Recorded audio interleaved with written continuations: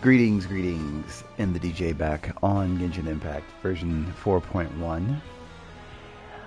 Was enjoying the start of this new Archon quest here inside Fontaine's little penitentiary slash exile gathering here, Fortress of Minipede.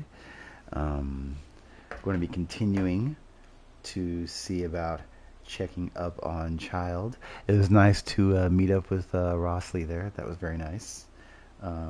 Also the interaction, of course, with Niveled and everything. So, yeah, I think I'm just going to go ahead and continue with this. And then see how long this one takes. We'll see how long this session goes for us.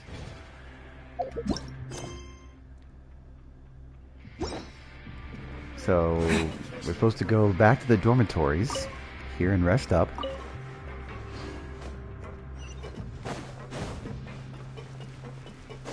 This is after Rossley showed us around the fortress a little bit. So, taking note of its systems and everything.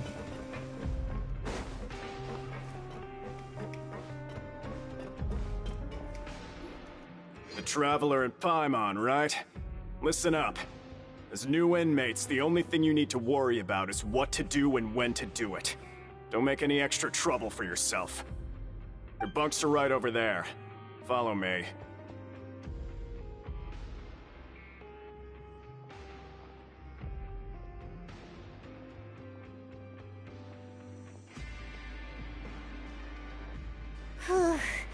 So this is where we'll be sleeping from now on.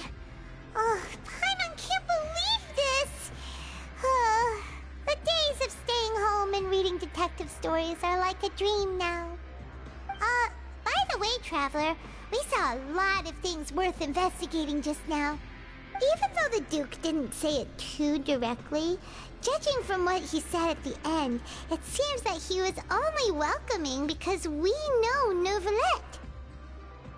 We are criminals, and Paimon did eat that cake, but we're actually here to help Neuvillette. Is it possible that he knows we're here on a mission? Or is Paimon overthinking things? Yeah, Paimon thinks so too. He probably knew why we came here from the very beginning and intentionally wanted to send us a message. Maybe something like, "Hey, I have my eyes on you, so don't try anything funny." Yeah, you're right. It's not like we can go back to Neuvillette empty-handed and say, "The dude looks scary, so we gave up."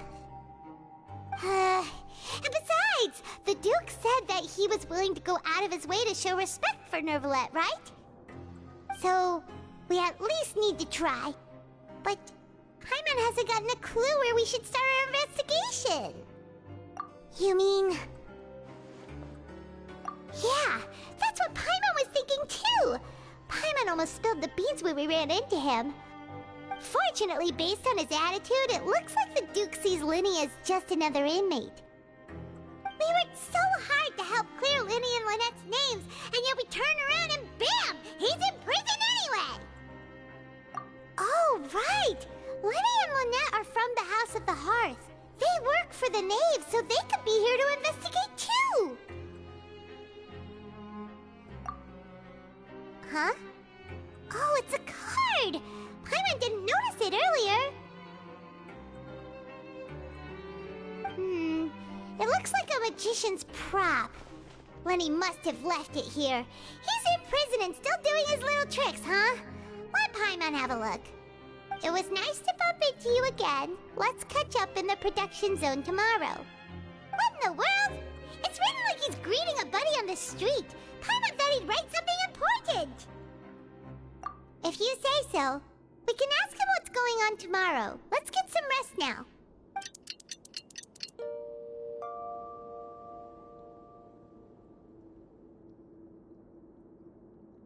Hey, you're finally awake!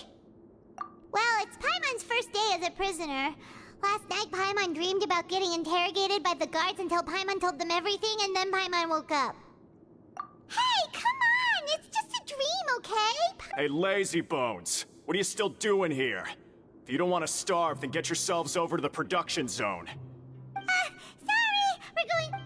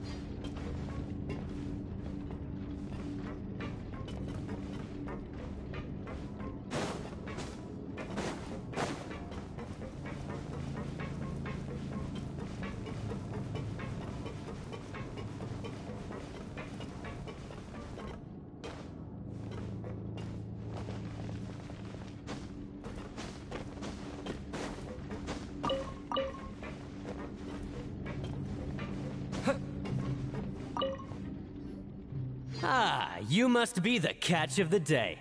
Looks like you've got some luck getting assigned this space. Yep, we just arrived yesterday and... Don't interrupt me when I'm speaking! Yes, sir. Listen carefully to my instructions. I don't want any mishaps.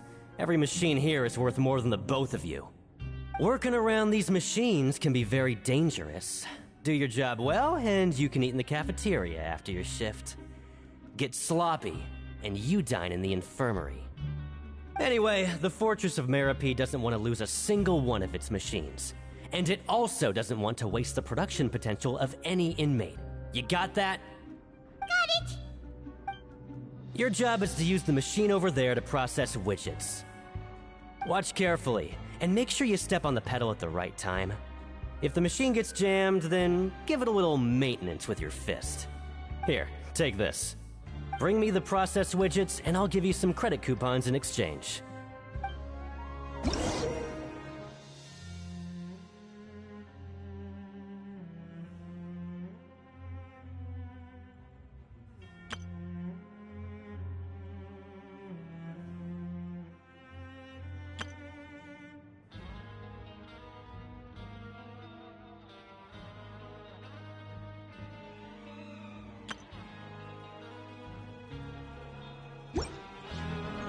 Bring me the process widgets, and I'll give you some credit coupons in exchange.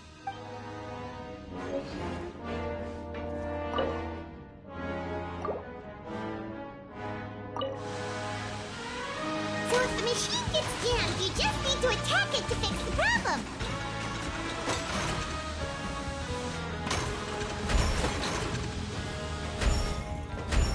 Once the widget is hot enough to glow, jump to step on the pedal and hit the widget with the hammer.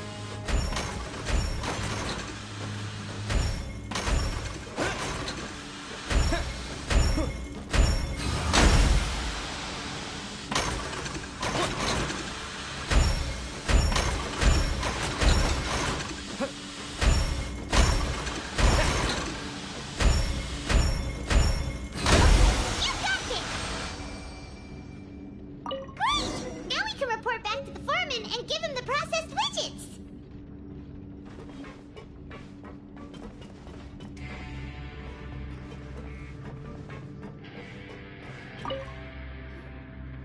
Huh.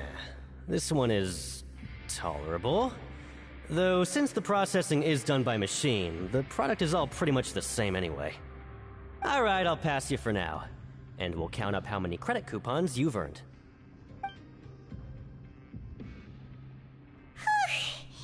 Paimon's exhausted. We're done now, right? Oh, that foreman. He's so scary that Paimon couldn't even speak. Ugh. Even though Paimon's starving and wants to head straight to the coupon cafeteria, we still need to meet Lenny first, right? He probably just finished up his work, too. He should be around here somewhere.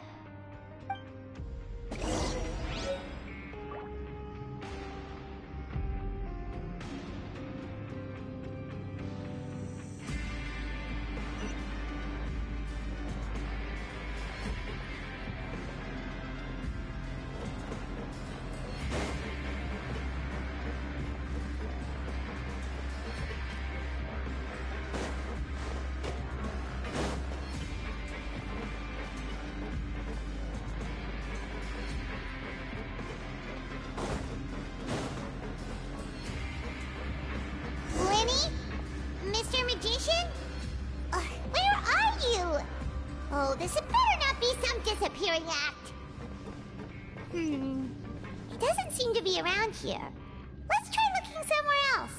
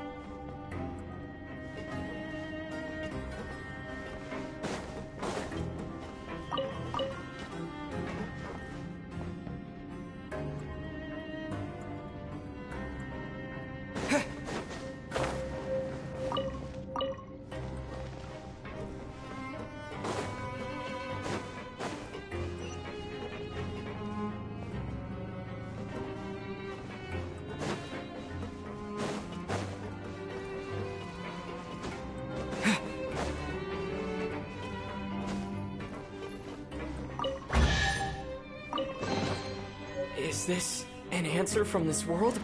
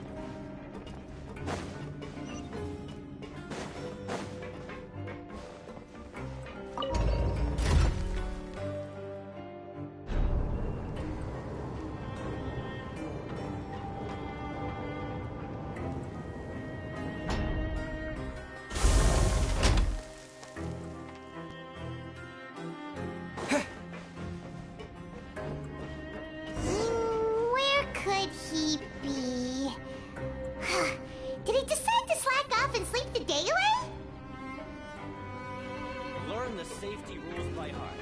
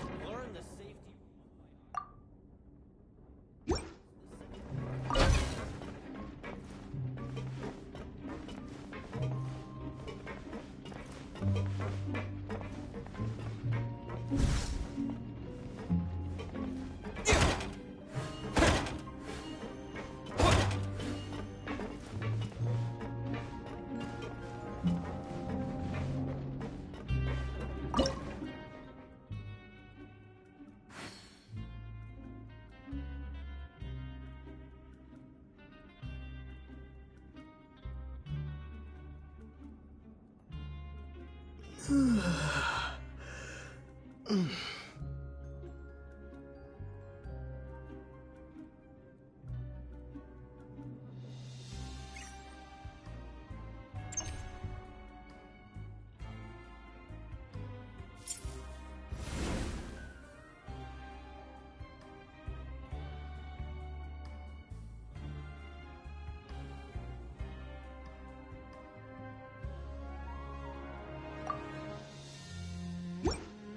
Learn the safety rules by heart. What was the second?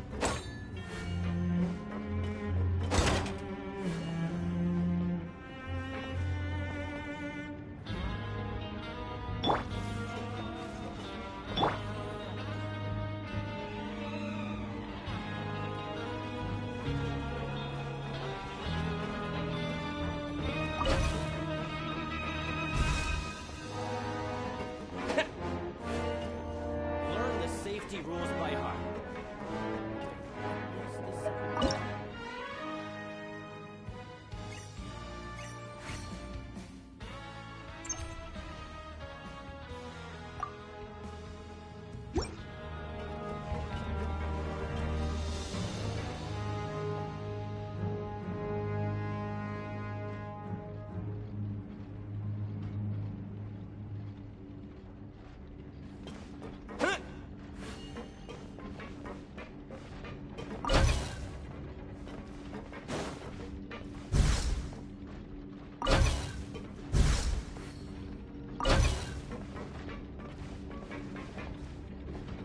Learn the safety rules by heart.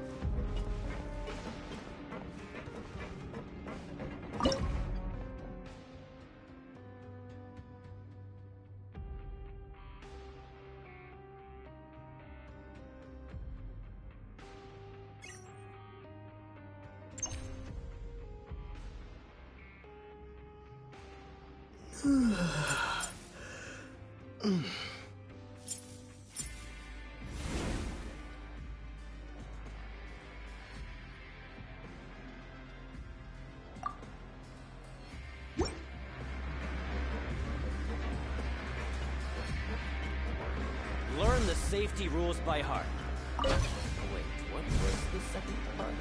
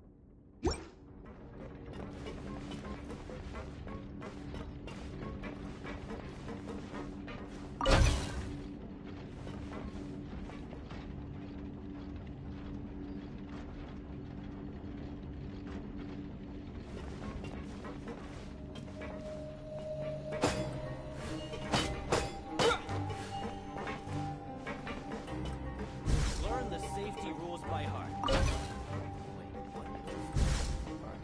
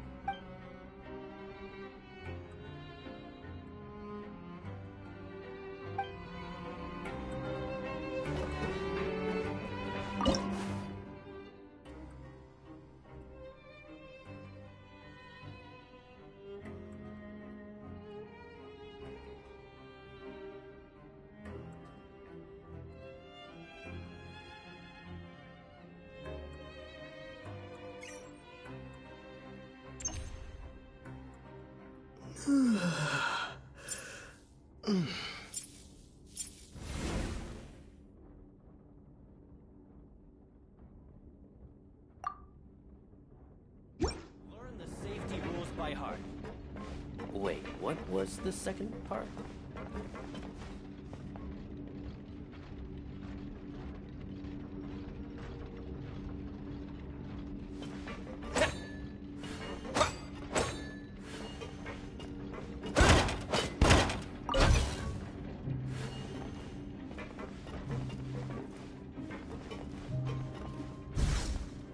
Learn the safety rules by heart.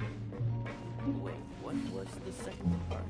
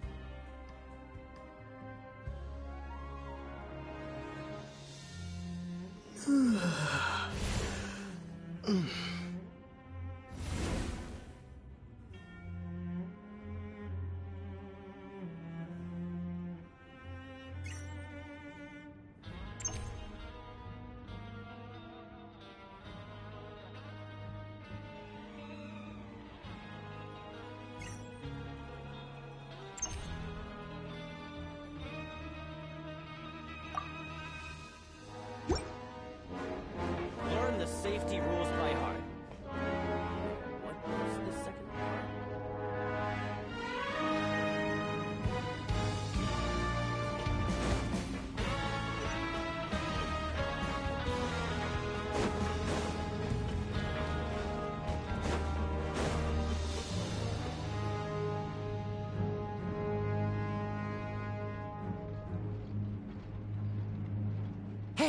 over here. Oh, you scared Paimon! Oh? You scare so easily now? Is there something worrying you these days?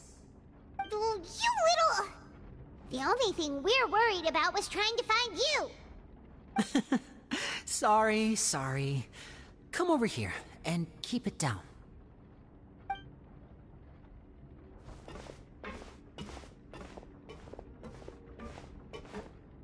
Oh, Lynette! You're here too! You two really are inseparable. That's right. My brother simply can't stand to be away from me. It's not just Lynette. Fremine is also here. Do you still remember him? Oh, you mean that diver from the House of the Hearth, right? Paimon remembers seeing him in the Court of Fontaine before.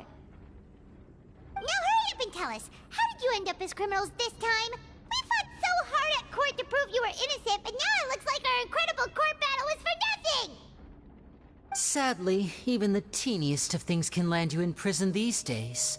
I put together a street performance and used the popularity we gained from the Opera House incident to attract a big crowd. And then? Next, I invited several audience members to participate in the show. And then, with the entire audience watching, their wallet suddenly disappeared. My brother was charged with theft, and I was charged as his accomplice, having assisted him in his crime. It really isn't that bad. The missing wallets are all in the leftmost drawer of the Maison Gardiennage's big filing cabinet. We just need to see how long it takes to discover them. Yep, we should be released then. In terms of the magic trick itself, I think the performance went perfectly.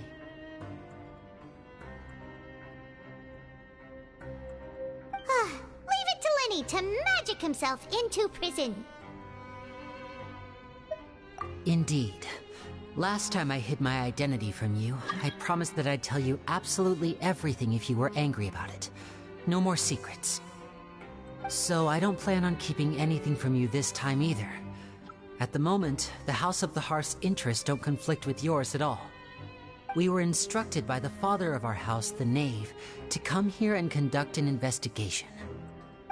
Told you so! See? Paimon guessed right! As for what we're investigating, perhaps you haven't heard, but the fortress of Meropide hides a secret. Some even say that the entire fortress exists just to protect it. The House of the Hearth has been investigating this for a very long time, trying to uncover its mysteries.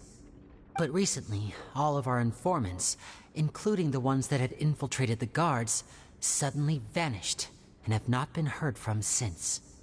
We believe that this is a direct provocation, and it's the reason why we came here. Father has somehow managed to confirm that Focalors does not have Fontaine's Gnosis. Huh? How did she manage to learn information that important? Father has her ways. Many of them are beyond our imagination, and we've never had the chance to see her at work. But we trust her conclusions. It was this information that led us to suspect that Fontaine's Gnosis might be in the fortress of Meropide and is related to that secret. So it's all about the Gnosis again. Well, that's about it from our side. How about you two? Did Monsieur Nervulette send you here? Bingo! The Knave has been applying a lot of pressure. She wants to know what happened to Child, so we came here to investigate. Traveler, are we allowed to tell them? You don't need to worry too much about that. She's just asking for a report on Master Child's predicament as a means of pressuring you. Father used the situation as a pretext to negotiate with two high-ranking officials in the court of Fontaine. She actually just wants to be able to make concessions on this matter for gains elsewhere, almost like a bargaining chip. Sometimes you need an excuse to do things you otherwise couldn't. And a harbinger is more valuable than you might imagine. Of course, it's not a complete farce. If we do manage to find out what happened to Master Child too, then diplomatic relations with Fontaine could improve, and Snezhnaya might even be able to adjust its stance a bit. Is it just Paimon, or does it feel like we're the only ones who actually care about Child's situation? The relationship between the Harbingers must be as bad as ever. I wouldn't go that far. Father just has different standards than we do when it comes to what can be sacrificed for an advantage. By the way, I have a suggestion. Why don't we team up? Even though we have different objectives, we're both here to investigate the Fortress of Meropide. It would be more efficient for us to work together. As you know, the House of the Hearth has many reasons to seek the Gnosis, but our highest priority remains resolving the prophesized crisis. You can trust us on that. See, I told you. Is that so? Sure enough, it won't be easy to convince them to cooperate with us. Lenny seems to be thinking pretty hard about something. Of course he is. Lenny has been looking forward to a chance to reach an understanding with you ever since last we met. Or, I should say, we were really looking forward to teaming up with you this time. Lynette, just tell them everything, why don't you? It's okay to open up a little.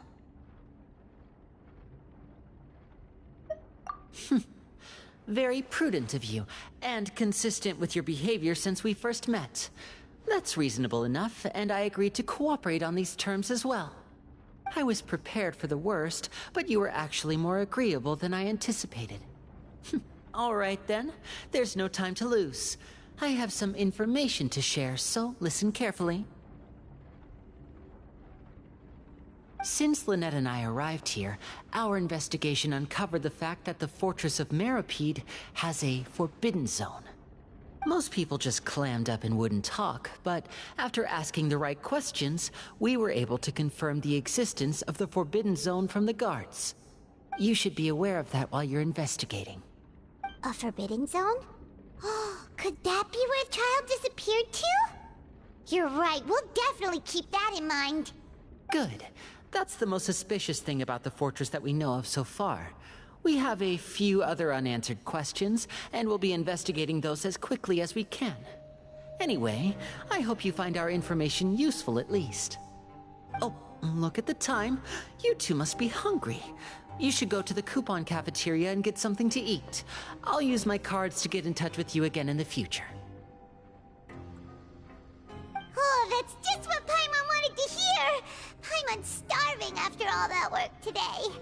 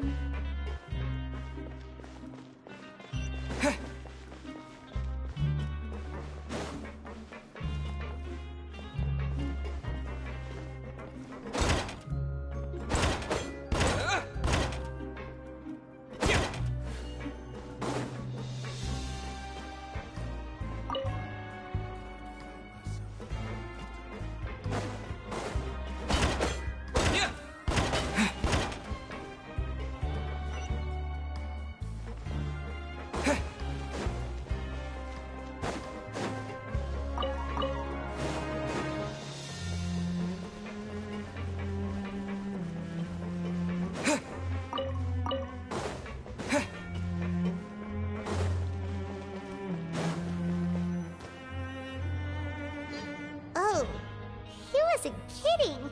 Today's meal is nowhere near as good as last time. Oh, who knows how long it'll be until we're lucky enough to get that super tasty meal again. Forget about it then. We'll just deal with the regular food for the time being. Let's just get out of here as soon as possible. But life here doesn't seem all that bad. Other than the foreman being kinda mean and the work being pretty tiring. You think so, mate? If I had a coupon for every fish who said that. Seems you fishies still haven't learned your lessons from your life up on the surface. If you take things at face value, then by the time you reach a dead end, you won't even know how you ended up on that road in the first place. I like your attitude. I can, let you in on a little something. Everyone's been telling you to just follow the rules and not cause any trouble for yourself. Am I right? But what they don't tell you is that the rules aren't exactly what they pretend to be. The rules for being a prisoner. The truth is, this place has a lot of hidden rules. Huh? Hidden rules? What do you mean? Not everyone knows about those rules, but whether you know them or not, once you break one, you might encounter something even worse than death. Really? Oh, now you're really scaring poor Paimon. Don't joke around like that! Of course. And I'd say that just disappearing would be one of the better outcomes.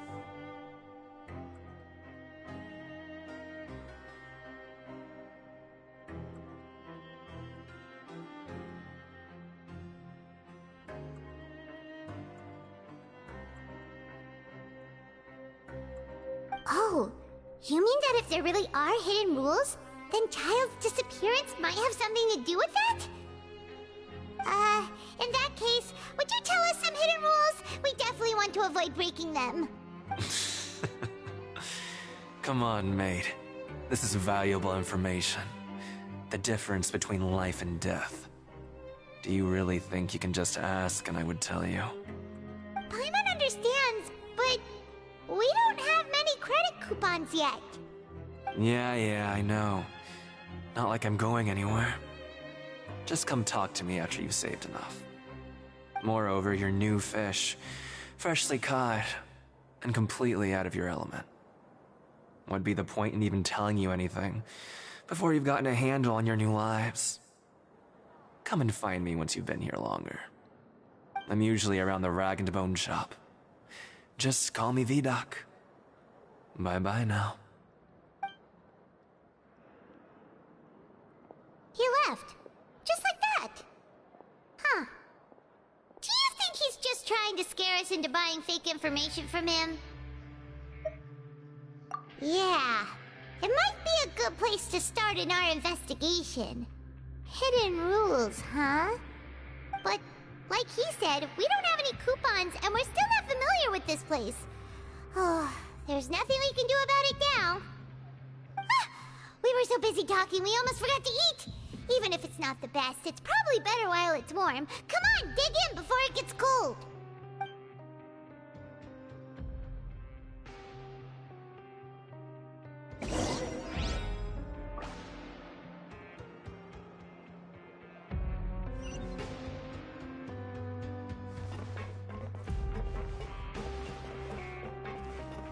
Grab yourself a welfare meal.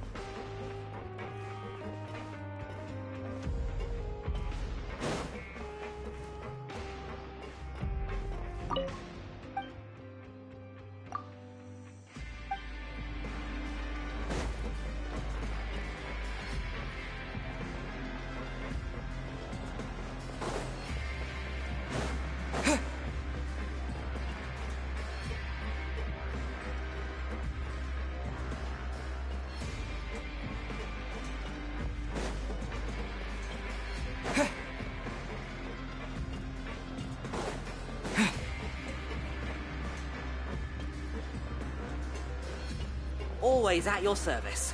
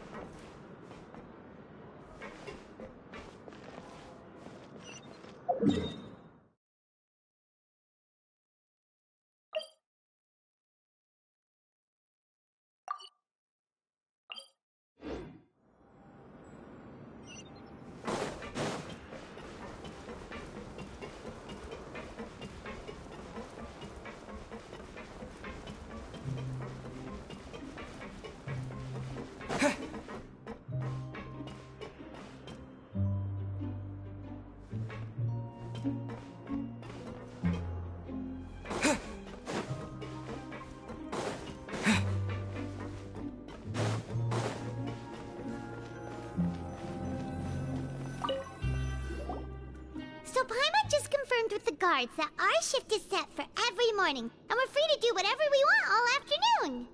But it seems like most of the other inmates choose to continue working through the afternoon to earn more credit coupons. Oh, and they also said that you can use coupons to skip work in the morning and free up your time. They weren't kidding. Credit coupons really can be used to do anything here.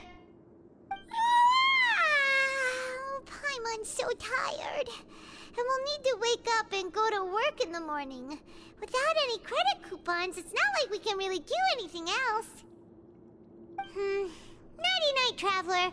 Paimon hopes we can keep making progress on our investigation tomorrow.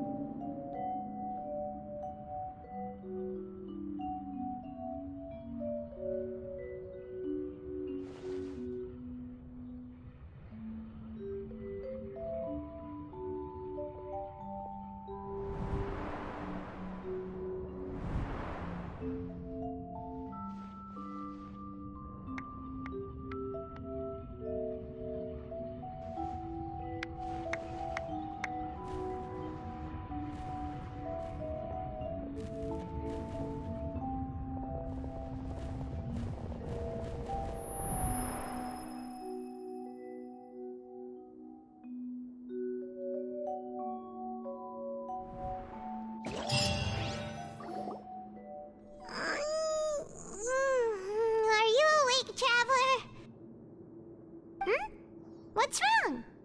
You seem to have something on your mind. Did you dream about something last night? Is that even possible? Unless it wasn't an ordinary dream? Oh, child's vision! So you had it with you this whole time? Maybe the vision connected child's consciousness to yours. And our investigation has its first major breakthrough! Good thing you brought the vision with you here. So what did you see in the dream? Do you know where child went? Huh. Okay. Well, hopefully it'll be a bit more helpful in the future. What's more important now is that it's the start of another new day as prisoners. Let's do our best to earn more credit coupons. What's the plan for today?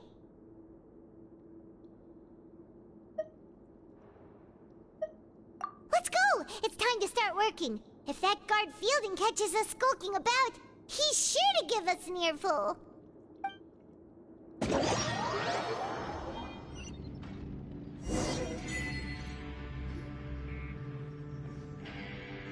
Look who decided to show up. Get your butts in gear and get to work. Time's a-wasting.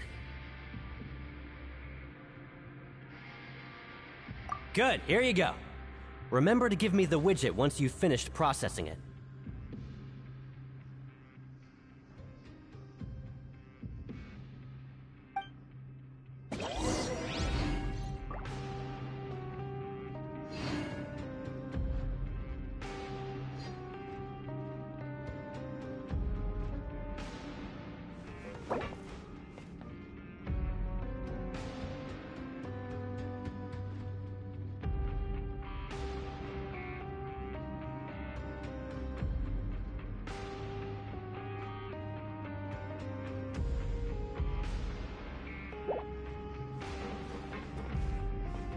Why aren't you allowed to working? And don't go walking around with the widgets.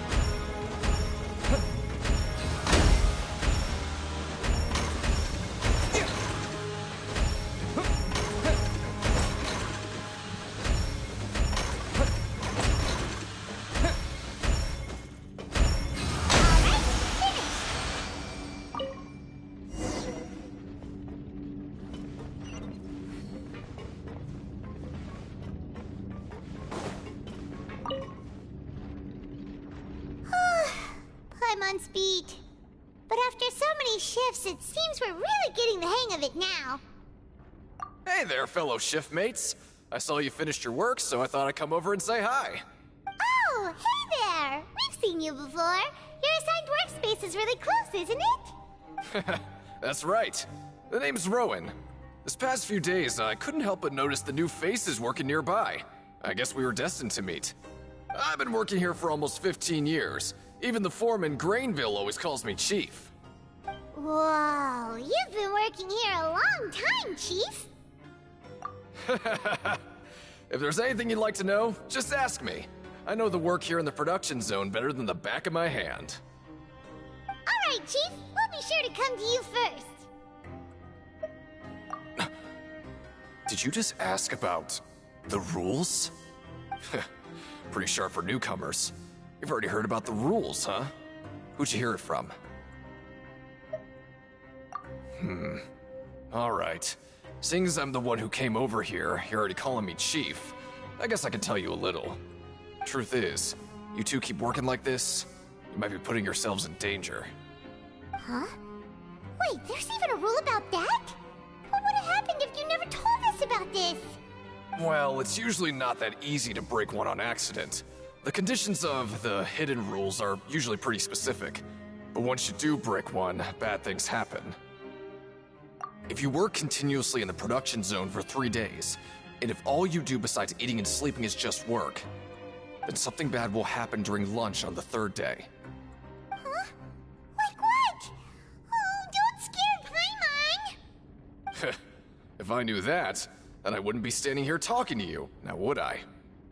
You mean, even you have never tried working 3 days like that before? There's actually a legend about this rule. They say that there was a worker who worked way harder than me. He was both efficient and eager on the job, and most other workers couldn't hold a candle to him. One time, he tried to test his limits and worked as long as he could. Then during lunch on the 3rd day, he disappeared into thin air, as if he'd evaporated. Later, some people went and asked some of his past friends about him, but they said, never heard of the guy. What the? How could that happen? Unfortunately, we were assigned different production zones. I never saw for myself what he looked like. Wait, are you thinking that it was... Huh? Oh? You... Listen, kid. This ain't the kind of thing you should be curious about. Let me tell you, you're better off forgetting about it and looking after yourself. Now I kind of regret ever telling you. Yeah, I agree with Chief here. Do you really want to try? Alright, if you insist.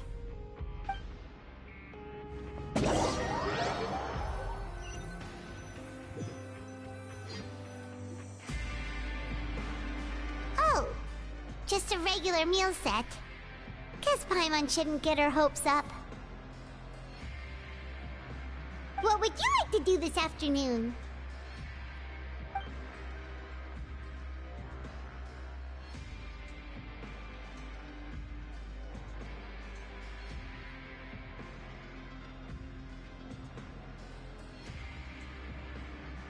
But Paimon really hopes the foreman will be in a better mood today.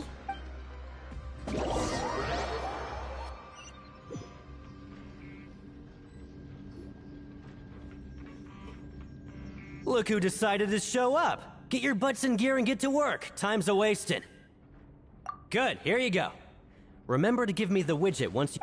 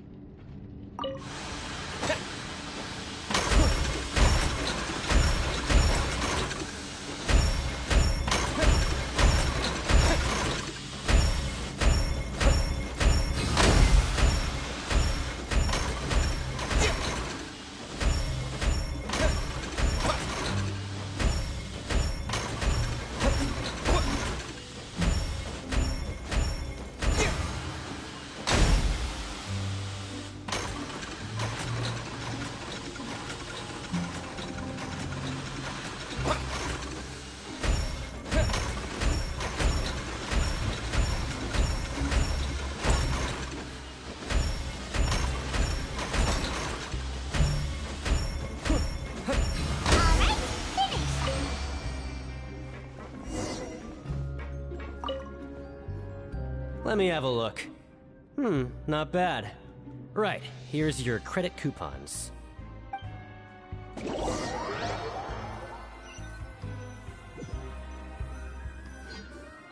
Aw, looks like we won't get a chance to sleep in as long as we're here. Let's get to bed early.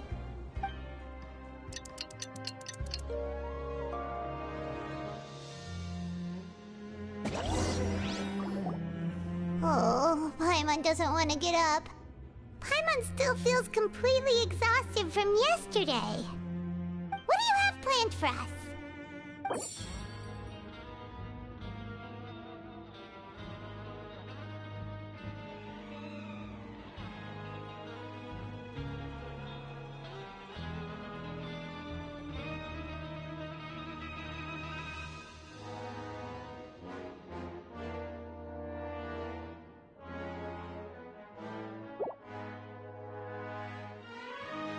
Right, we just need to keep at it.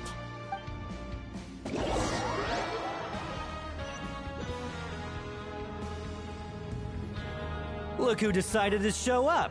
Get your butts in gear and get to work. Time's a-wasting. Oh? What's with suddenly wanting to work so hard? You need coupons that badly? Sure. Let's just say we really want to test our limits.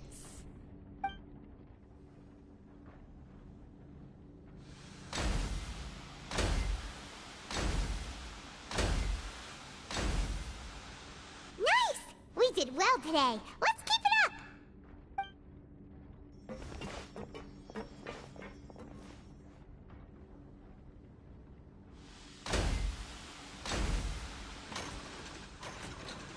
Ooh, Paimon's had it. Who knew that processing these widgets would be so tiring?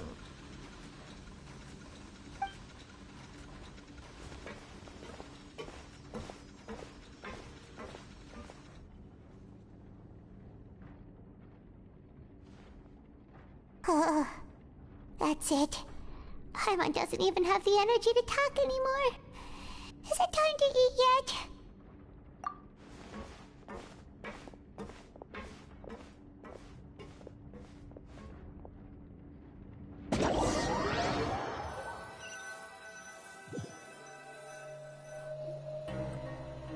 Oh, Paimon's exhausted. It's just work, and more work.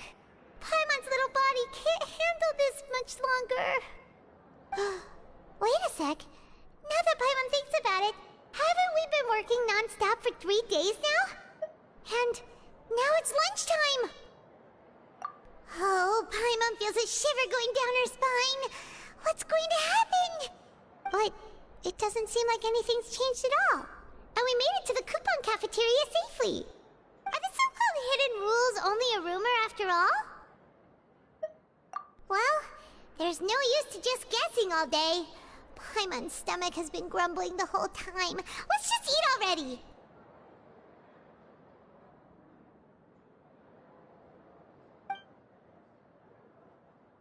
Paimon wonders what we'll get today. Maybe we'll get the super lucky meal. Wait, what? What in the world is this? What's with Paimon's food? And yours is the same. Is this stuff meat? But it looks and feels so bizarre. What kind of chef would make food like this? What do you think is going on? Is this the bad thing that Rowan was talking about? No, stop right there. Paimon gets what you mean, just don't say it. Hey, isn't that Woolsey over there? He must have made the food, right? So let's just ask him about the food and be done with it.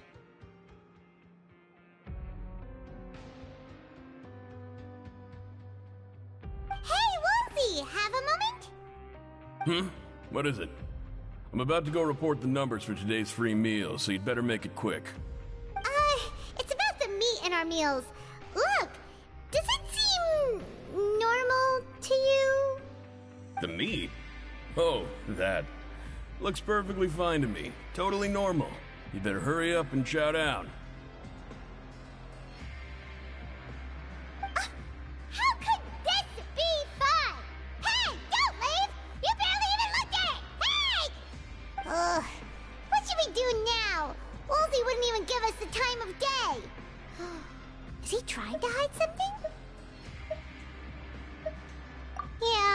Looks like we have no other choice. Paimon was positively famished a minute ago, but now she's lost her appetite.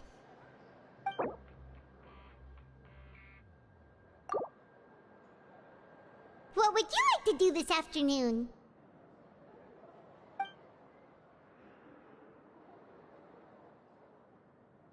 Since we have time now, let's focus on investigating some more.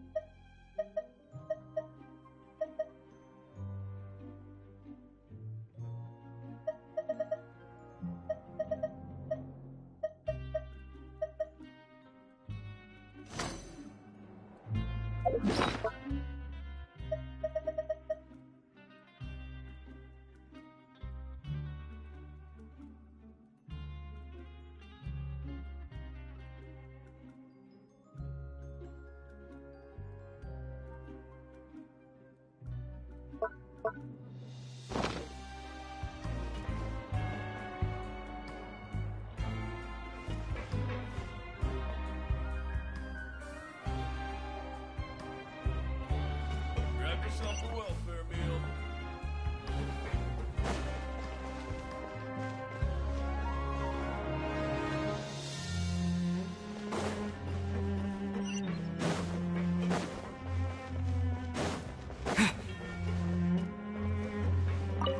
I'm not very good at remembering people's appearances. Anyway, no one comes to mind based on your description.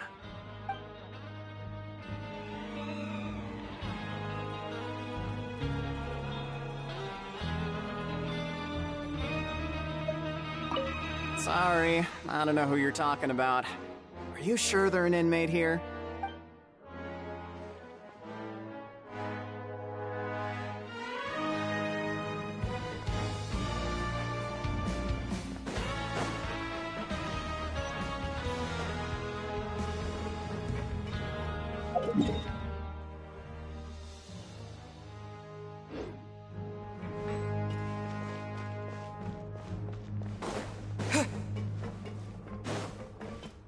Well, have you gotten used to prison life yet? Shh. Save the questions for now. Well, shh.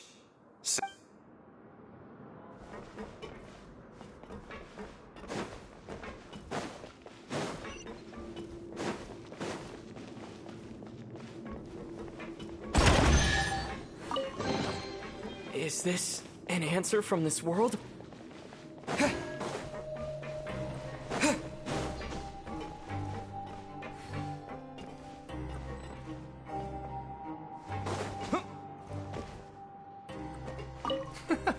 There's no one here that's anywhere near as strong as what you're describing. Believe me, I'd know if there was.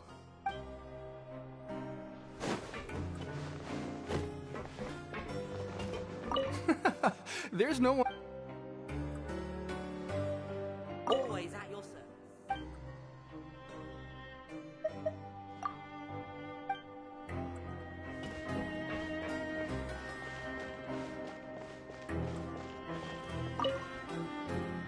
Oh, hello. You two are the ones who were with His Grace. No need to be so nervous. Sorry, I couldn't help but think of His Grace once I saw you, and well, it's hard to say. Maybe I am. He's got a very overwhelming presence. It makes me feel like I'm just some insignificant little bug. Wait, seriously? Well, I'm always indecisive, and I tend to make a mess of things. It's like a reflex. I just instantly start to tense up the moment I see a smart and capable person like His Grace.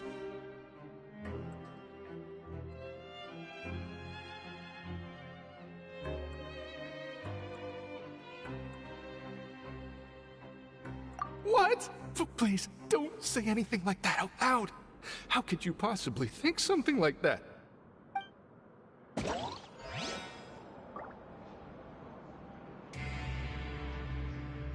In the eyes of His Grace, I'm probably just a lowly, ordinary person. I guess I need to start working on my nerves.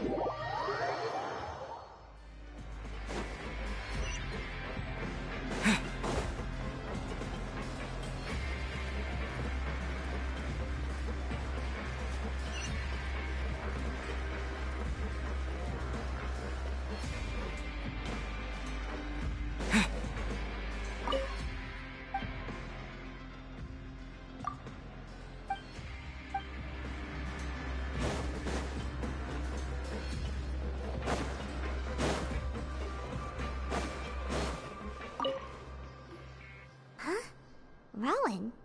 What are you doing here, Chief? I was injured a bit just now. Nothing major, I think I just pulled something.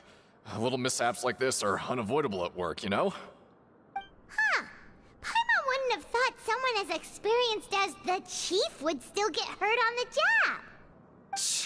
I just knew you would say that. This is pretty embarrassing. Where's Siegeween when you need her anyway? The one time I need to make a quick trip to the infirmary. Oh, you mean she wasn't in the infirmary? Yeah. The rumors say that there's never anybody in the infirmary in the half hour before lunch, and nobody knows where Siegeween gets off to.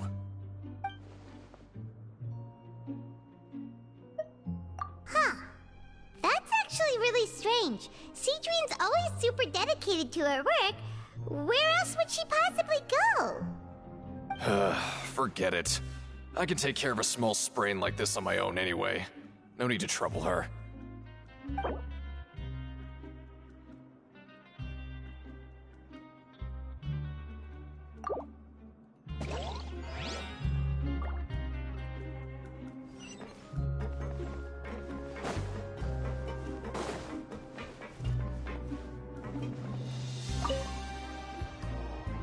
Oh, wonderful.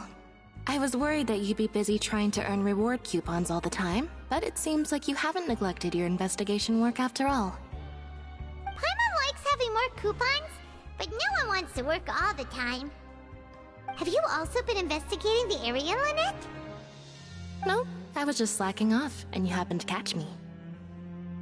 My brother is still obsessed with anything remotely related to the Forbidden Zone. But knowing him, it won't be long before we get more leads. Oh, before I forget, this is for you. Huh? Credit coupons? Why are you giving us these? I've been here longer than you.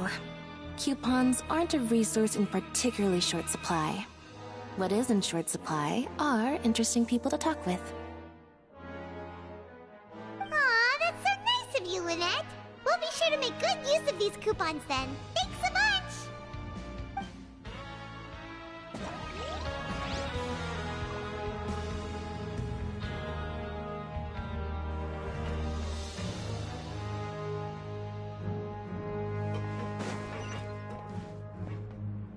Help each other.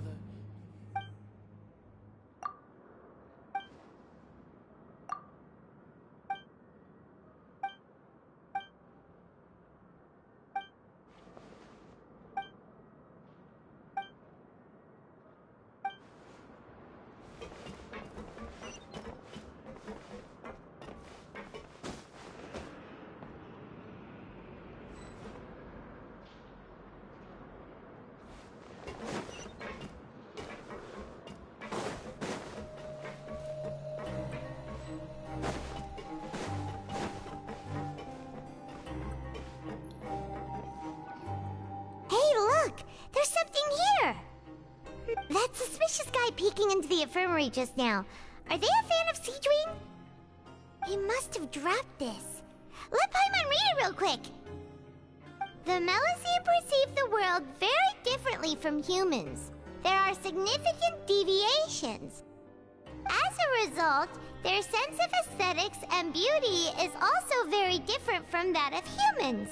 This must be taken into consideration when giving gifts. Whoa, this all sounds pretty serious. He sure did his homework. And as for the notebook, let's take it.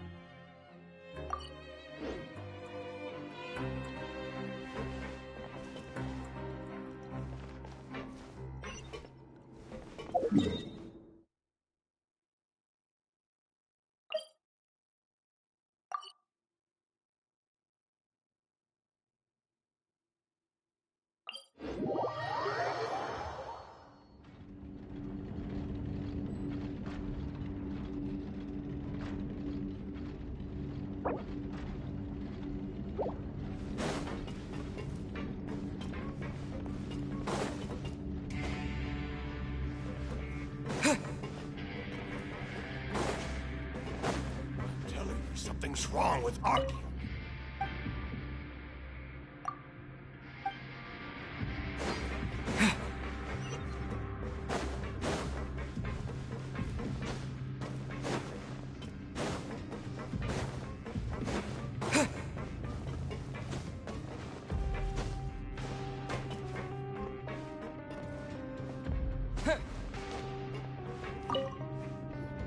Seedwing?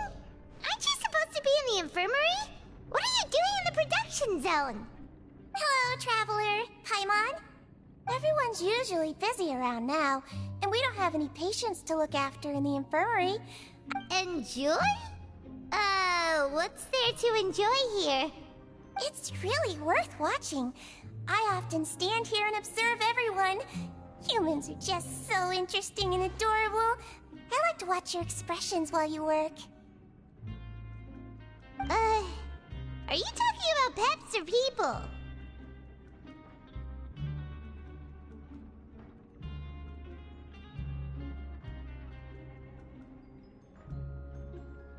Oh, I can see why you think that, but you shouldn't jump to conclusions.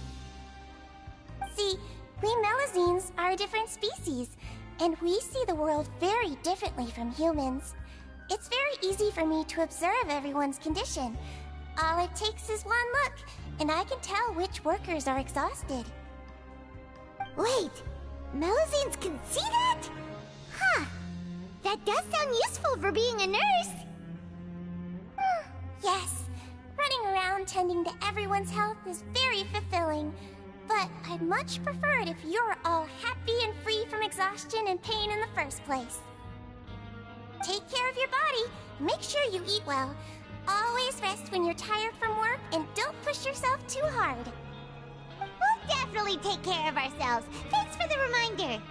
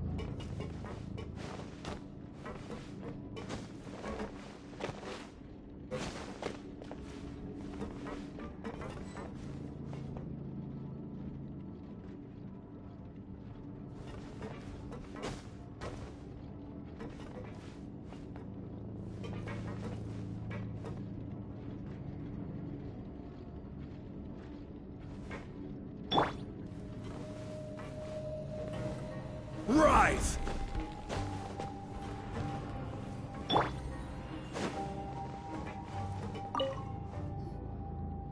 Hey! It's the Traveler and Paimon! No need to tease me, okay? I won't trip on the same step twice. Listen, I feel ashamed about last time. Thank you for praising me in front of His Grace. Here are the extra credit coupons he gave me. I'd like you to have them. Huh? No, we couldn't take them. They're your reward after all. But when I was welcoming you, I didn't do anything but give you the stink eye.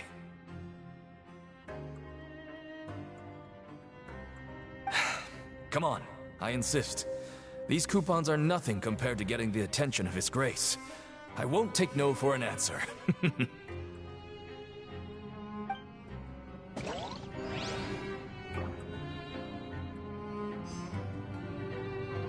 Just like His Grace said, paying attention to every little detail is the key to prosperity. Maybe this is the true meaning of rebirth, not just earning credit coupons.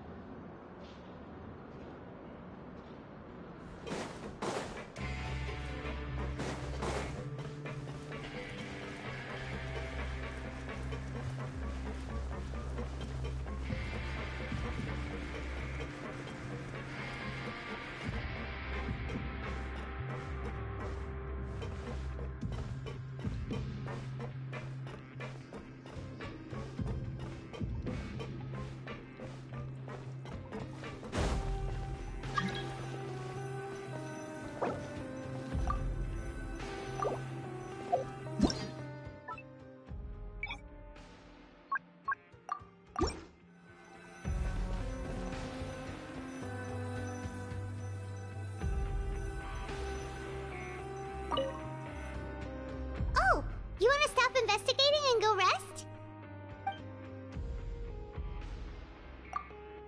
Okay, you should rest up. We'll be back at it tomorrow.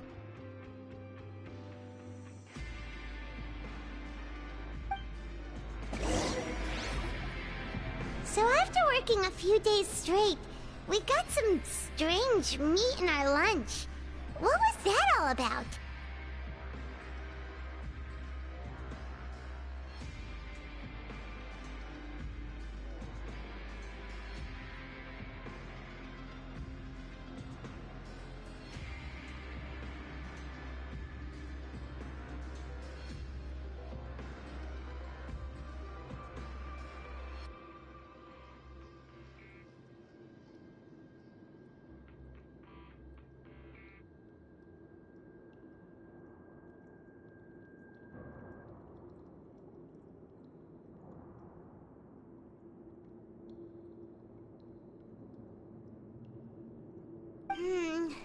Has our investigation turned up anything useful recently? Really? Then it looks like that part of the investigation has hit a dead end. Well, we'll keep searching for more clues tomorrow. Good night, Traveler.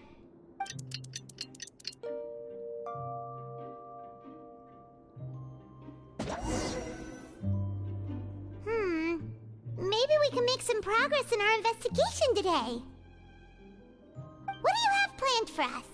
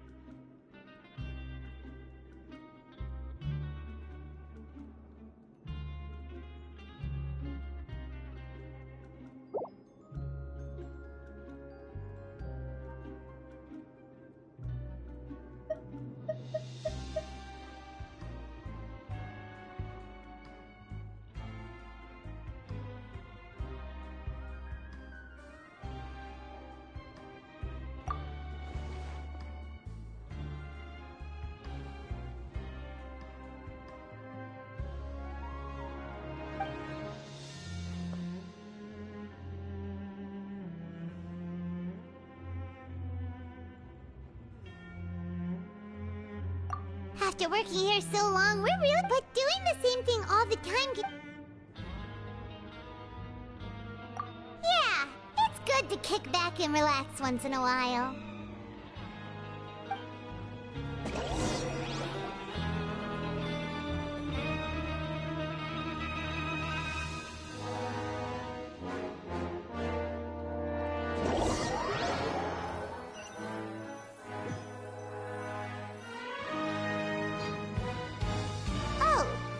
Just a regular meal set. Guess Paimon shouldn't get her hopes up. What would you like to do this afternoon? Knowing Child, he must have been there all the time.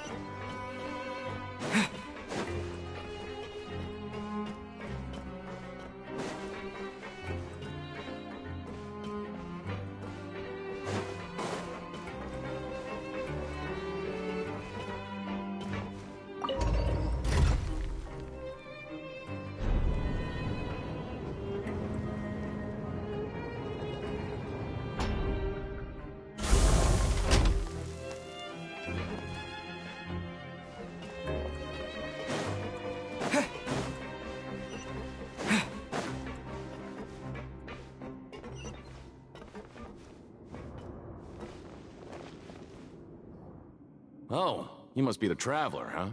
Sorry, mate, but competitors as strong as you are prohibited from participating.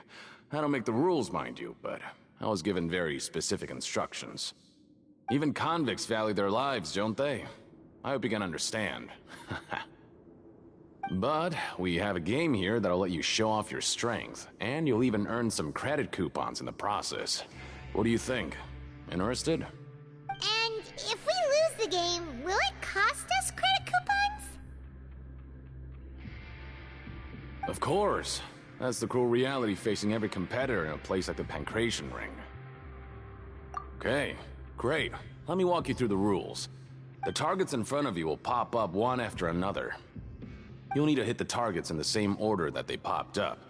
If you can complete a few rounds in a row with no mistakes, then you'll win credit coupons. But the second you mess up the order, you'll lose. Game over.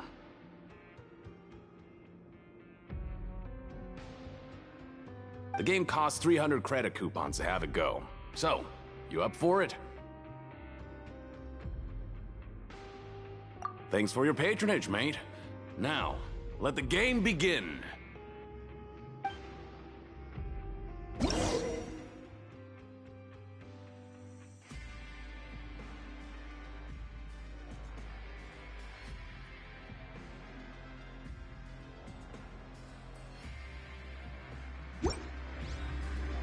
Machine started.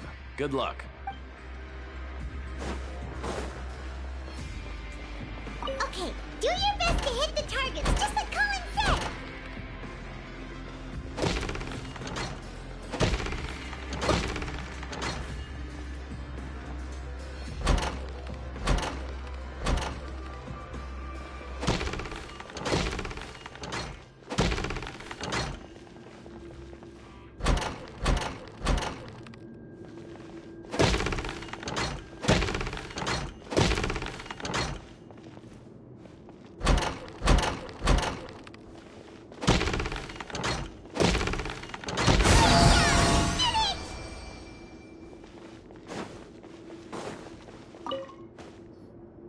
Your strength really shouldn't be underestimated. Now I get why you're prohibited from participating in any official fights. Nobody who values their life would be willing to get in the ring with you. However, you two haven't tried betting on the outcome of a pancration match yet, have you? Just go talk to Rusimov. Buy a ticket for whichever fighter you think will win. There's a big payout if the fighter you support comes out on top. But we don't know anything about the fighters. How can we possibly know who to support? That's normal. Just watch a few matches and get a feel for the fighters. It won't be long before you can pick winners in your sleep.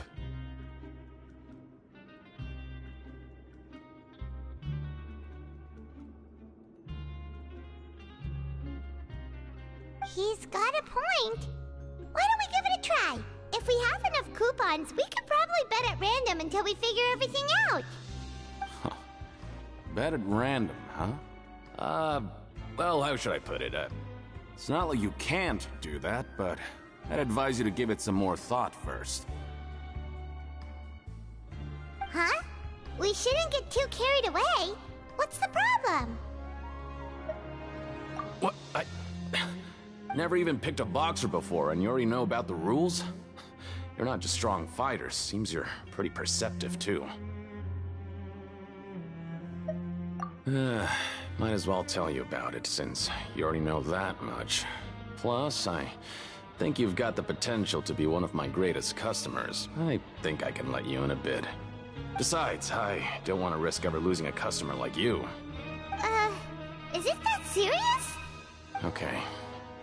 The hidden rule here is, if you buy both boxers' tickets and support them both, something bad will happen the next morning.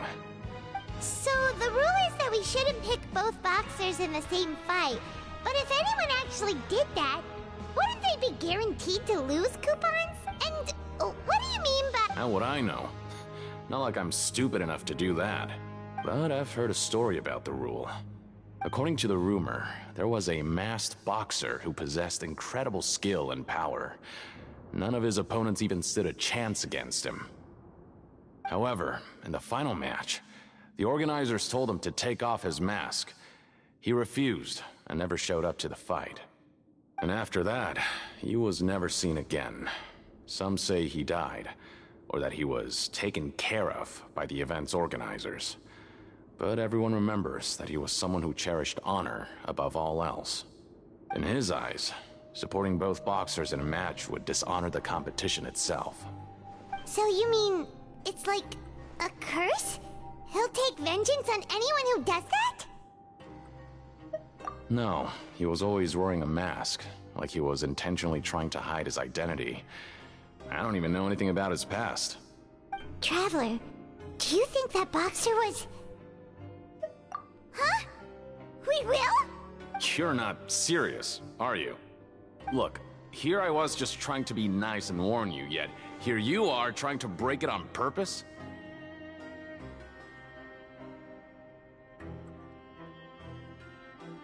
Yeah, it sounds pretty scary to Paimon.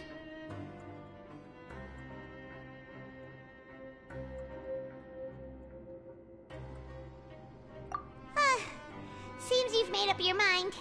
Just be sure to protect Paimon, okay? Betting on both fighters will set you back about 3,000 credit coupons.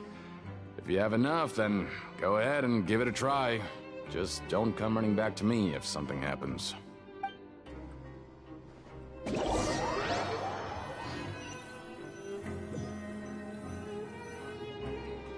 we had a productive day. Hope we can make even more progress tomorrow.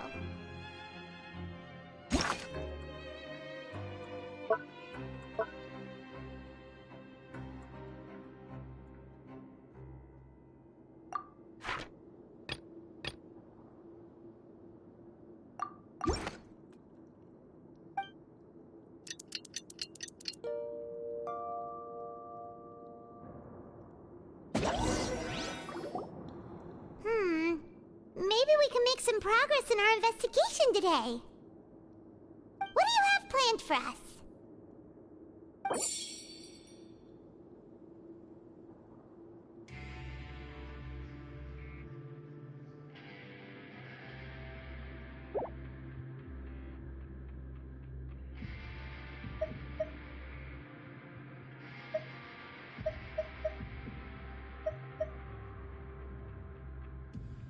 After working here so long, but doing the same thing all the time can get old.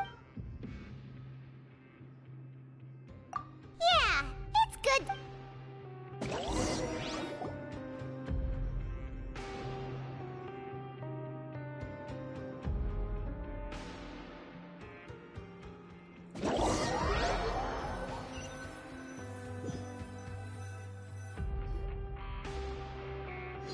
Whoa! Isn't this the super lucky meal? Looks like hard work really does get rewarded. Paimon's gonna take her time and savor every bite. What would you like to do this afternoon? Sure! If we're not going to work, then let's kill some time at the Pancration Ring.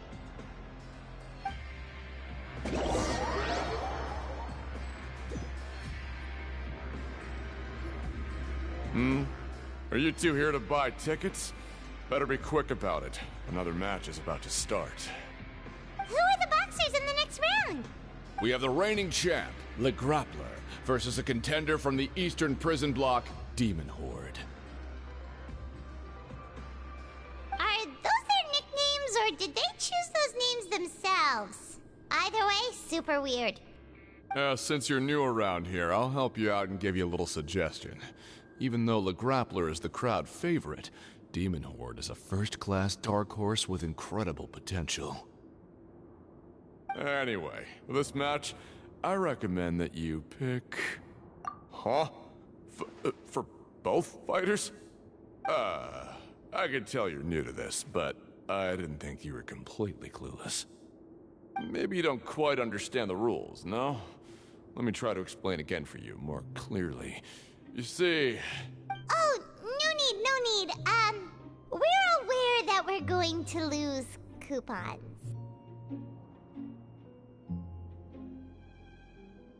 All right then, if you're absolutely sure. Remember, no refunds once you buy the tickets. Yeah, we got it! Just shut up and take our coupons!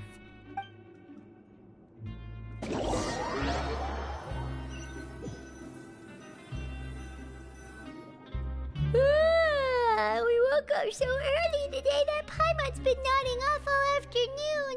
Good thing it's finally time for bed.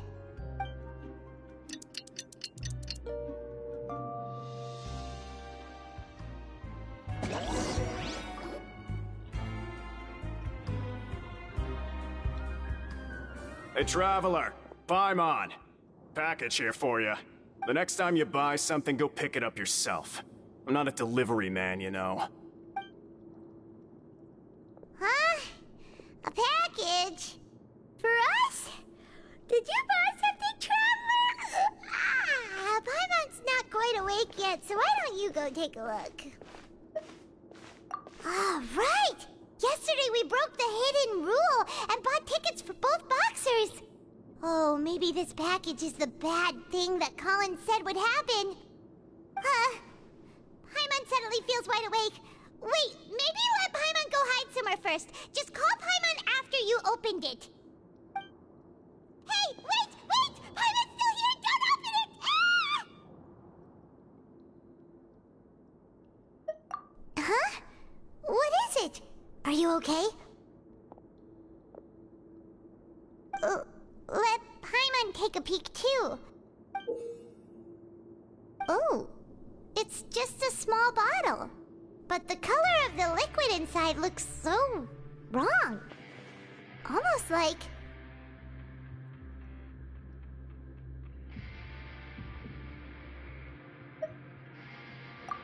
Alright, that's enough of that. No need to say it out loud. Paimon already knows what you're trying to say.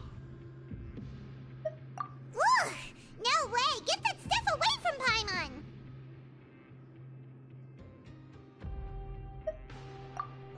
Paimon thinks we shouldn't open the bottle until we figured out what's going on.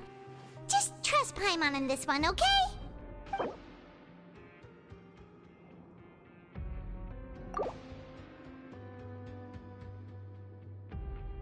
What do you have planned for us?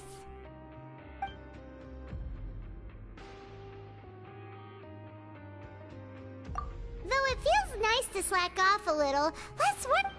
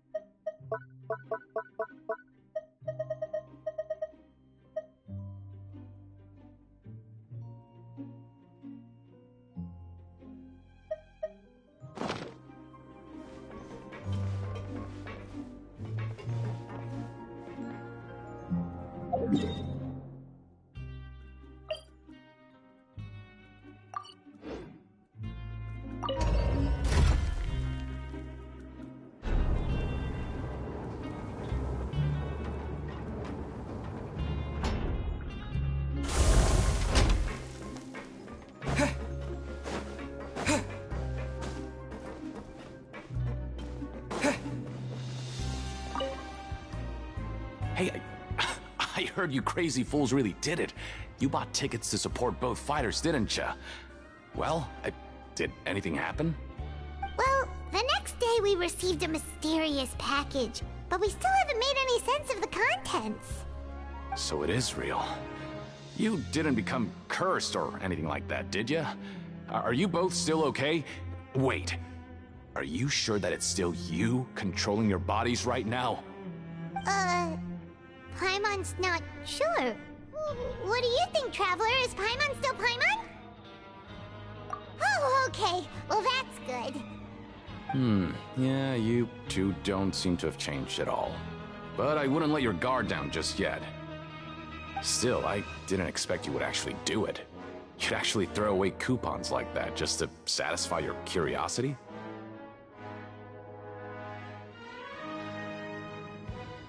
Even if we bought tickets like everybody else, it's not like we could hope to earn any coupons. When it comes to things like this, it's always the organizer who makes the real profits. Hey, just what are you trying to imply? The Pancration Ring is an honest business, and we really don't make much from selling tickets. We make so little that even the current tournaments can only be held thanks to funding from the producer of Fanta. Oh, so it's the company that manufactures Fanta sponsoring the events? Paimon thought all of this was thanks to the Duke's support. Let's just say it's a mutually beneficial arrangement. They reached out to us first, hoping to promote Fanta products in the Fortress of Meropide.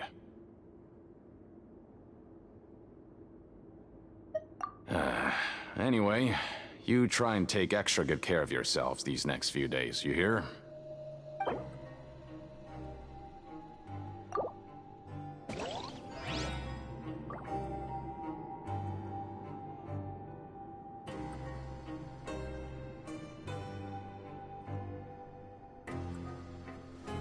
Oh, it's you. You must be apt.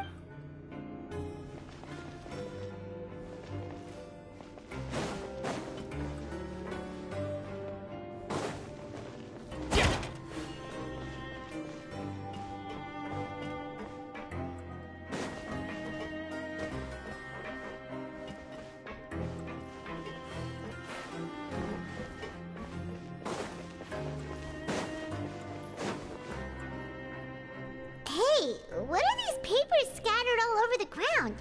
Are they registration forms or something? Maybe not. Every page has the Fontaco symbol on it. Maybe it's some flyers from the company.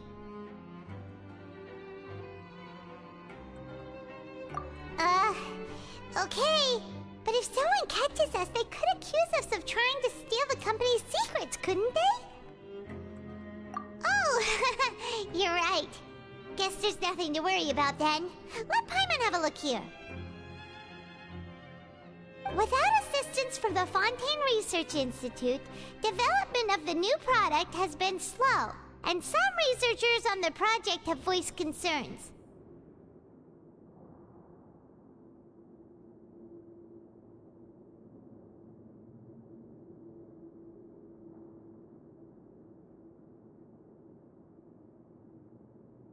We have no choice but to let the new product undergo the first phase of promotional trials without a designated name or packaging.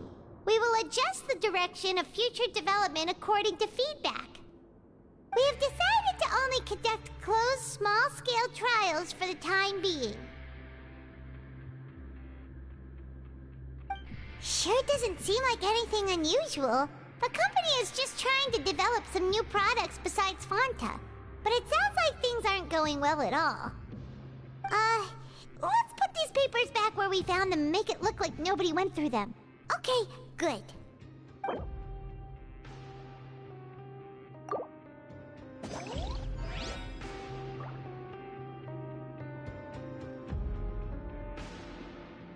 to show me what you got.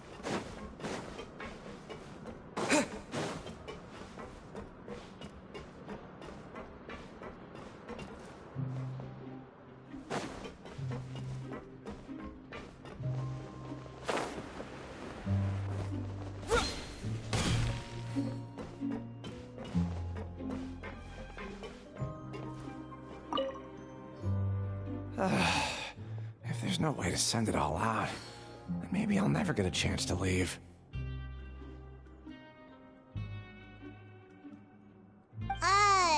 Who are you? We've never seen you before, and you don't look like a fellow convict. I'm not! Of course I'm not. Please, don't mistake me for a criminal. I'm a good, law-abiding citizen. Then what are you doing here? You sure seem anxious about something. I'm a promoter for Fontico, and I'm usually responsible for promoting our drink products. I thought I could complete my task here quickly and return to headquarters, but I've been here way longer than I anticipated. Oh, a promoter from Fontico? So what kind of problem did you run into? I'm so upset. It's all because of that Duke. After discussing the company's promotional plans with him, he told me outright that my project was worthless. However, in light of our long history of successful collaboration, I still tried to patiently explain the details. However, to my surprise, he just cut me off while I was speaking.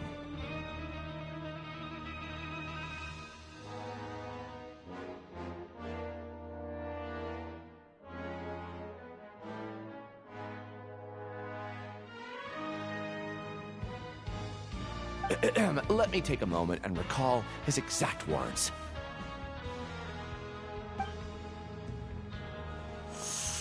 I'm just gonna stop you there and say no. If anything, I'm saving you time.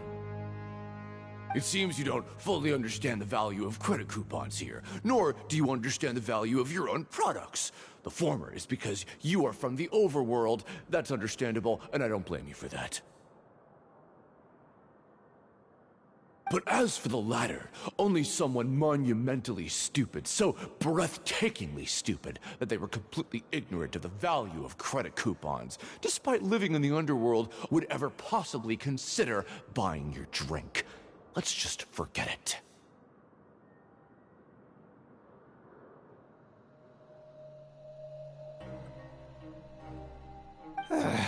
Anyway, that's how he rejected my proposal and asked me to come up with another solution with the condition that it doesn't cause any trouble for him. Can you believe that guy?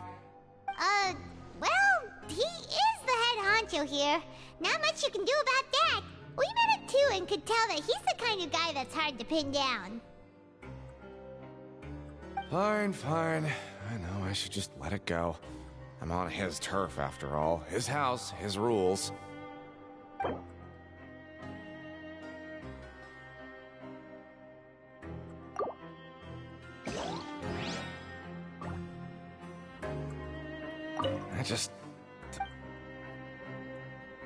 I just don't want to be stuck here forever.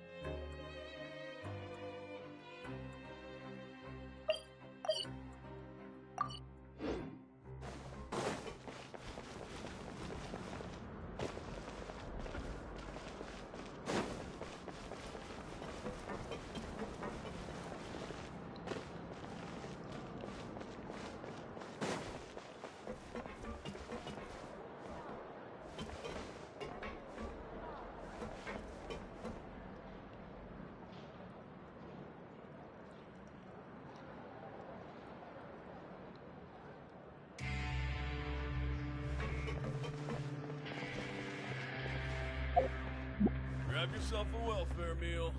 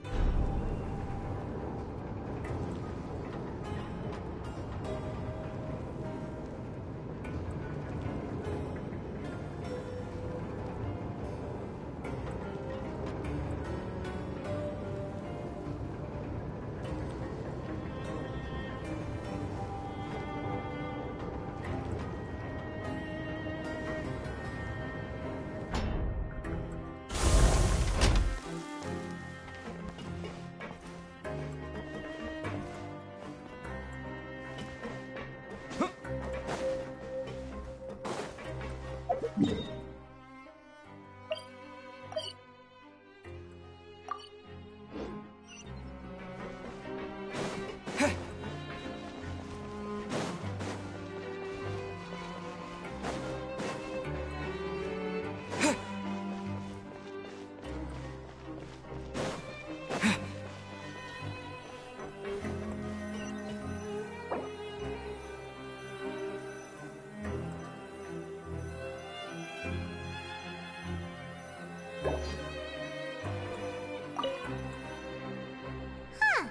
We ended up here without even thinking about it. Wanna grab something to eat?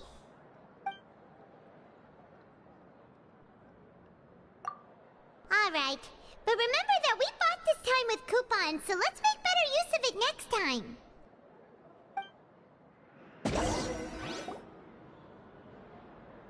Whoa! Isn't this the super lucky meal? Looks like hard work really does get rewarded. Paimon's gonna take her time and savor every bite. What would you like to do this afternoon?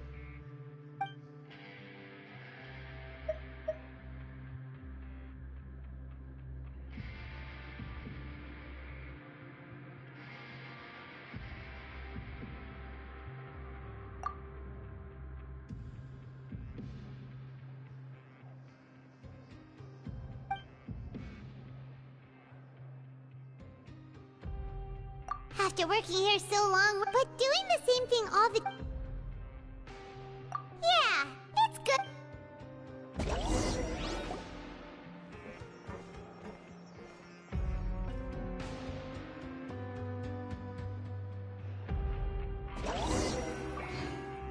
A mysterious box? A bottle of crimson liquid? Paimon still doesn't know what to make of it. Do you have any ideas, Traveler?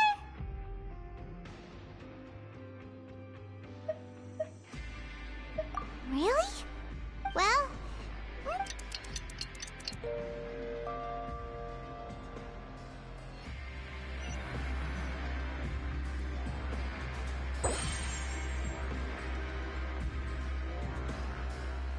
Okay, so we've investigated 2 of the hidden rules.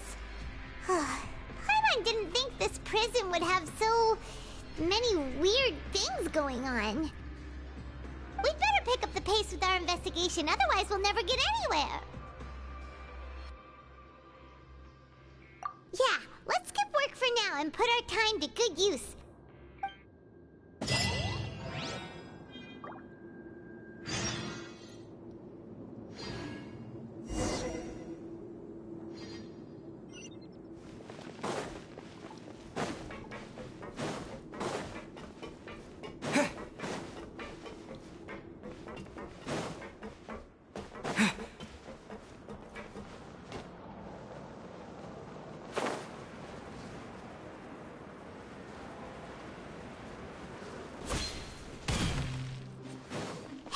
Isn't that Vidoc over there? Huh. Is it just Paimon, or are there fewer people than usual here today?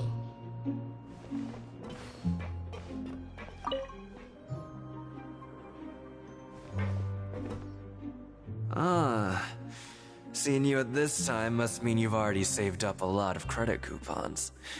Or at least enough to skip work.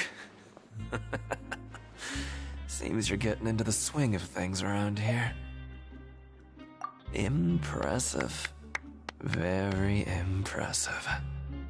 So, now can you tell us about the hidden rules you know? If that's what you want to know, I guess you couldn't have come at a better time. Huh? What do you mean it's a good time? Leonid and those other pesky broke urchins have all gone to work in the production zone. I wouldn't want them listening in without paying up. We get it! Just tell us already! So, you know those pipes that make strange sounds? Don't ever, ever go near them at night. Even if you manage to avoid the guards, you might find something even more terrible there. Something even more terrible? Like what? A group of cannibals. Cannibals? In the Fortress of Meripede? Every month, they meet a few times in the dead of night. Rumor has it they might be connected to the people that have disappeared here. But what's even scarier is that they have a special proclivity. Since they have no way to dispose of the leftover remains, they have ways to transform them into other forms and keep them in the fortress forever. Paimon might already know what you mean by other forms. So that's what's going on here. Oh, Paimon's stomach doesn't feel so good.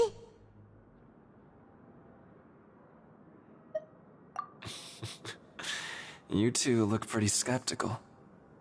No matter, learning the truth behind dark secrets isn't necessarily a good thing.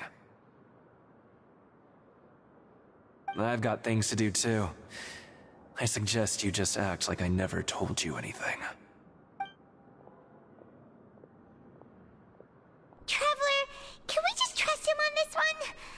Oh, Paimon doesn't want her blood and flesh entombed here. Oh, so that's how you see the situation. Huh. You know, Paimon does feel a little better about it now.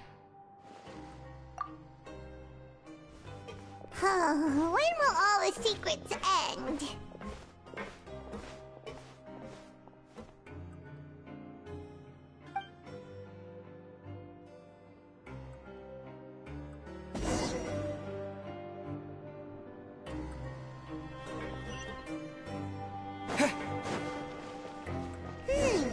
Vidok isn't here. But the guys who went to work in the morning are back. Let's go ask them!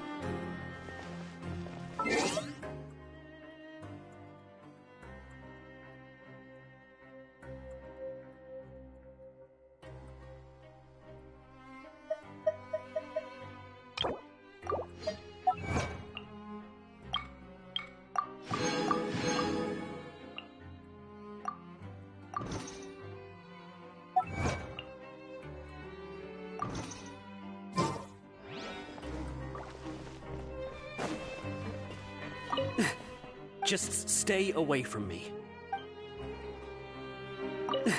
Just stay.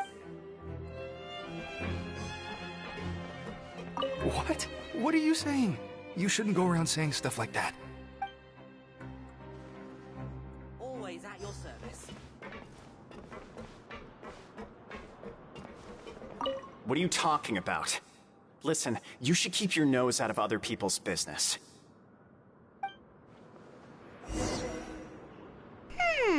Their attitude sure is suspicious. Like they're trying to avoid us.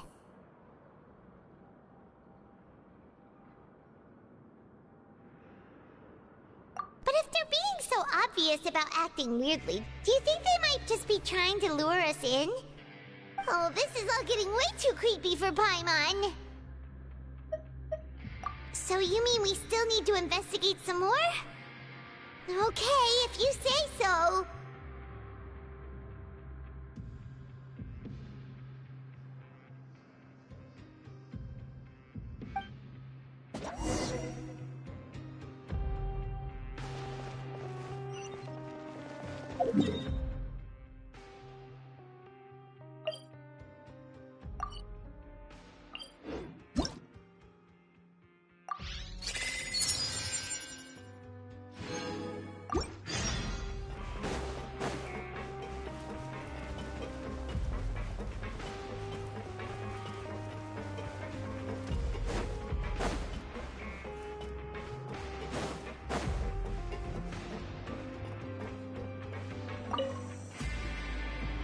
Fielding?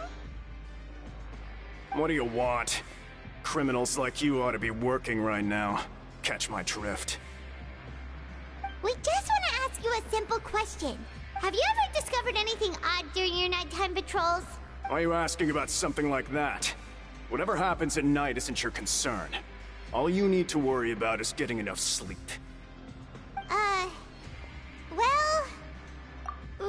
Right! We've heard it happens a few times every month. Paimon has sensitive ears, so it makes it hard to sleep. Really?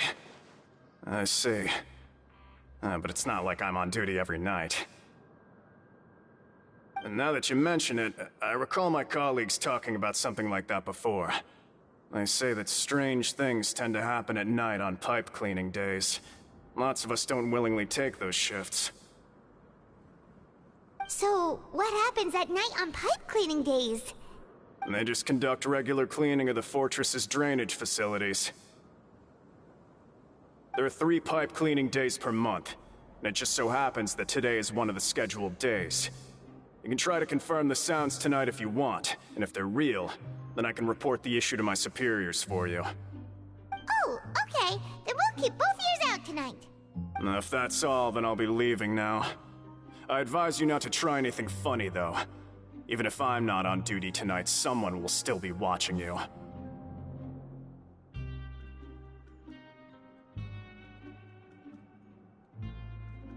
Don't worry, we don't want any time added to our sentences. Oh, he left. So what do you think about the pipe cleaning days he mentioned?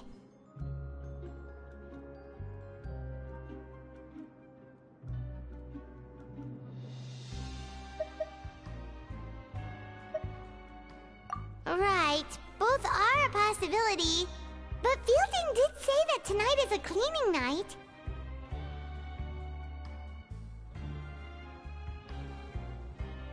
Paimon knew you would say that. Alright, sounds like we'll be up all night tonight then. Paimon just hopes the guards don't catch us.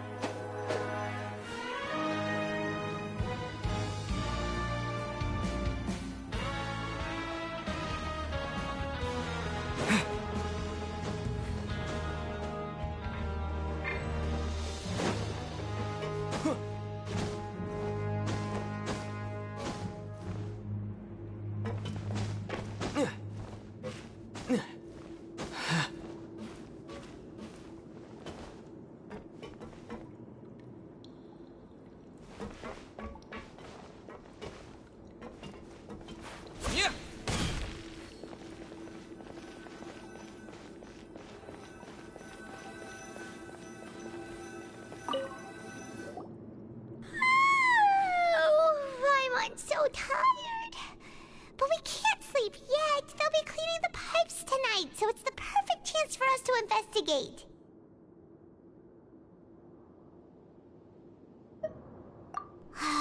Whatever. Huh? Traveler? Did you fall asleep already?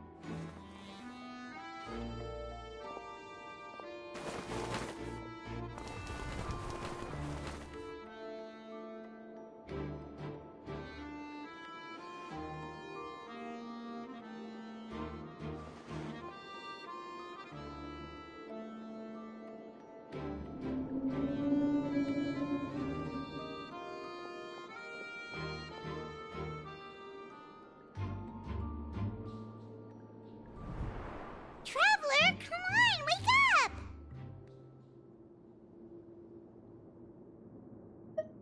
Oh, it looked like you were just peacefully sleeping to Paimon.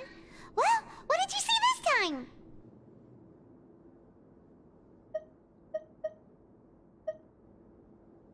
Really? So we're finally starting to figure out what actually happened!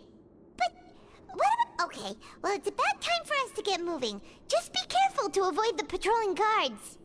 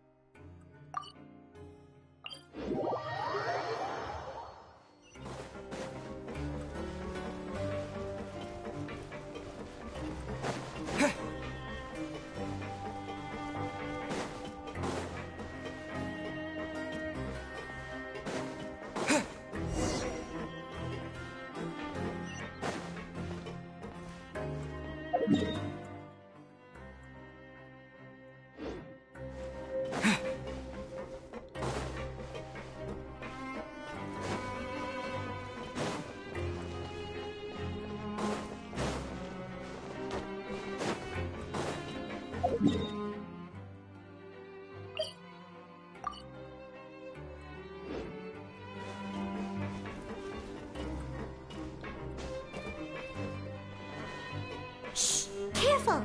We'll get in trouble if the guards catch us.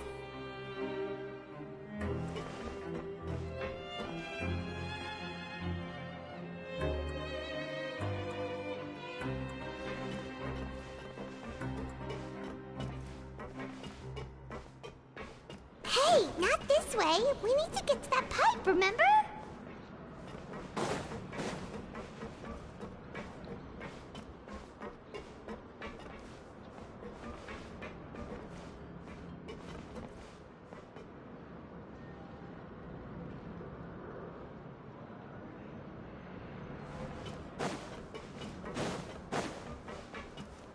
Hey, not this way. We need to get to that pipe, remember?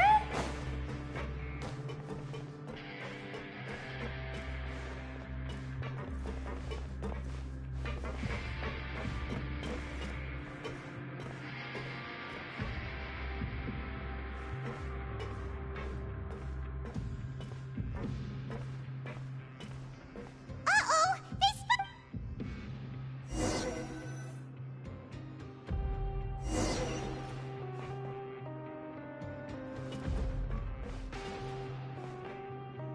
Shh! Careful! We'll get in trouble if the guards catch us.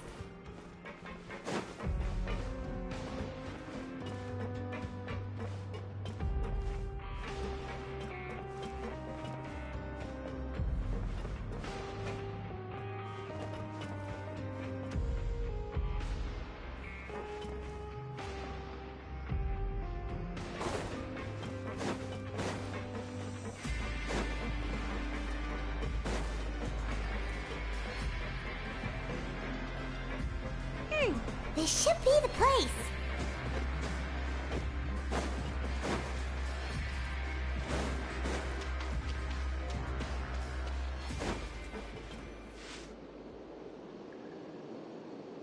What?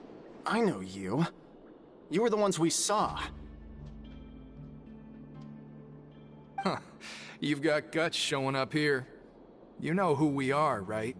You'd better leave now. Ain't nobody coming here to save you. What'd you say? Yeah, so what if they were? If you push us, we can make those rumors a reality at any time. Hey, what's the point of all those rumors? I don't have to tell you anything. If you turn around, go back to the dormitories, and act like you never saw anything, then I'll pretend that you never showed up here. Yeah, scram. Nothing worth seeing here.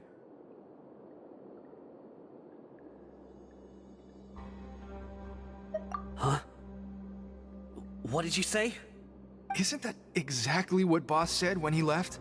Hey, do you know our boss? Whoa. We had no idea our boss was such a big deal. So, did he have you come here to find us? Oh, so your child's crew here? Seems like he had no problem fitting in. We're the only ones who heard him say those words when he left that night. So unless he somehow told you those exact same words after that... All right. I guess that's proof enough for me. I believe you. Wow, those dreams of yours sure come in handy. We gave him the business for a while, and would always give him a hard time when he first came to the Fortress of Meripede. But here in the fortress, the strong will always earn respect. He was working the longest hours and racking up wins in the pancreation ring. You could always see how amazing he was, even when he was teaching us a lesson. So eventually, we all decided to follow him. But one day, he suddenly told us that he had to find a way to escape this place, no matter the cost. He said it was because he heard that call again. And as his crew, if the boss wants something, then it's our job to get it done.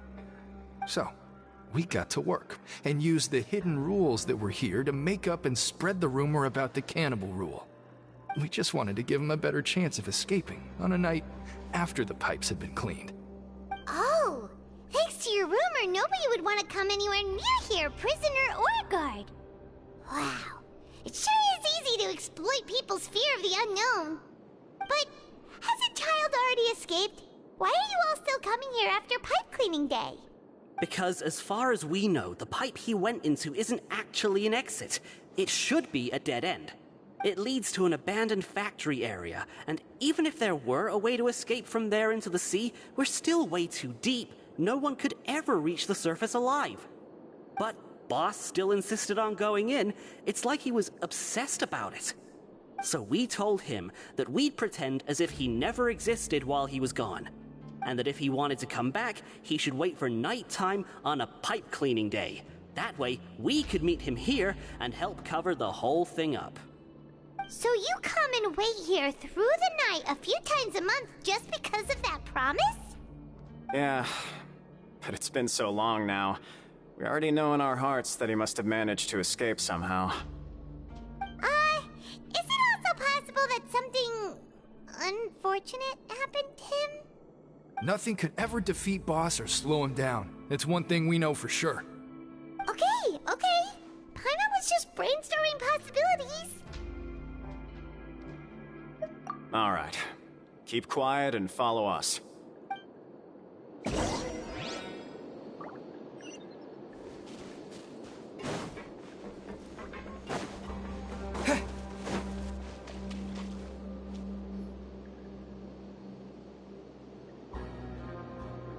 The way up from here has been sealed off. It's impossible to get through. Boss left by going down from here. It wasn't full of water at the time. Later, we came back hoping to have a look. That's when we found out it had been completely flooded. It's impossible to navigate unless you're an extremely skilled diver. Do you think Child got trapped by the water? Not likely. We all know that Boss was an incredible swimmer. Really? Then have him come investigate, pronto. Just be sure to tell us if you get any news about Boss. It's getting late. We should leave before the guards come this way. Yeah, we learned a lot about what happened to Child here. Let's get going!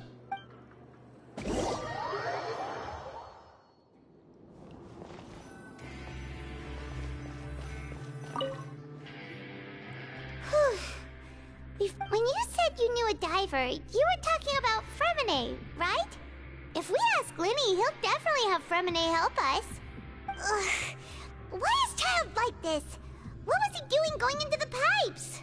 Not making our jobs easier, that's for sure. Fortunately, though, it seems like it's only a matter of time now before we find out what really happened. Now that we can finally relax, I'm starting to feel super sleepy. Let's try to get some rest while we still can. Nighty-night, traveler!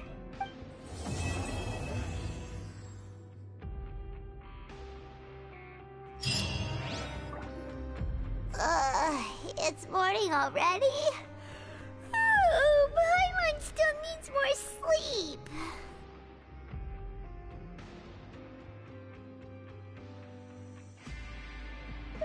Huh?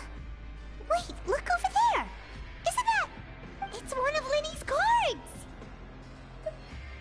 Let Paimon see what's written on it! Maybe you haven't heard, but today is the monthly free day.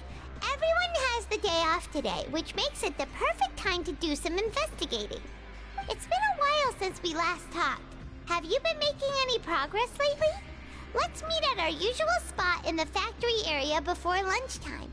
I have new information. Ooh, today's our lucky day. We have the day off. From the sound of it, Lenny's been making progress with his investigation. Wonder what he's discovered. We still have some time before we meet up. Let's talk with the people here for a bit more before we go.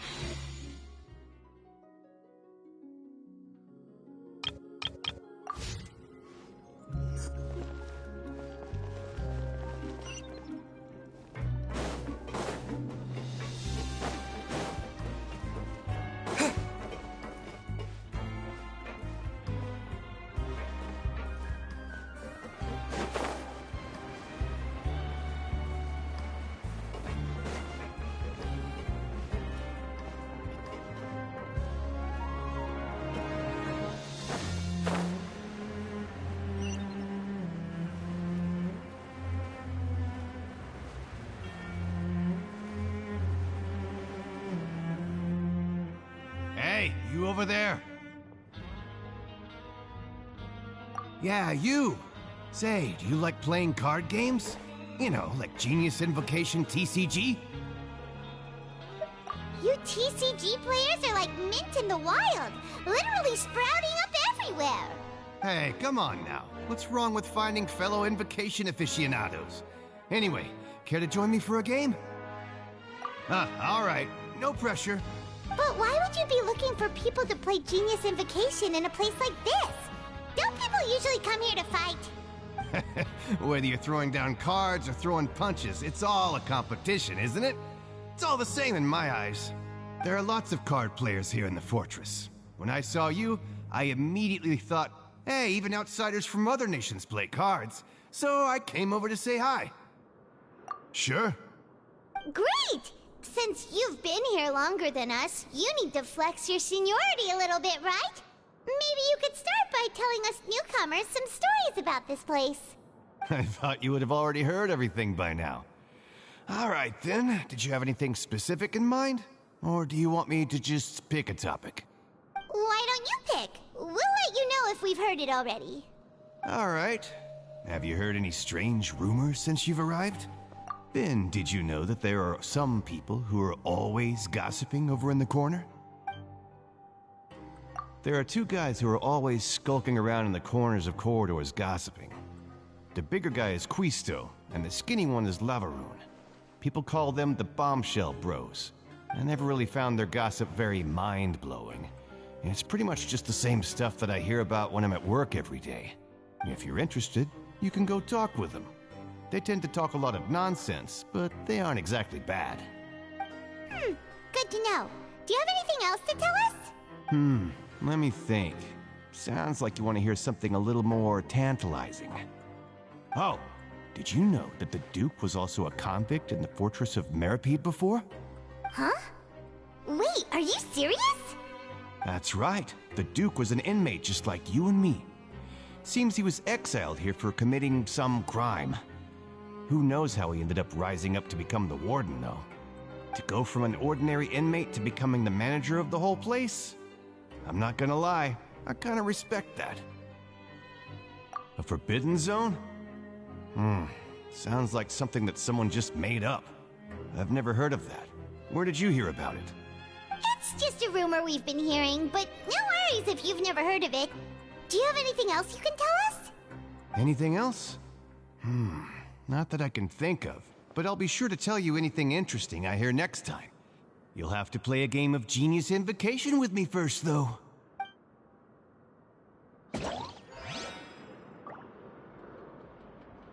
See you later. Hey, let's play a game if you ever have time.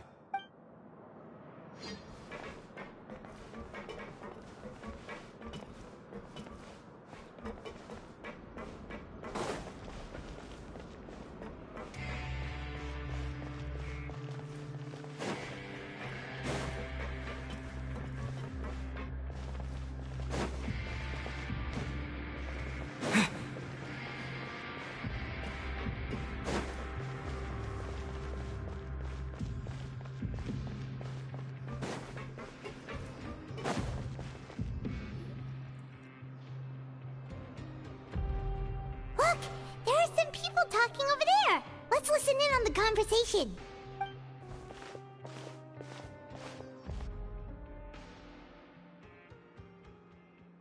If you ask me, those pompous parasites on the surface act like they're all a bunch of aristocrats.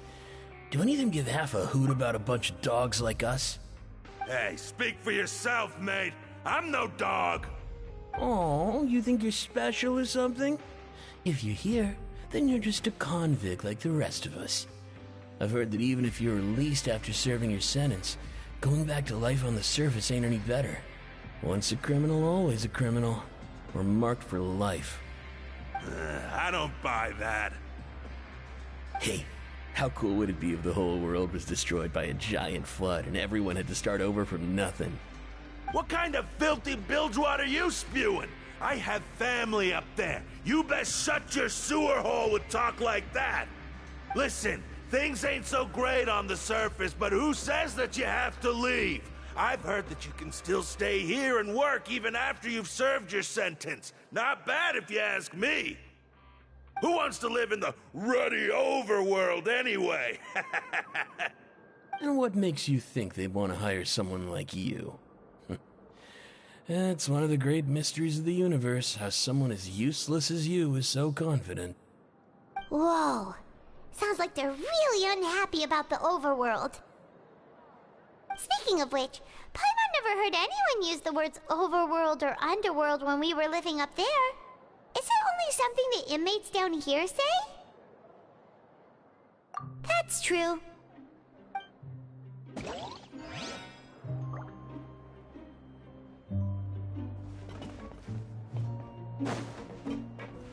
Anyway, I've already decided to stay here. Wish I could say the same.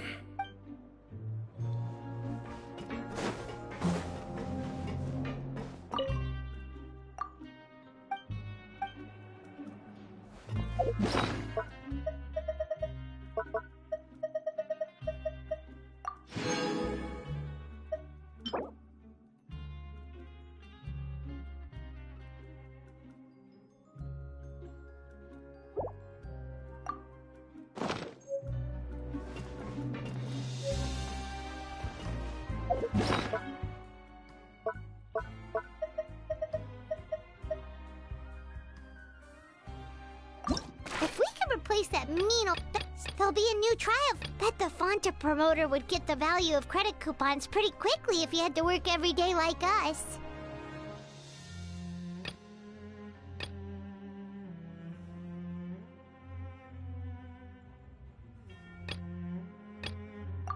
Everyone, Paimon's at... Huh. Paimon... If we were on the surface, Paimon would say we should bury it. But there's no dirt anywhere down here.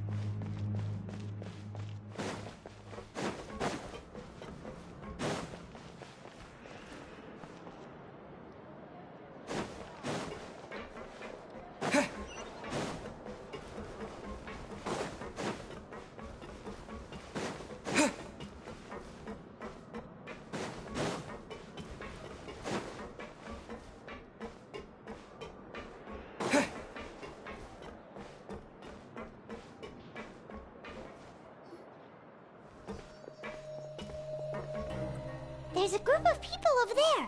Let's go listen in. So I said, that's not a faucet. Hey, who are you two? Why'd you come over all of a sudden? Oh, sorry for eavesdropping. Sounds like you were talking about something private. What's the matter? They're just looking to join in on our fun, that's all. Hey, don't pretend like it's okay for them to just interrupt us like that. Fine. You're lucky we don't mind extroverts that much. You hear that, Quisto? What nice! Your expressions tell me you're looking to hear some juicy info, am I right? But before that, it just so happens that I know you two. Really? Are we that famous? You're kidding. How often does anyone get a personal tour led by His Grace himself? Practically everyone was talking about it. Word has it that you also caused quite the kerfuffle. A little mistake, huh? I like the way you put it. You see, people with a good attitude can join our group anytime, unlike some of the others here. Your group? I'm Quisto, and this is Lavaroon. People usually call us the Bombshell Bros, but don't worry, we're not playing with bombs or anything. It's just that our information is always so explosive, and we blow minds on the regular. So, you two really like to gossip? Whew, you sure know how to embellish.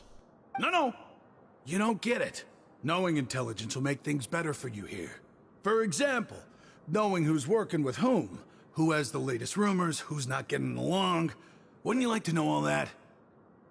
Whoa, all this info's worth something, you know? You should prove you're worthy of it. I don't mind him. Quisto's always this way. Just play nice and say something to massage his ego. The welfare meals. Talk about the welfare meals. Right.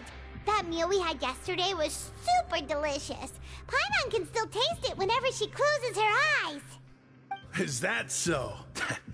To tell you the truth, I've been helping out with making those welfare meals.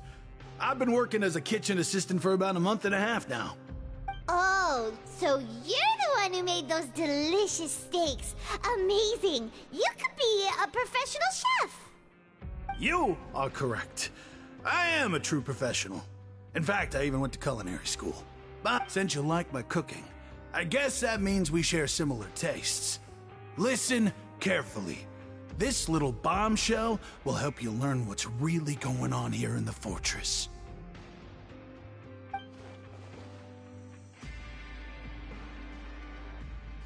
Listen, kids. The power structure within the fortress is quite complicated. The overworlders couldn't care less about us down here. We're basically dogs to them. You've already met the one person here you should never cross, the Duke, Risley. He knows more than you think. And if he doesn't care about something, then he often doesn't bother dealing with it. Those who have the Duke's attention get all kinds of special perks. Even better treatment in the infirmary. I know who you mean. It's that Jurier character, right? I don't think there's anything useful about him at all. Why does he visit the infirmary practically every day? Is it normal for anyone to be going in and out of there so often? If you ask me, he's just faking it to get out of work. But did you know that Jurier was a talented researcher from the Fontaine Research Institute before he came here? There's no denying that. I don't care if he was a researcher that could turn dirt into Mora. Once you're in the fortress of Meripede, you're just another inmate like everybody else.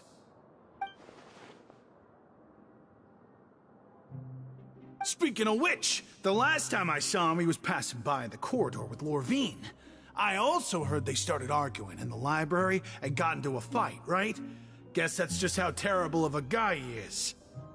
You mean he hit a woman? Wow, I never imagined he was that bad. But that Lorvine's also quite the odd one, you know? She's always gabbing away, got into a fight with a man, and she also got sent to the infirmary. Come to think of it, I always see her going to the sick bay every couple of days, too. Huh. Wait a second. You don't think? Do you think could it be that they're secretly meeting there to go on dates? But it's really hard to imagine. After all, I do remember seeing Lorvine beat Juria to a pulp that one time. And we might be overthinking things.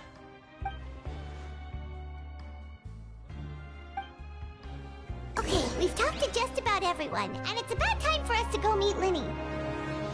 According to the card he left us, we should go meet him in the production zone. Is it really alright for us to talk about people behind their backs like this? That's just how it goes. Good gossip is still gossip. Yeah, I guess you're right. But wait, we're not just gossiping. This is legit information we're discussing here, right?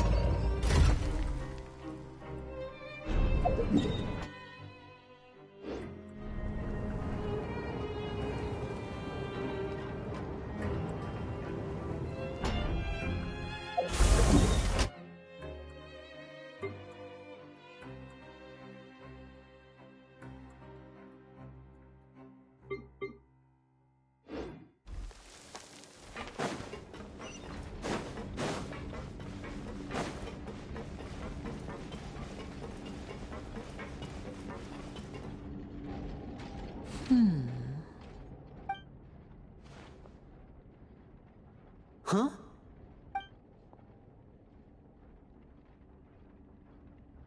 That look in your eyes. You found something? Hey, this is no time to be modest. Just tell him we found a boatload of information. Oh, as expected of the legendary duo, you have my full and undivided attention. Huh. I'd have never guessed that myself. The rumors swirling about this place are unreliable after all, and Master Child probably went missing because he found a way out. He is a harbinger after all. I suppose he's much more resourceful than I initially gave him credit for. Unfortunately, this isn't enough for our final report to Father. We need to find out Master Child's exact whereabouts. Father told me that even though Master Child said he was just coming to Fontaine for a vacation, he actually had some personal reasons. His agenda might be linked to his disappearance. His escape route is already flooded, so we'll have to task someone with professional diving skills to chase after him. Well, when you put it that way, it's obvious that only Fremine would be up to the task. Bingo! Is he around? He's working today. Coming here as a group would have attracted too much attention. I'll talk to him about it later. No need to thank me. This was always a part of our mission after all. Honestly, I'm far more impressed by you guys managing to collect all this information right under Risley's watchful eyes. Collecting information has always been our strong point. Now, let me think. To find out more information, Fremine will have to retrace Master Child's original route. And if he's to do that, he'll have to set out on the next pipe cleaning day at the earliest. That's 6 days from now. And after that, he'll probably take another 2 or 3 days to return. You can even estimate how long it'll take for him to get back?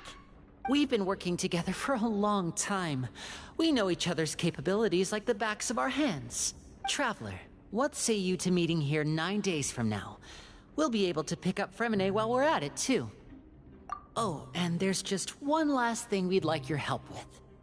Though we can just sit back and wait for Fremine's report on Master Child's whereabouts, we still need to make more progress on the investigation of the Forbidden Zone. Fremine's no master of disguise. Lynette's still working on getting intel from the other areas, and I'll need to spend some time helping Fremine prepare for his diving mission. So, you are the only ones we can count on. What do you want us to do? Will it be hard? Well, I won't call it easy per se, but I think you'll be able to pull it off. Listen carefully. You'll need to find an excuse to get into the infirmary and investigate the room and environs. You've mentioned several sketchy-looking people always meeting at the infirmary earlier, so it probably has something to do with the secret we're hoping to uncover. You've already met the head nurse, so she'll be less suspicious of you.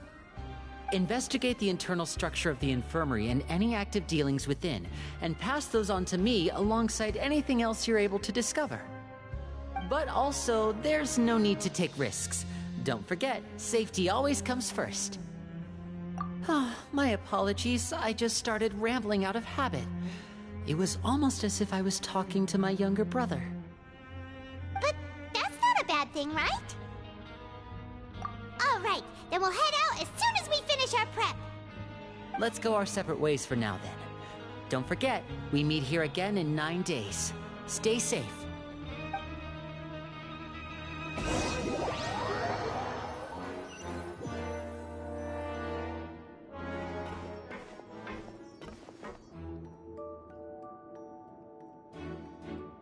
Hey, stay here for now. Paimon will take a peek. There seem to be several people inside.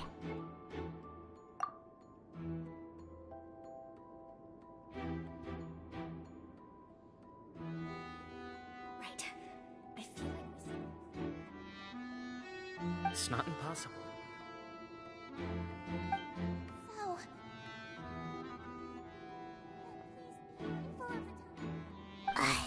It's a bit hard to understand them from here, so why don't we just try to talk to them in person? Let's go as soon as you're ready.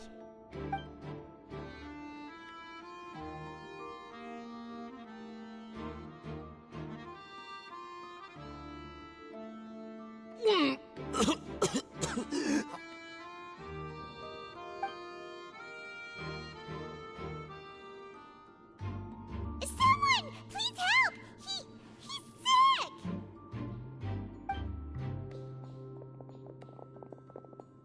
Whoa, are you okay? Oh my! What's wrong, little one? There's no need to panic. Take a deep breath before you begin. The traveler started complaining of a stomachache, and then nausea, and then collapsed onto the ground. Paimon doesn't know what to do. Freezing limbs, twitching fingers, and pale complexion. Could it be poison? Let me take a look. Please, lie down over here. Don't worry, I'll get you to the bed safely. Here, hold on to my shoulder and walk slowly.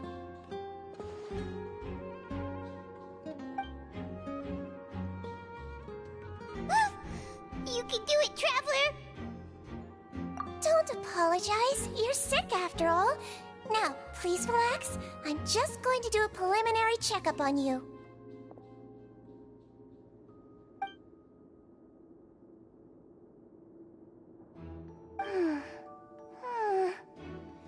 I see now. My checkup has confirmed that he's not in any mortal danger. That's our worst fear out of the way. Eh? Oh, that's good. But... I'll continue my diagnosis of the patient now.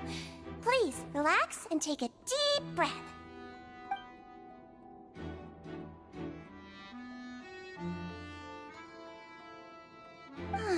Don't sense serious damage to your organs either.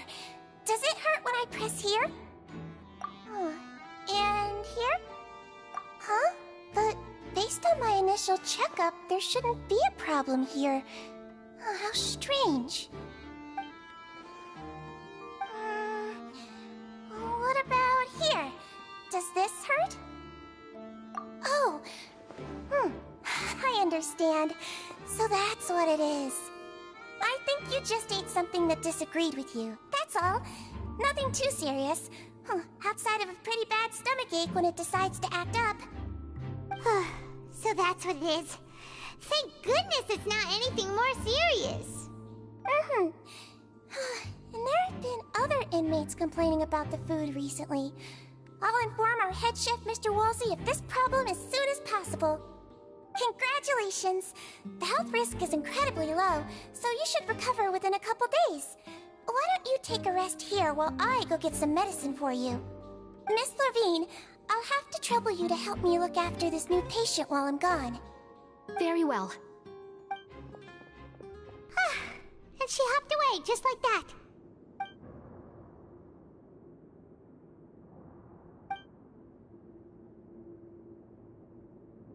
Hello. So how are you feeling now?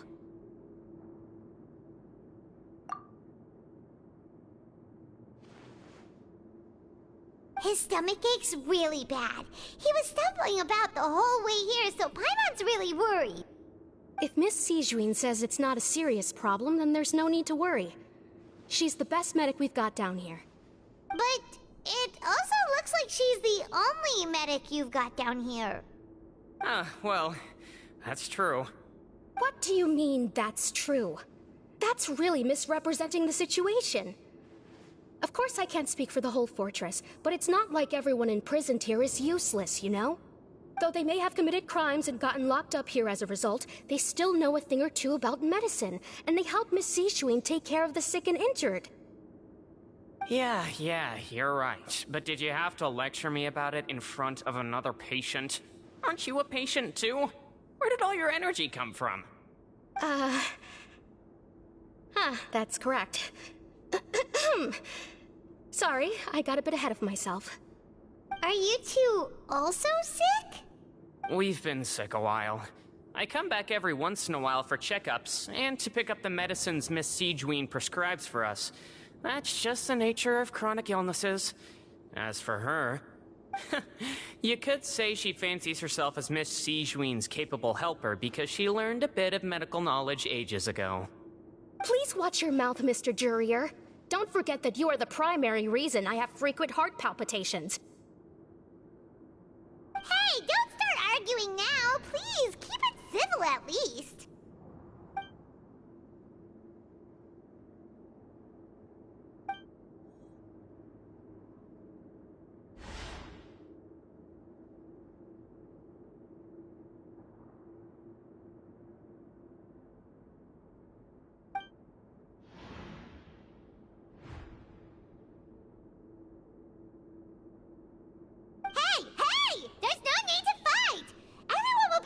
Someday, so there's no need to argue over silly things like this!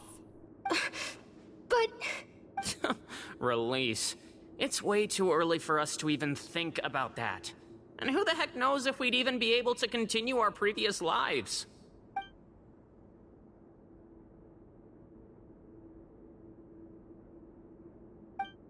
Please allow me to end this boring and useless conversation. Oh, and Mr. Jurier, I don't want to see your face here again anytime soon. And same to you, Miss Lorvine. Anyway, that was more than enough rest for me, so I'm going to get out of this excessively noisy place. See you later, everyone. He just slowly walked off like that? That's just what he's like. I'm sorry you had to see all of that. I'm Lorvine, and that's... Well, his name is Jurier, but I hope you'll never have cause to remember his name. You really can't stand him, huh? I mean, can you blame me? Who would like someone who is as arrogant and obsessed with weird research topics as he is? But there's no need to keep dwelling on him. I'll accompany you two for a while. Miss Seashween should be back soon, and I'm sure you'll feel better as soon as you've had some of her medicine. No, it's nothing. I'm back! Did you rest like you promised? Thank you for getting our medicine, Miss Seashween.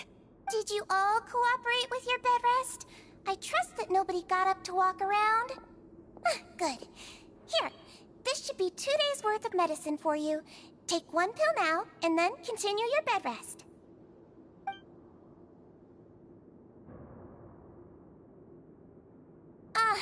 Miss Lorvine, I left in a bit of a hurry just now.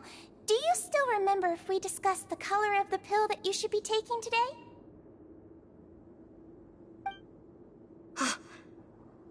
I remember. You said it should be yellow.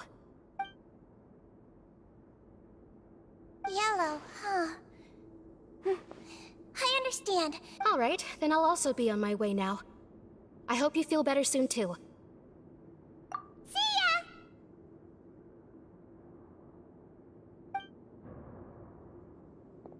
I'm going to fill out your medical record now. You're widely known as the Traveler, right? I just want to double-check a few details, if that's all right with you. Those two made quite the commotion just now, so why don't we let the Traveler rest? Paimon can answer the questions instead. So his primary symptoms are abdominal pain with secondary symptoms of nausea. Is there a... That's it. All right then. Is there anything we should know besides to take the meds? No, his base constitution is quite good, so I'm sure he'll recover quite quickly after taking the medicine. Please, make sure to stick to bland or less stimulating foods, and don't stay up too late at night. Got it. Paimon will hold the Traveler to that for sure.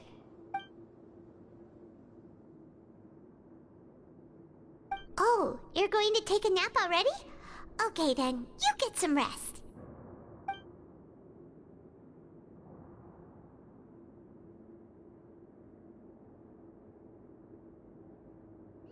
We've been to lots of places together. He may look a bit under the weather now, but he's actually super strong. So you're the best of companions. You're awake. How do you feel? You slept for a really long time, but we never left. Well, now you can go back without a worry in the world. Remember to take your meds regularly, and remember bland foods. Thank you, Miss Seashween.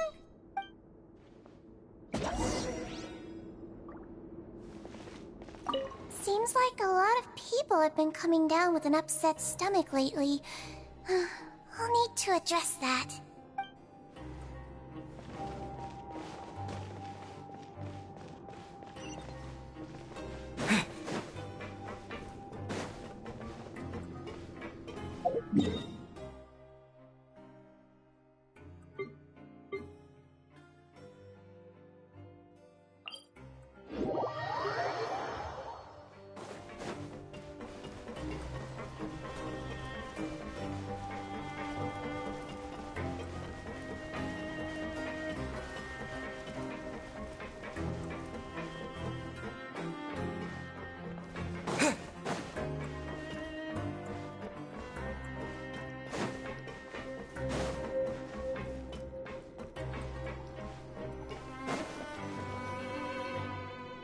Really are something. To be able to fall asleep like that and even sleep talk the entire time? No, but you kept mumbling things along the lines of, Pyron, don't take my grilled Paimon talked with Sijwin the entire time you were asleep. She seems like she's just a sincere nurse, and Paimon didn't notice anything unusual in the room.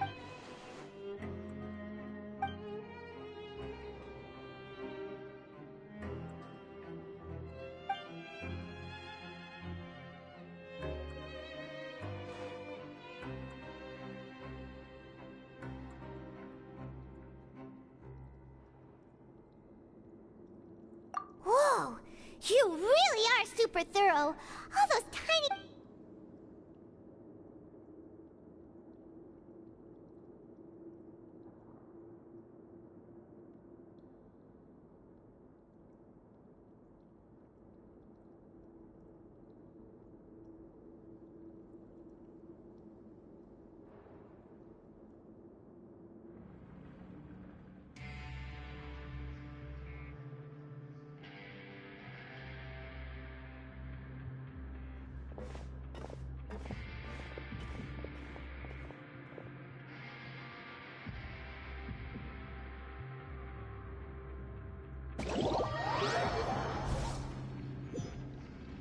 Today's the day! Let's go meet up with Vinny!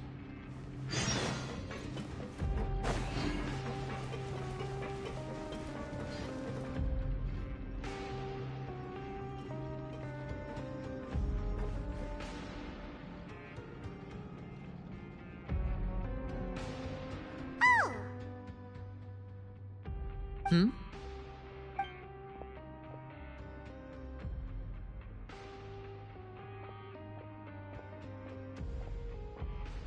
Did you two run into any trouble over the past few days? No, we just worked our shifts according to the schedule. Nothing weird happened. That's good. That means you didn't raise any suspicions when you infiltrated the infirmary. We've taken a look at the slip you've sent. Fremine successfully left the grounds via the pipes 2 days ago, and as of last night, Lynette has also infiltrated the infirmary after faking an illness. Wait, why is she getting involved as well? You already went above and beyond when you scoped out the infirmary. To put it more bluntly, even if we were to view that as something you did in exchange for Fremine's help, you've already done more than enough. Infiltrating a guarded stronghold is a different kind of job from a one-off investigation. We want to avoid using the same faces over and over and reduce the amount of suspicion that will fall on any given person.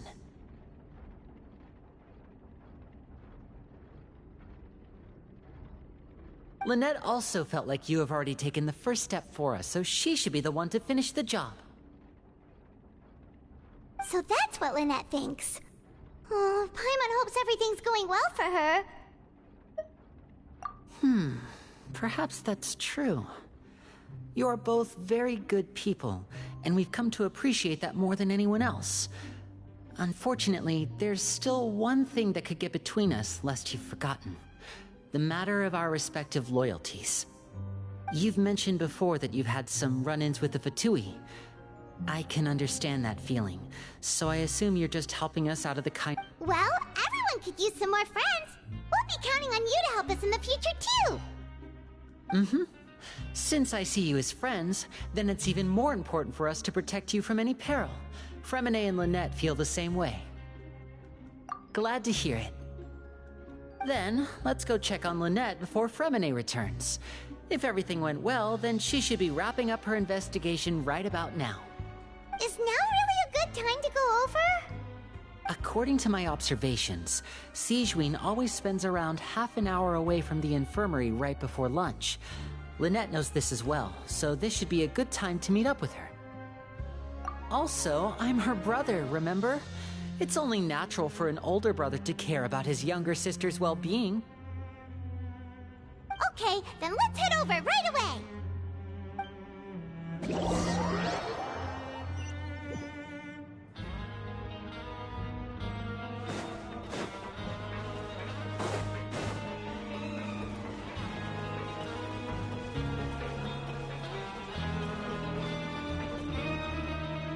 Lynette should be here right now. Huh. Strange. Lynette? As expected, Zijwin isn't here, but why isn't Lynette here? No, Lynette rarely deviates from the plan. We agreed that if she were to make changes on the fly, she'd find a way to let me know.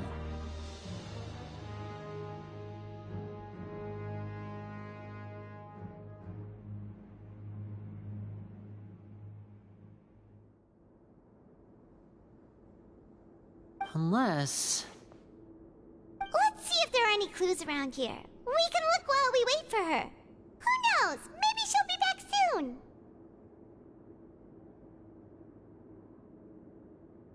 Okay.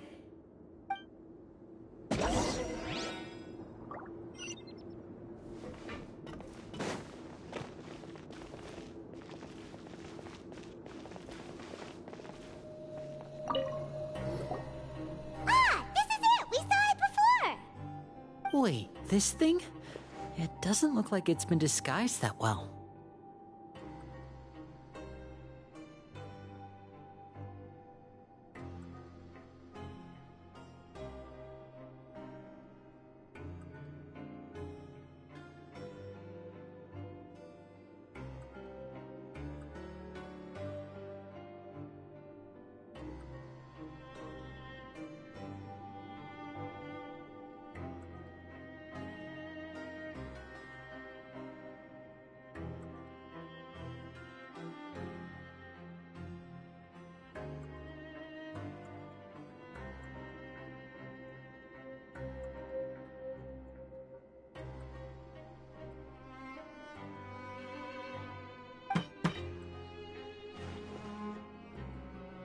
The space behind it is empty. From its size, I don't think it's an entrance that is meant to be taken apart. There's probably a mechanism around here somewhere. Could Lynette have tried to get inside? But if that's the case, she would have contacted me for sure.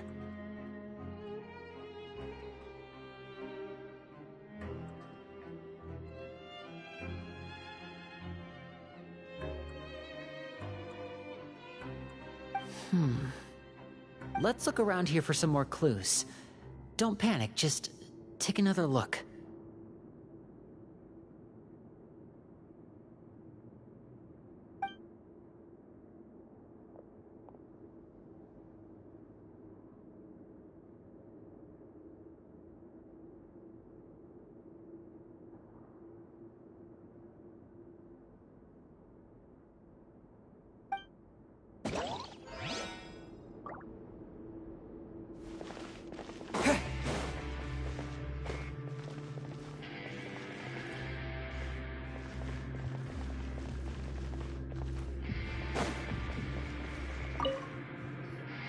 None of the beds have any signs of having been slept in, except that one over there.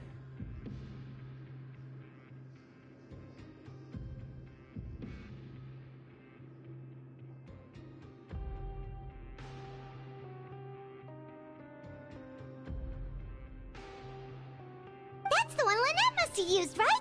You said she was pretending to be sick. She would have said her migraine was having a particularly bad flare-up. Generally speaking, the head nurse would then ask her to lie down and rest, while she left to retrieve the medication.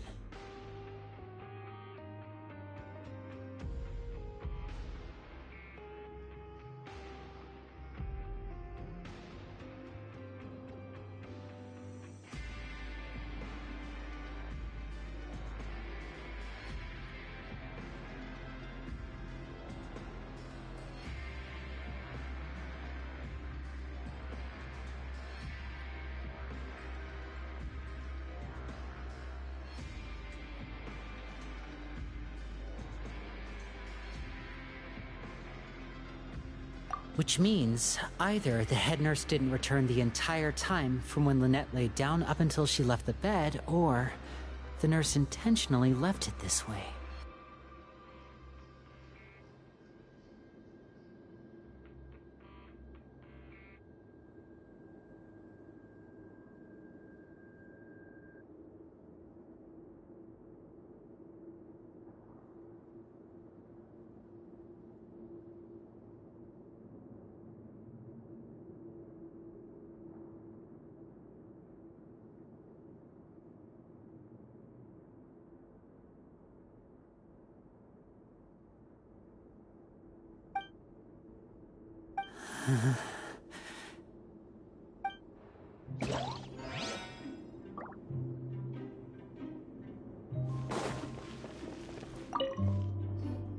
There are some books here and a few files. They all look like medical records.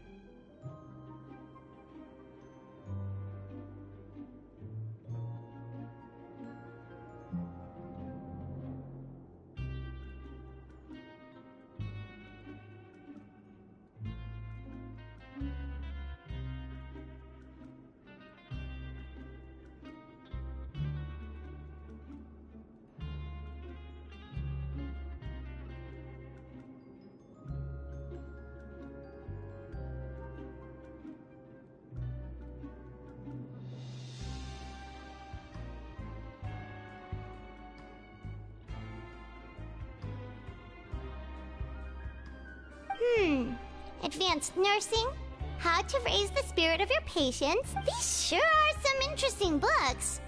Who knew Sijuin would be interested in these kinds of things?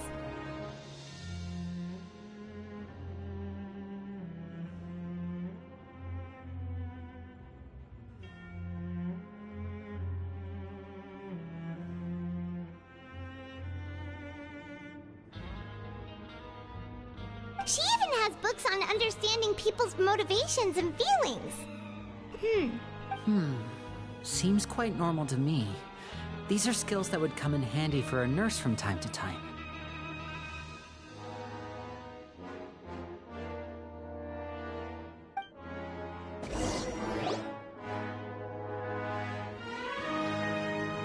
Hey, you guys, there's a slip of paper over here! A slip of paper? It's right over here, and there's a bunch written on it too. It reads, "Out of respect for your usual practices, I'll use a piece of paper or card as the medium to pass on my message. You may consider this as me giving you my best regards." This is...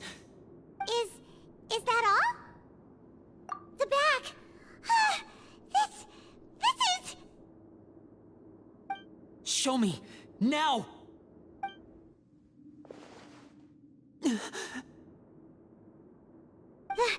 That look on your face.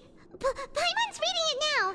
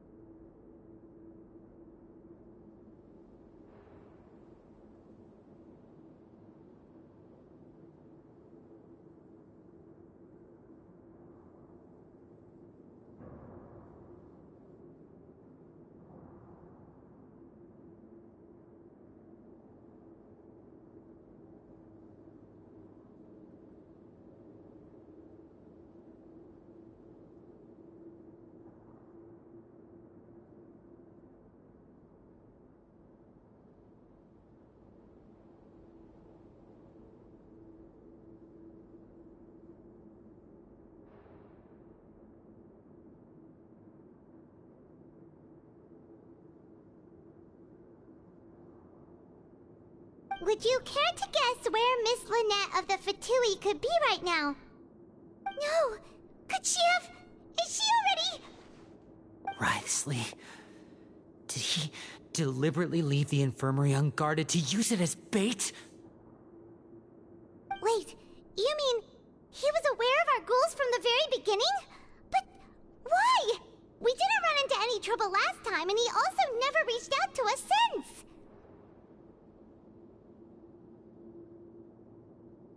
Yes, that is a crucial question. Wriothesley, he doesn't do anything without a clear goal or reason. So this means he had no concerns about your activities from the very beginning.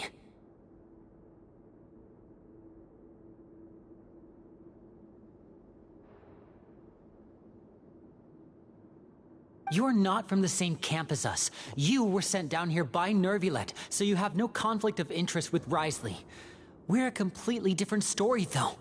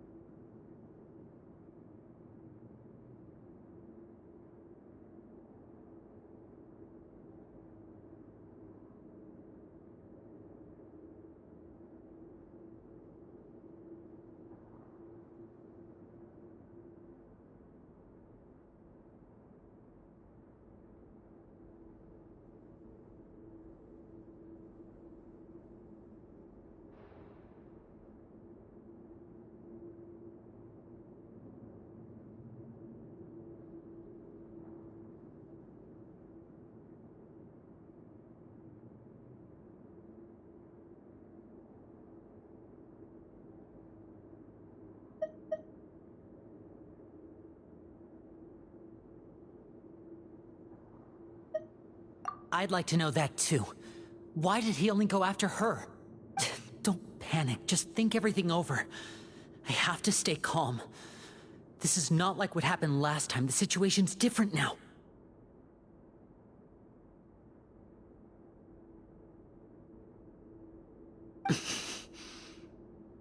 Wait, you're right. Wait, but that means... the fact that Fremine was able to leave the grounds... could Wriothesley have let him go as well? But what does he gain by letting Fremine leave like that?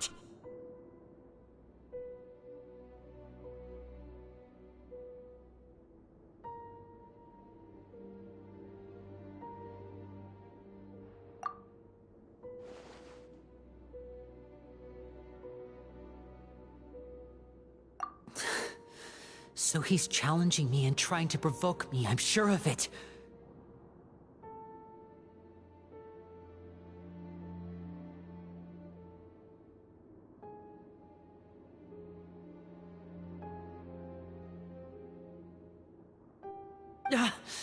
We never should have sent out Fremine. We had to go through all that trouble to find an opening to sneak him around the guards and into the pipe, and we even thought luck was on our side.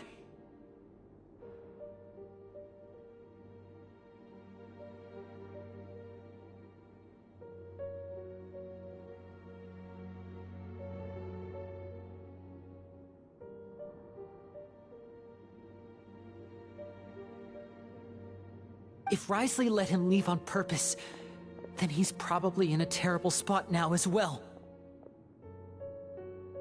Lenny's getting more and more panicked. We have to calm him down. Don't be like this, Lenny. Fremine wouldn't have left if we hadn't told you about Child. That was our fault.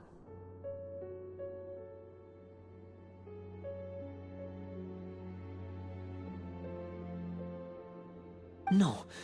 I'm the leader of this operation, and I'm the one responsible for this team. I was the one who failed to protect them. I'll go talk to Risley. Hey, don't be reckless! Traveler, please talk some sense into him! I simply cannot allow Lynette to be abducted again. I have to go. I'll find a way to get them back! He's rushed out the door! After him!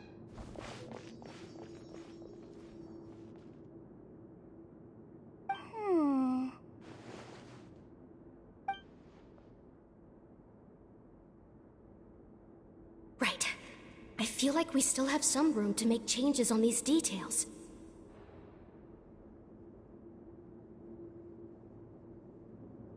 It's not impossible, but it'll require extensive testing.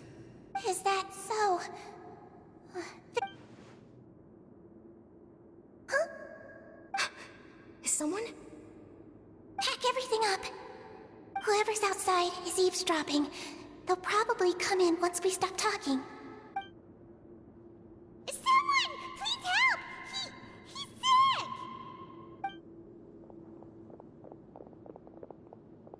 Whoa, are you okay? These two. As expected, they've already found this place. Oh, they are quite sharp. What a delightful turn of events. I like smart people, but I also like playing dumb. I like the feeling of being trusted.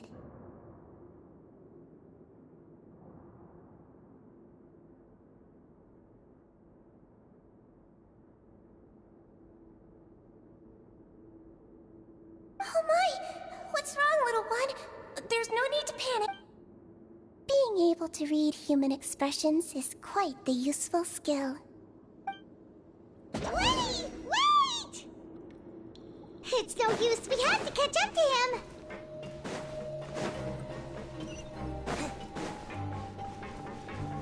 He's already out of sight. How is he so fast? Let's go head him off at Risley's office.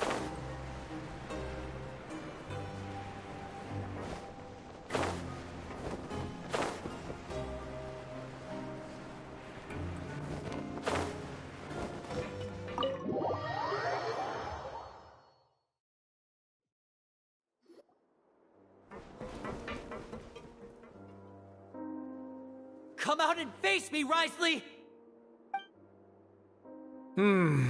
Aren't we at an administrative office space? Why don't you at least try to follow even a couple rules from the fortress's indoor management regulations? What did you do to my sister?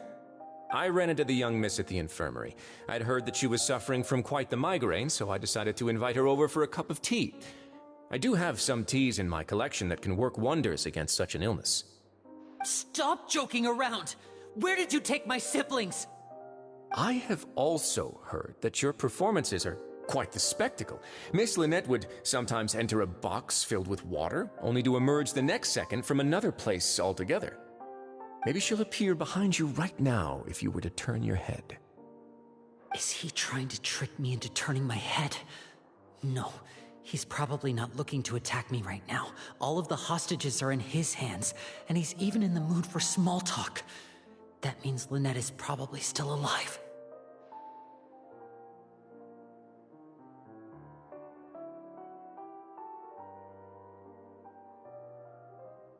You knew we were investigating the infirmary from the start, so you deliberately aroused the Traveler's suspicions and baited us into continuing our investigation, just so that you'd be able to kidnap Lynette. As for Fremine, no, you probably didn't even interfere with Child's escape. You let him go, so you could purge the Fatui members that we had planted into your ranks.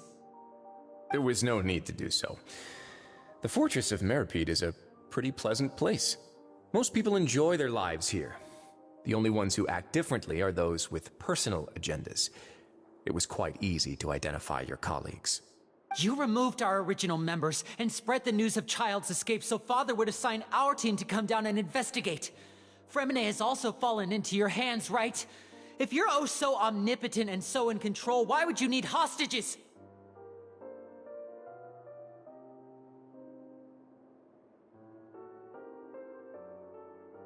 One correction. Lynette is in my hands right now, but Fremine is not. He's not? What do you really want? Lenny! Oh, wonderful. Everyone is here, so I'll only need to say this once. Thank you so much for cooperating with me. Eager and to the point, I see. Alas, only Miss Lynette is currently having a cup of the fortress's finest tea.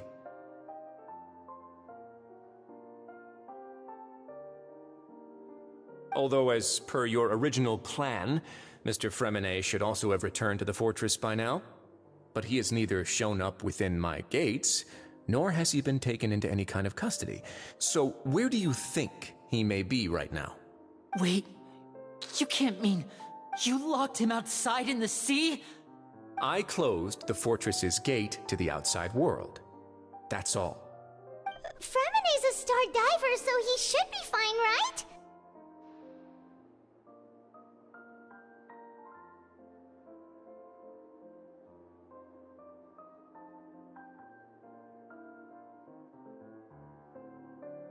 No, we're still here, so he definitely tried to find a way to come back for us. But why would I do this, you may be asking? To have an audience with you, of course. My intel tells me that Mr. Linney is a great magician, so it's only natural for me to want to have some cards of my own when it comes to negotiating. Besides, I do recall you mentioning to Miss Lynette that you've always wanted to have a face-to-face meeting with the Lord of the Fortress of Meripede, regardless of whether it was in a personal or a professional capacity. Well, you got your wish.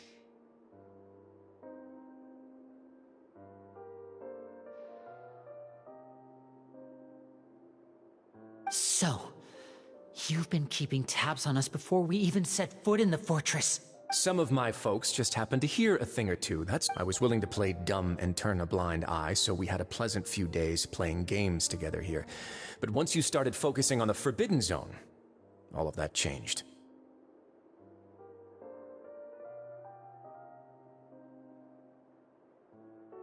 Mr. Linney, the cards are stacked against you right now.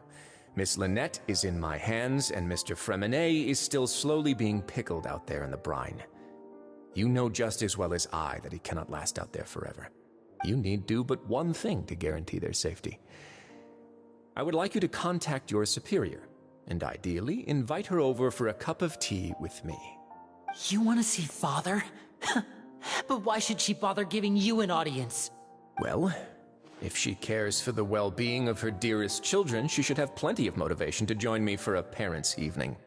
I've heard that the bonds between the members of the House of the Hearth are like the bonds of family. I don't see why she would refuse.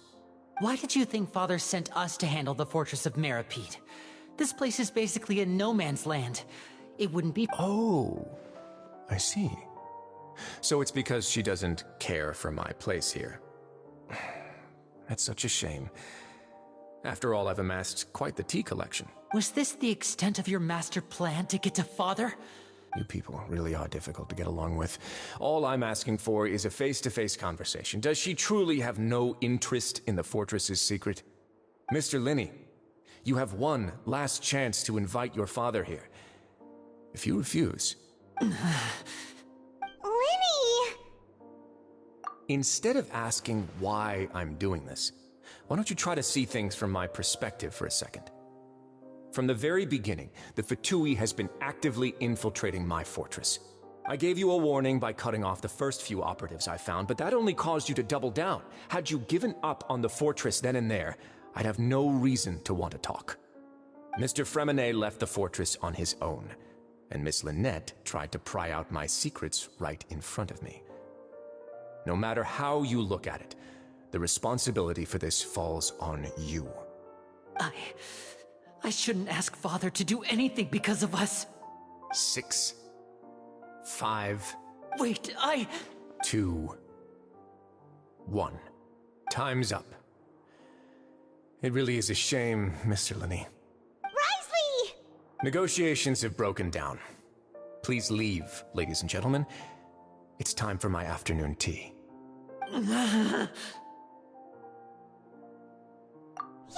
listen to the Traveler. If you can't talk to Lenny, can you at least talk to us? You do realize that I'm only letting you go because of Neuvillette, yes? You're here helping him out, and I've already done my best to stay out of your way. But that doesn't mean you can just do whatever you want. The fortress may be small and remote, but it still has its own set of laws. Then how about this? Those who are capable deserve respect. You've spent quite some time investigating my home turf by now, so why don't you tell me a thing or two about what you found, I'll ask you 3 questions. Answer all of them correctly, and I'll agree to your request. Question 1. Regarding the hidden rules of the production zone, what is the truth behind the one about not being allowed to work for 3 days in a row?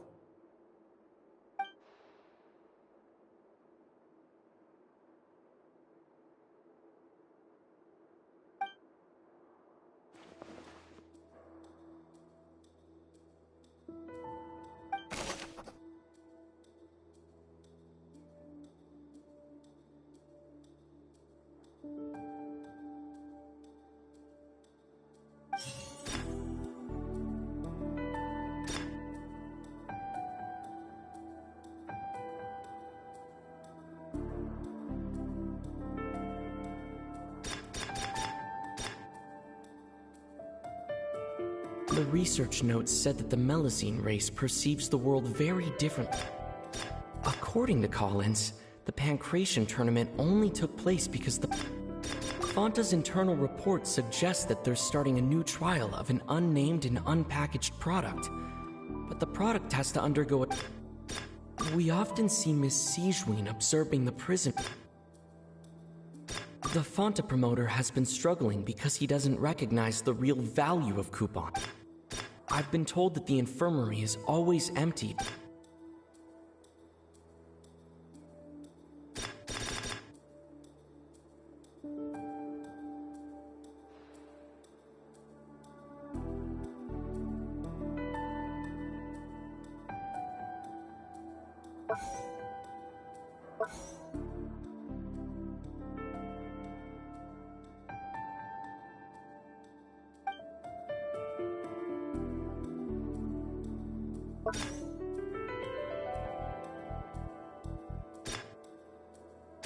According to Collins, the Pancration... Fonta's internal report suggests that there's We often see Miss Sijuin observing the prisoners at work near... The Fonta promoter has been... I've been told that the infirmary is always empty for the...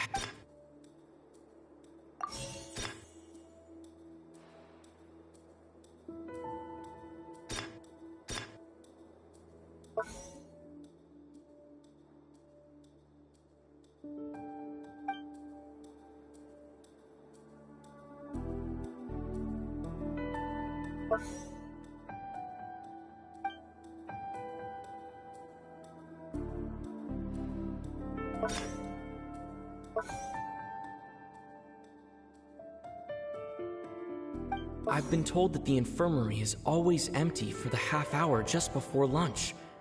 But what could Sijuin be doing during that time? I've been told that the infirmary...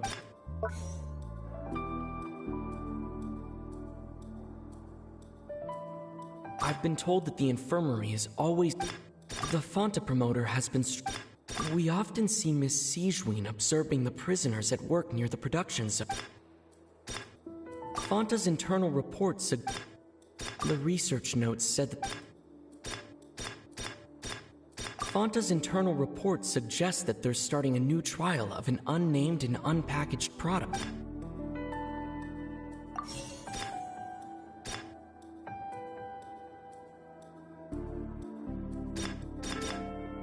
According to Collins, the research notes said that the Melusine race...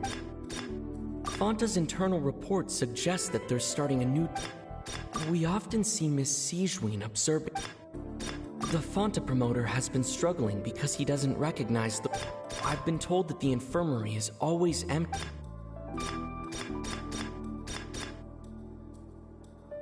We often see Miss Sijuin...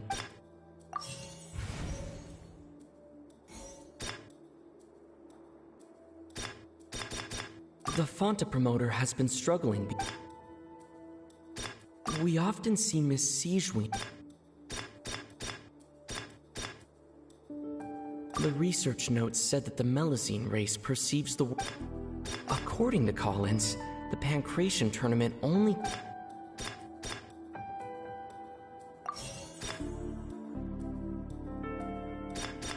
The Fonta promoter has been struggling.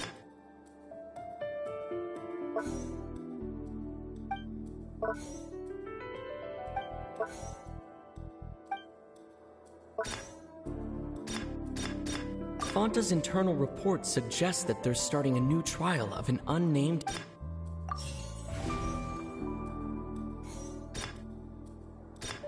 The research notes said that the Melis...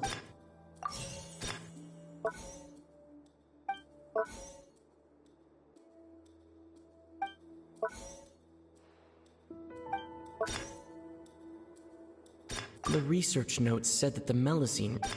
The Fonta promoter has been struggling because he does...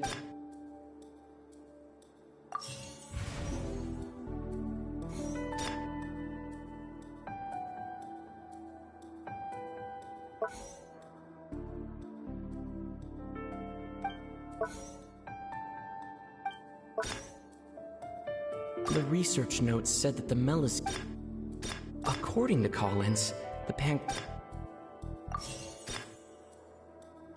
The Fonta promoter has been We often see Miss Sijwin observing the prisoners at...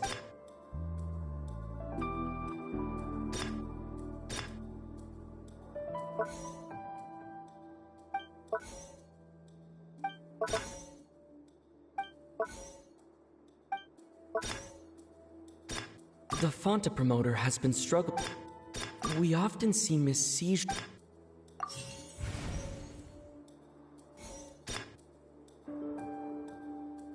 The research notes said that the So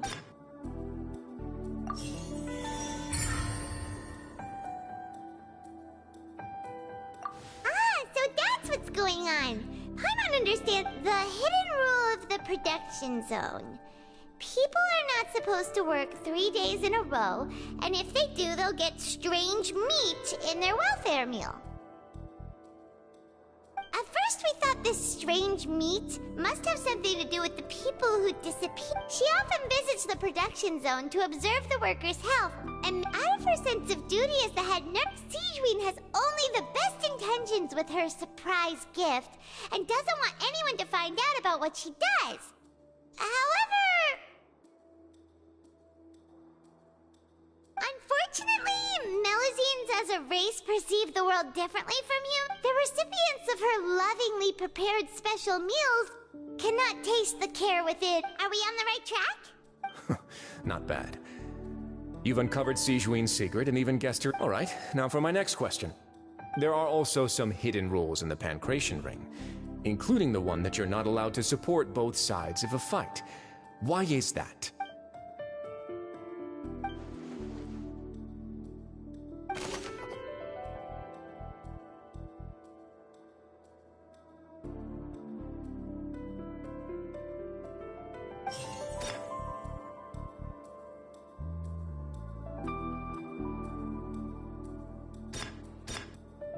I've been told that the infirmary is always...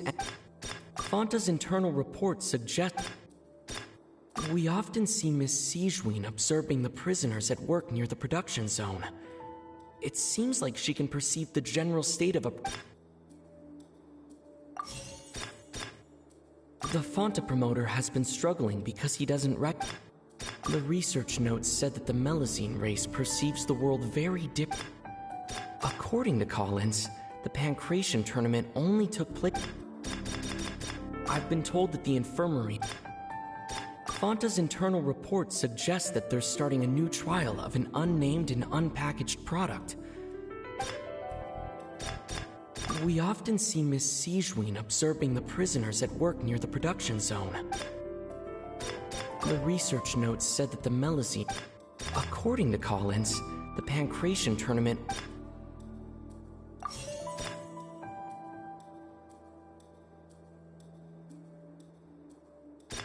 According to Collins, The research notes said that the Melusine... The Fonta promoter has been struggling because he doesn't recognize...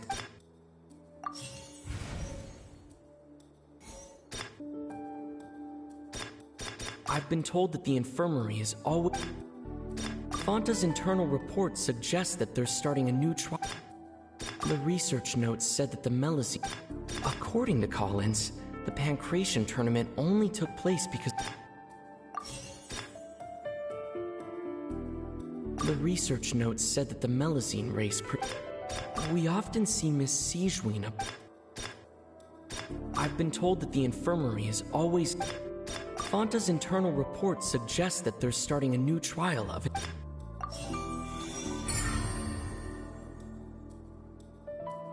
Ah! Paimon gets this rule too now! That hidden rule of the Pancration Ring is about how people get scared when they... But really, it's just a bottle of a blood-red drink. It's the company facing backlash from its own staff decided they came to the Fortress of Meropide and offered to sponsor the Pancration tournament so they could push their new product. The Duke, knowing how valuable coupons are in the fortress, knew that only total idiots who and so only those who proved their stupidity by being dumb enough to... I acknowledge the effort you've put into bringing the although, based on your description, that Fonta promoter is a bit too careless with his words. I may just reconsider my collaboration with the company. All right, and here's the final question. What's the secret behind our head nurse and all of her patients in the infirmary? Stop your cruel and pointless games, Risley!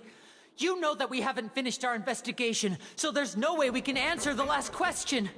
The thought of sparing Lynette and Fremine never even crossed your mind! You'll pay for this! Ah! Lenny, are you alright? Oh, close one. I owe you, Sigewin. That was a fantastic shot. It was nothing, Your Grace. Sigewin? Though this gun may look like a toy, it's actually fully functional, as I just demonstrated. Sigewin... You... Not at all. I am merely a resident of the fortress, and thus protecting it is my duty. When Monsieur Nervulette asked me to come here, he told me that my job would be to take care of the well-being of everyone here. I am merely discharging my duties. But if you mean what you just said, then isn't Linny someone you should be looking after as well? Isn't he a resident here just like the rest of us? But I really am just doing what Monsieur Nervulette told me to do.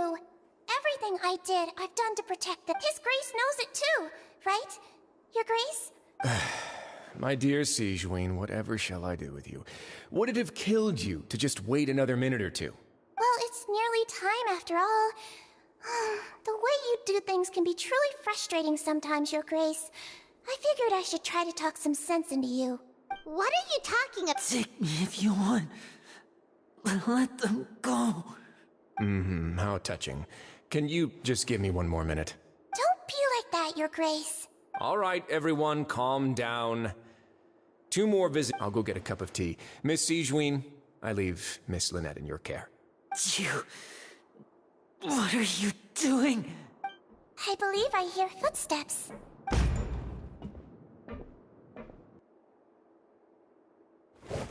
Some space, please. Ah, Miss Clarend. My door.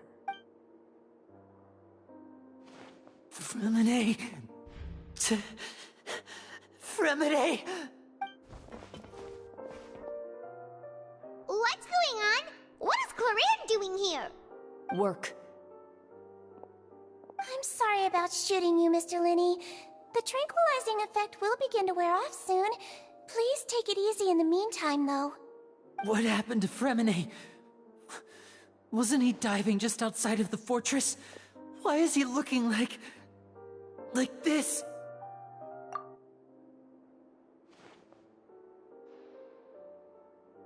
A flushed face, an accelerated pulse. He must have consumed primordial seawater. What did you say? Please, make some space. I'll need to give Mr. Fremine a more thorough checkup. Your Grace, I'll leave the rest to you. I'll talk to Clorand while you get Fremine to where he needs to be. Everything else can wait.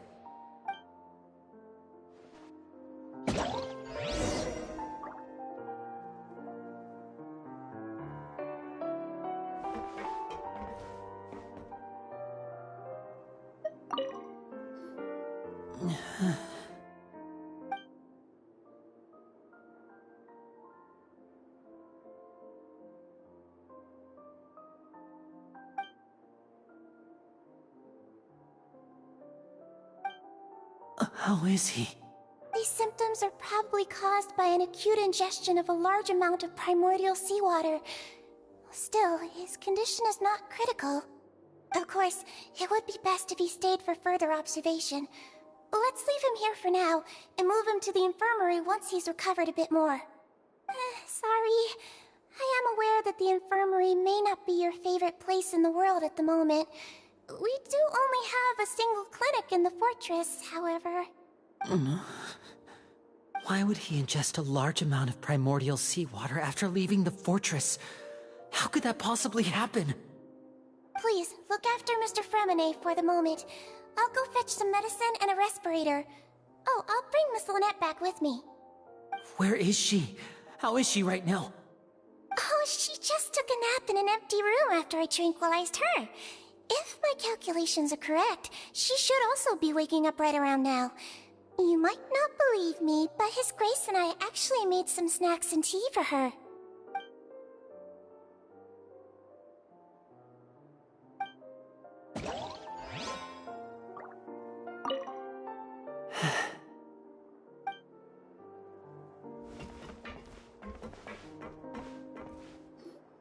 What's that look on your face? I thought I made good time on the way back.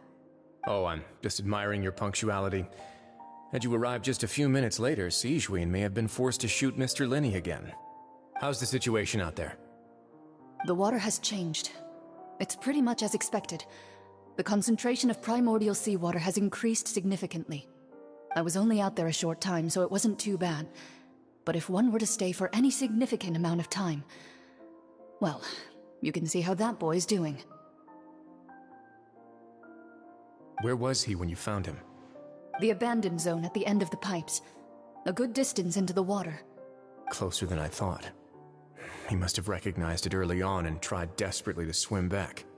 Locking the door was necessary. I don't think we could have saved two.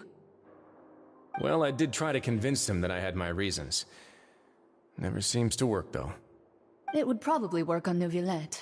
He has a knack for picking out who had good intentions, even when the outcomes were all terrible. It's a bad sign if you're having to plead your case to Neuvillette. Want some tea? Not particularly. If you want to drink some that badly, just say so. Fine, I'd like to get some tea. Want me to get you a cup too, since I've already made it? Might as well then, I suppose. Actually, do you have a towel? I would like to dry my hair.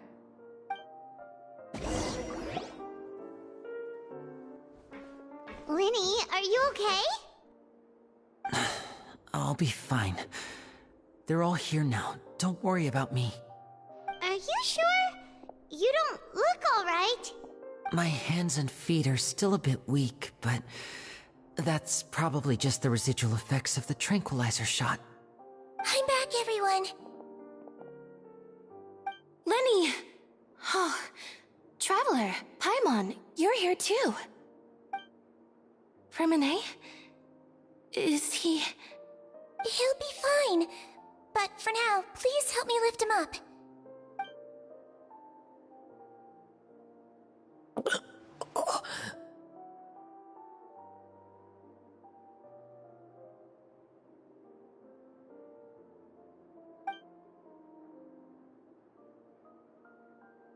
His breathing's beginning to slow down. Give me a hand and help me get him to the infirmary. Yeah, I'll take him from this side. Lynette, together? On it. Traveler, you seem pretty worried about him. Want to come with us? The Duke and Clorand are gone. They probably went to get some tea. The Duke will explain the truth in just a bit. Miss Cloran will need a break, since she only just returned from rescuing Fremine out of the sea.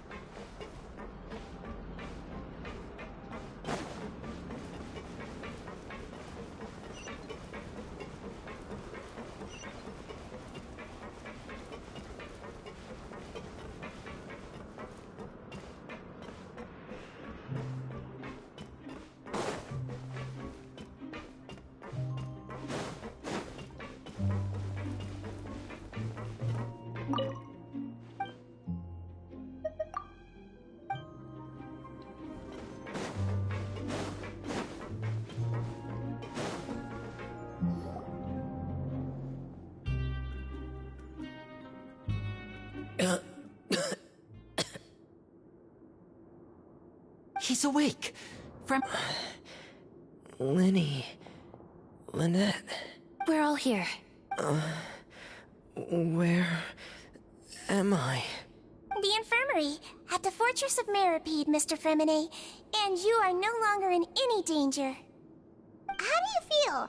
Don't push yourself if you're not feeling up to it.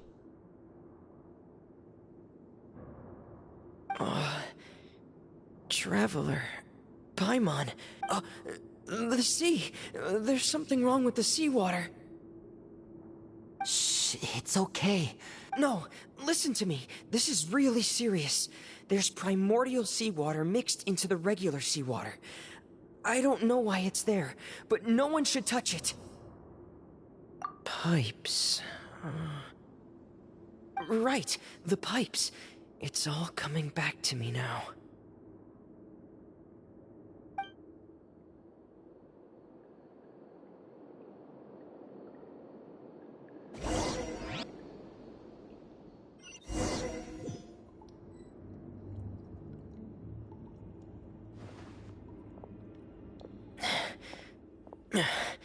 I'm in. Seems like this pipe hasn't been used in a long time. It looks abandoned.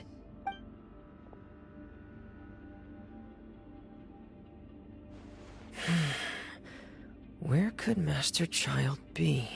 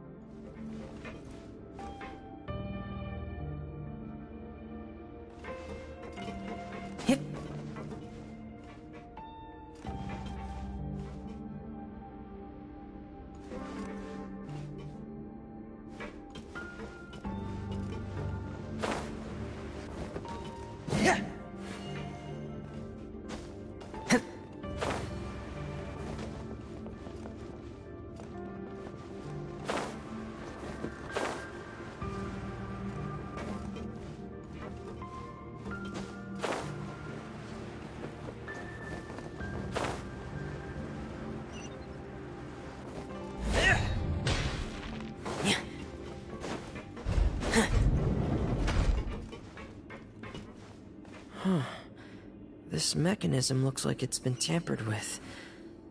Could he have done it?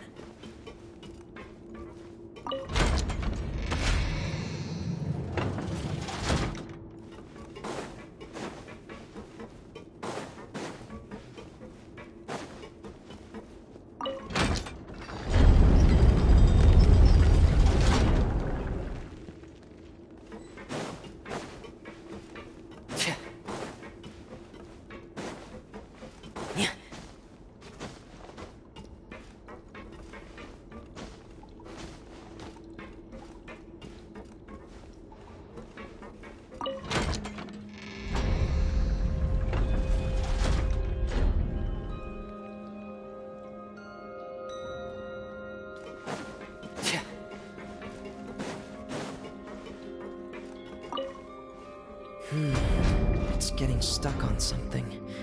Seems like I'll have to avoid those obstacles while I turn it.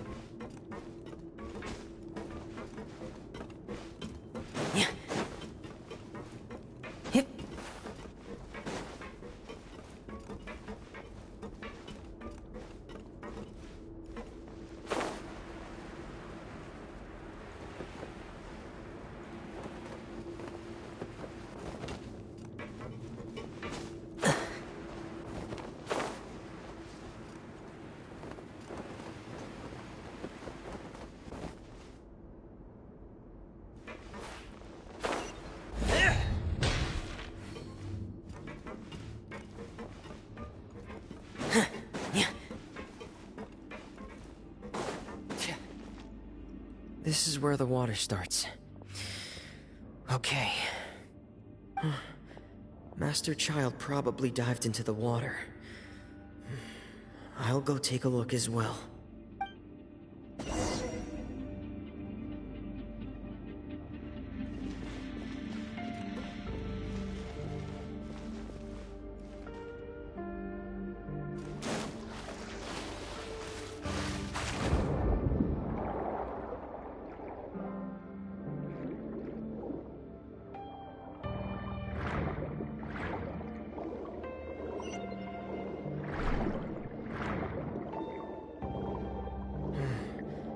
The vegetation here is a bit more sparse. These traces aren't natural. A person must have left them, and recently. I should be going in the right direction.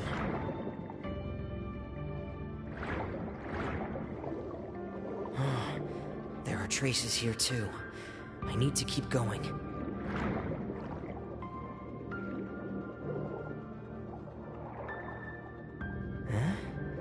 Traces are gone, but I don't see where he could have gone from here. Wait, what the?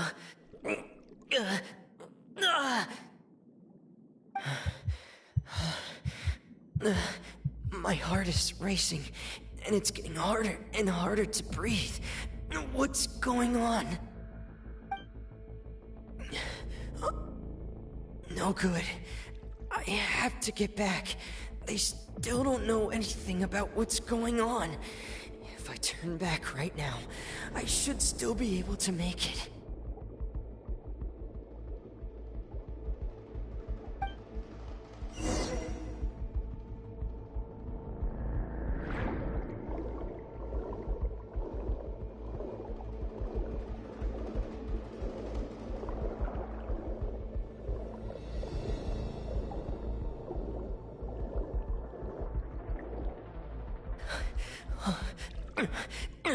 I can't die here.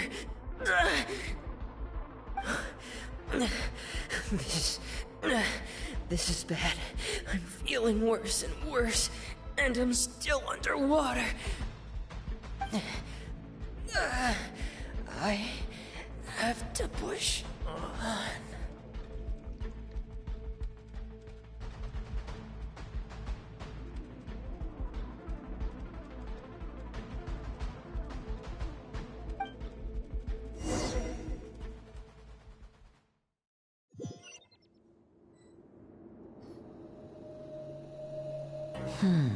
So, in other words, the trail you were following vanished, and you had no idea where Master Child could have gone, but there was also no obvious place for him to have disappeared to. That's right. I tried my best to swim back, but I had already put some distance between myself and the fortress, and I just couldn't find the strength to keep going. I probably passed out some time after that, and you know the rest. Miss Clarande brought you back, but we also don't know why she just suddenly appeared at the fortress, or why she went out to save you. Miss Clarande, you say? I must go thank her in person. You're still too weak for Monet. You can go after you've had some more rest. Miss Lynette is right. I believe Miss Clarande will stay here as a guest for another few days, so there's no need to hurry. A guest? Then I can assume Risley was the one who invited her to come down here? You should ask His Grace about that. He'll be able to explain better than me. Yeah, it's about time he actually told us what's going on. Wanna come with us, Lenny? No, please go on without me. I don't want to leave just yet. Lenny. The logical part of my brain is aware that we're safe right now, but I still can't bring myself to leave. Both of you are just in danger. Understood. Then let's just sit together for a while. In that case, I'll leave the infirmary to you. The Traveler and I are going to head out for now. As long as you stay in here, I don't think you'll be disturbed. Thank you.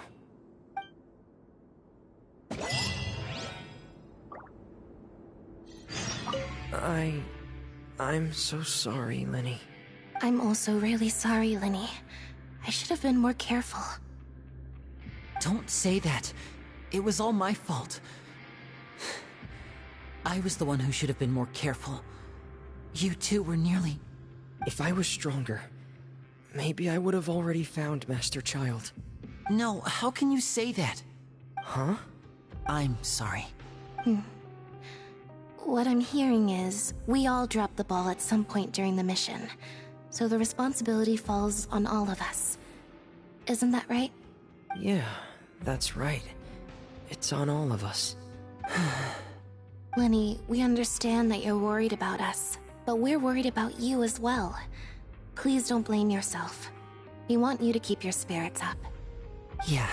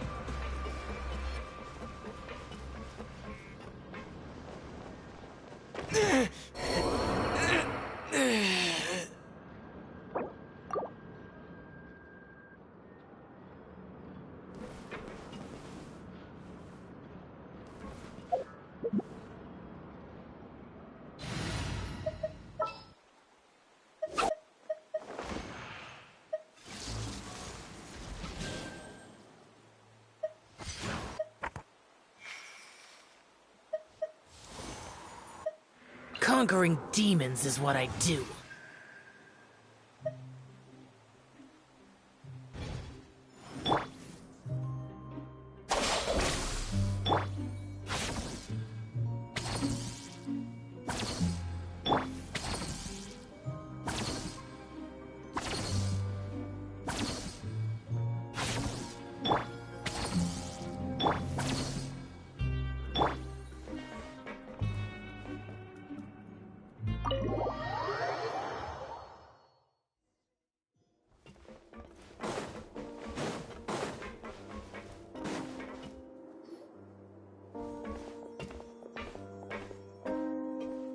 Excuse me! I take it Mr. Fremonet's condition has stabilized? Of course! I wouldn't have left the infirmary otherwise. I've been expecting those two, but might I inquire as to the purpose of your visit, Miss Siegeween? I wanted to check up on Miss Claran. How are you feeling? Mostly fine, I think. If you don't mind, I'd like to perform another quick physical exam. It'll just take a few minutes. All right. Thank you for looking out for me. I'll take my leave for now, then.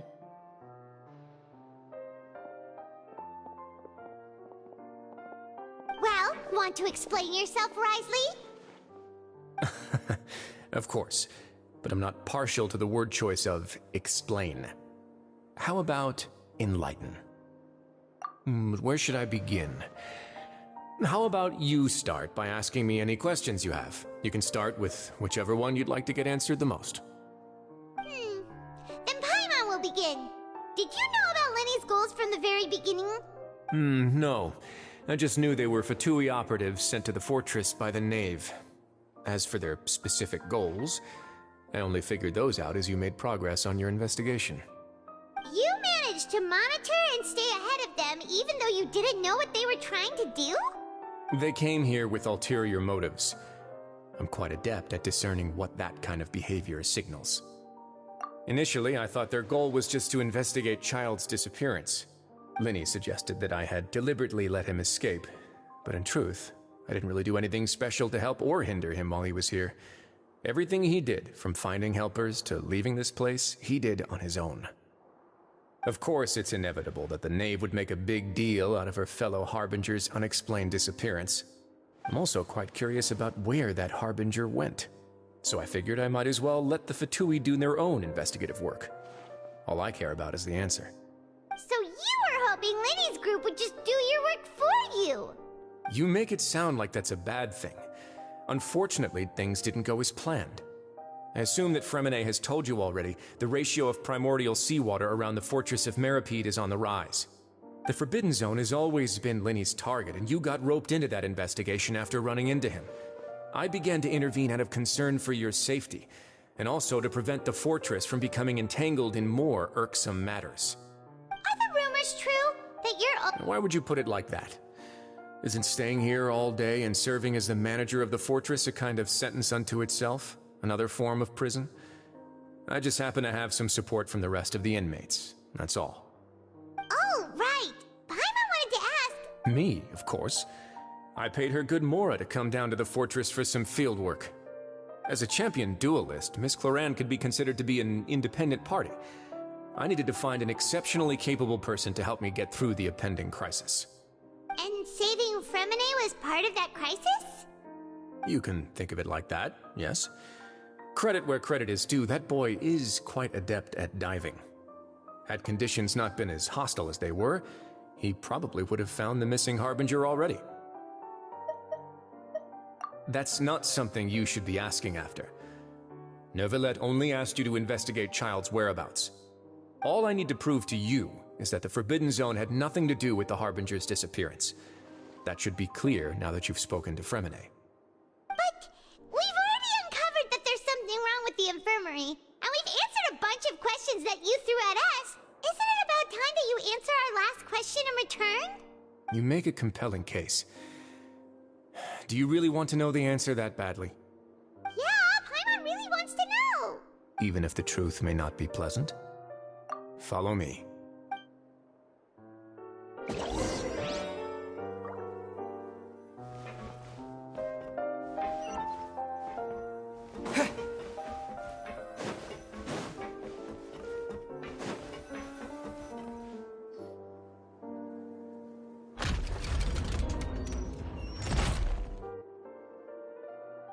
There's a hidden door here?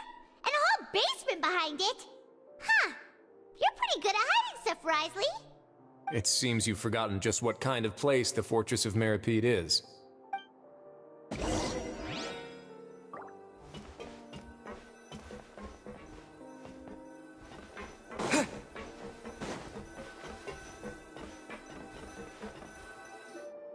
Stand on the central plate. Wait, is there a secret mechanism or... Whoa!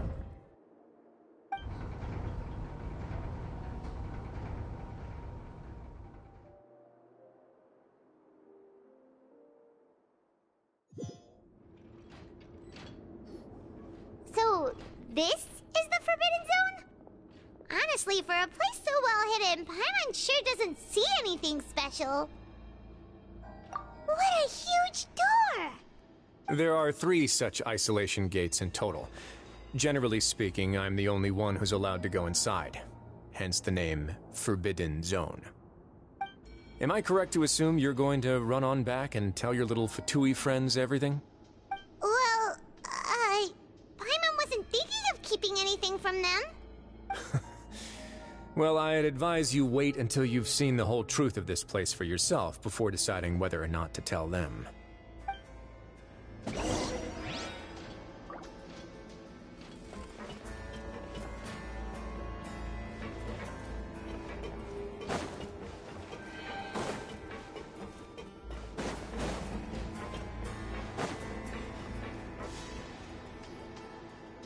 Huh.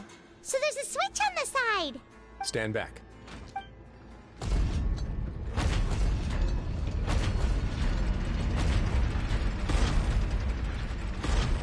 Whoa! They all just went up one by one! Go on, have a look.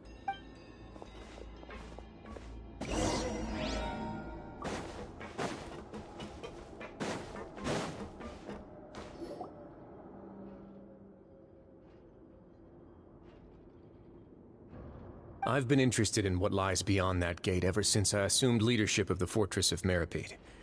Of course, it would be unwise to recklessly open it, but it'd also be risky and negligent to simply ignore any potential danger that could be behind it. The readings on that dashboard have not budged since the day when I first laid eyes on this place. But over the past year, the needle has crept upwards from its original position, likely because some parameter it's been tracking has changed, if only infinitesimally. Normally, I would have ignored it, but I happened to have some free time when I noticed it, so I investigated. Any guesses what the reading could be tracking? Very reasonable guesses. I've considered both of those as well. Unfortunately, our dashboard is tracking something less ordinary. The temperature should vary with weather and climate changes, so for something that rarely shifts, the water pressure is more likely. We ran a few tests to increase the pressure from the outside, but the readings didn't change at all. Later on, a few more possibilities occurred to me, such as a potential connection with the primordial sea. I began to make a few preparations based on that hypothesis. Over the past few days, the needle has moved again. With that, and the symptoms that Fremine displayed after leaving the fortress, I can now confidently conclude that the readings represent the concentration of primordial seawater in the seawater nearby. The concentration of primordial seawater? But we're already under the sea! And that is precisely the problem. We're at the bottom of the sea, and now we're surrounded by toxic seawater. Somehow, primordial seawater got mixed in, and the concentration is steadily rising. Yes, that's very likely. But forget about the two of us. Not even Novelette knows where the primordial sea could be, much less where we could find and plug a leak. Oh. Oh! Seems like you've figured it out. I believe the primordial sea lies directly beneath this sluice gate. For some reason, the primordial seawater levels have risen significantly, and it's now very close to us. The indicators are now red. Although the gate still stands, some primordial seawater has already leaked out and mixed into the sea around us. If this continues, soon it will no longer be able to hold back the primordial sea at all. Yeah, you know what the legends say. If this place falls, then everyone in Fontaine will be turned into puddles in the span of a night. But that's just too weird! Why would the Fortress of Meripede be built right above a sluice gate for the primordial sea? Who built this place anyway? Your expression tells me you think this might be part of a vast, complicated conspiracy. To be honest, you might find the actual answer may be exceedingly boring. It's just that the secret of the Forbidden Zone had been long forgotten by the nation before I rediscovered it with my research. There's no single founder of the Fortress of Meripede in any traditional sense. What we know about its history has been left to us by the people who used to live here. When the previous Hydro Archon Egeria ruled the land, all convicted criminals from Fontaine were exiled. The people drove the criminals away like a wolf pack chasing away the banished. The criminals received no sympathy of any kind from the people. They were exiled to the desolate seaside, where they experienced only pain, struggle, and the bone-chilling cold. Some of them began to repent, and prayed to the Hydro Archon, asking if there was still anything they could do. The Hydro Archon took pity on them, and said, "You may go guard my secret, deep underneath the waves." And so, leaning on the power of the Hydro Archon, they gathered underneath the sea and began to build a fortress.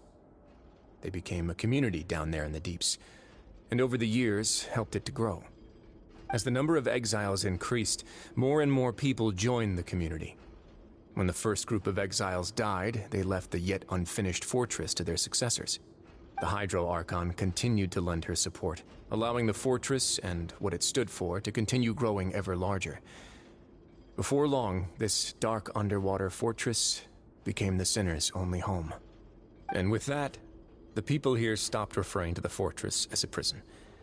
They saw themselves as repenting sinners who would regain their freedom once they had sufficiently redeemed themselves.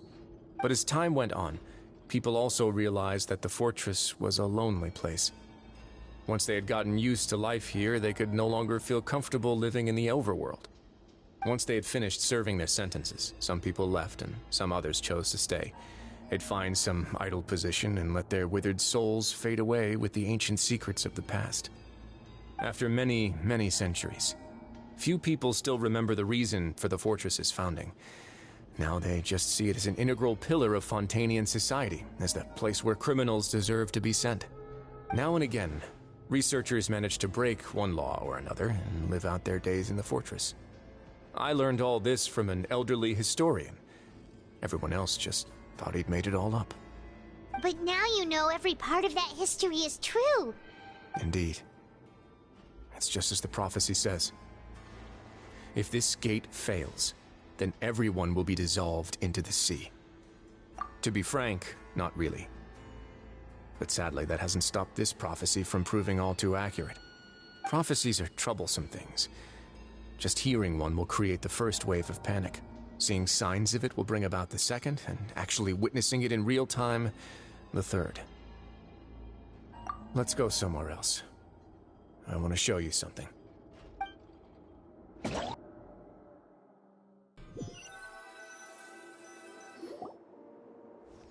This is it. Your Grace, perfect timing. The results from our last round of experiments have... Wait, Jurier, he's not alone! Huh? Lorvine and Jurier? No need to panic, you two. I've already told them about our plan. What? After you warned us not to tell a single soul about any of this? I'm skeptical as well. Are you sure they are trustworthy? The results speak for themselves, don't they? These two may already know more than you could ever imagine. All right then, if Your Grace insists. They seem harmless enough, so I'll trust them for now. How about some reintroductions? This is Jurier, one of the highest-ranked researchers from the Fontaine Research Institute. He used to work under Edwin. I trust that you've heard of Edwin? Good. Saves me a bit of time explaining. Edwin's main areas of research were archaeum and gravimeters. As his assistant, Jurier is quite familiar with them as well. I hired him to be my technical consultant. You want to blow up the fortress of Meripede? Ah, what a lovely idea. I'm already imagining it in my head. Gotta admit, I'm tempted as well. Guys, focus! Focus! That taskmaster over there is Miss Lorvine, and is also one of my technical consultants. While Jurier used to be Edwin's assistant, she used to be Jurier's assistant. Ooh, are they together? See, everyone keeps asking this question. Are you too sure you're not a couple and just using your work as a convenient cover? Your Grace, I am not in a relationship with this man. If I dated her, I'd officially be madder than Edwin. Jeez, forget I said anything then. Follow me. Whoa, there's another door that goes right up. Your constant amazement makes it seem like the fortress can do anything. But Paimon really thinks everything's super cool.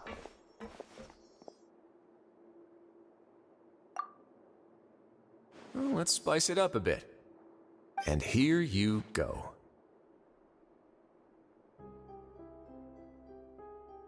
What a huge ship? This is also a production zone that Paimon's never seen before. What's going on? How much do you know about Fontainian history? Not much at all. Well, then maybe you haven't heard the story of ancient Lemuria. To give you a quick rundown, Fontaine used to be ruled by the Lemurian dynasty. According to legend, the Lemurian king Remus came to this land after being inspired by divine revelation and found the seer Sibila, who had taken on the form of a golden bee. Taking the golden bee with him and riding on a huge ship, the Fortuna, he created his nation above the surging waves. He called his nation Lemuria and used the Fortuna to incessantly search for new tribes and islands, calling on them to join his empire. There's a ship in this story too? Where there's water, there'll be ships. People believe that hope can always be found at the end of a voyage. Do you believe that too? To a point, I think. As you've already seen, I have a whole factory's worth of labor, materials, and technology at my disposal. Certainly can't hurt to give it a try. So the moment I began to speculate that the primordial sea might lie underneath the gate, I also began this project. Were you inspired by the legendary Fortuna? Maybe. Fontainians need something to hold on to cope with the impending disaster. Were the workers to find out the truth behind this ship, Riots would destroy the fortress faster than any catastrophe. As the fortress's administrator, I'd never make such a reckless call. Alright, that's enough talking for now. I'll need another 3 cups of tea to soothe my throat. Do you have any other questions? Seems like you're good. Come on, I'll take you back.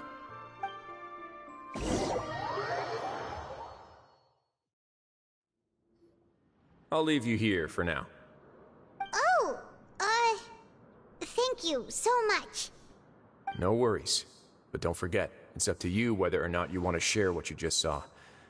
What you do from here on out will likely affect those 3 as well.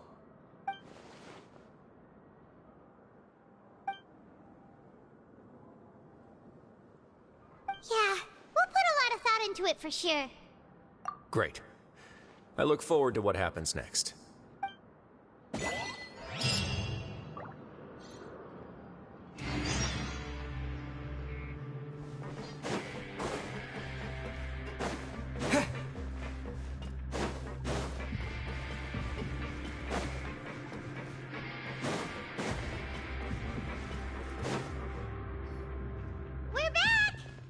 Welcome back.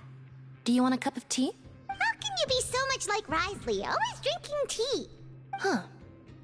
Actually, now that you mention it, I just remembered something now. While I was sedated, I could still barely hear 2 people talking next to me. They were discussing everything from the... Must have been Wriothesley and Sijween. Yeah, I heard 1 male voice and 1 female, so it should have been the 2 of them. They really were just talking about brewing tea. I really can't make sense of this place.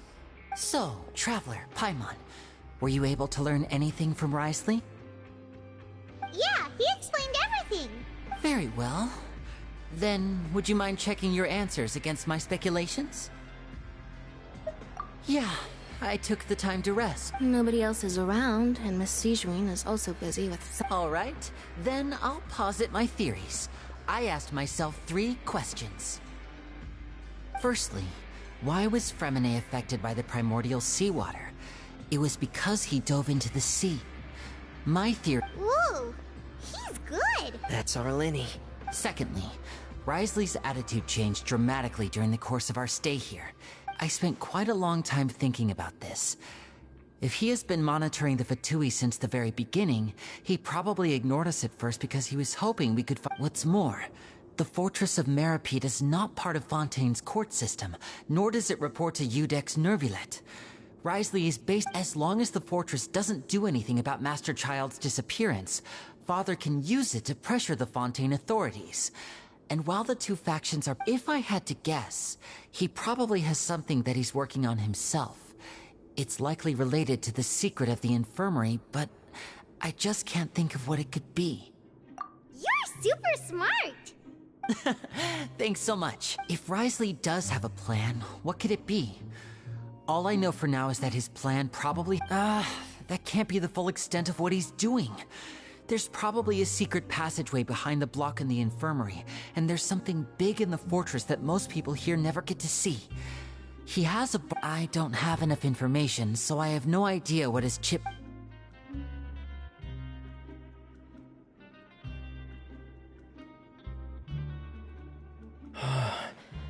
I can't believe it. The sea will engulf everyone. Just like the prophecy said. Could Wriothesley have wanted to meet Father to figure out a way to deal with this crisis? If you remember, I once mentioned that Father sees the House of the Hearth as her base of operations, and she truly... Or perhaps he didn't know, and just wanted to bring Father over to his side?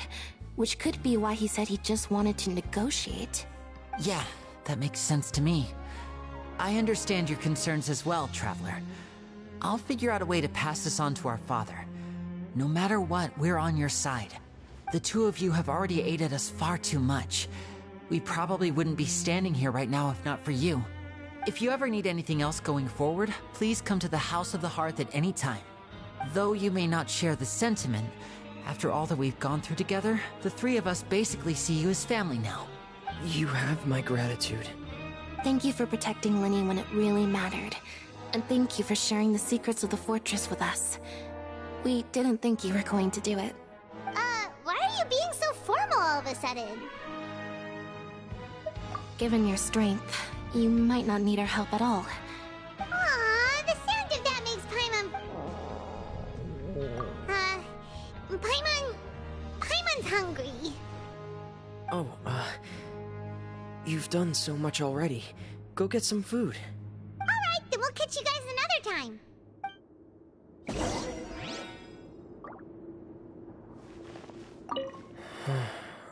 I feel like I should try to become someone more capable of helping. You're incredibly helpful. Lenny thinks so too. Yeah, you two are always telling me not to push myself, but aren't you just like that as well?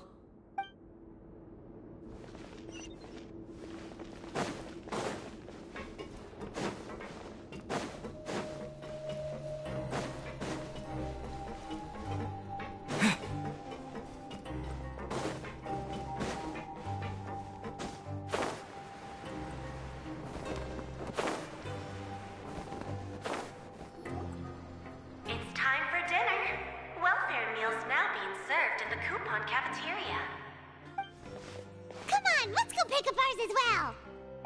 Traveler and Paimon! Over here! Are you here for dinner too, Miss Sijwin?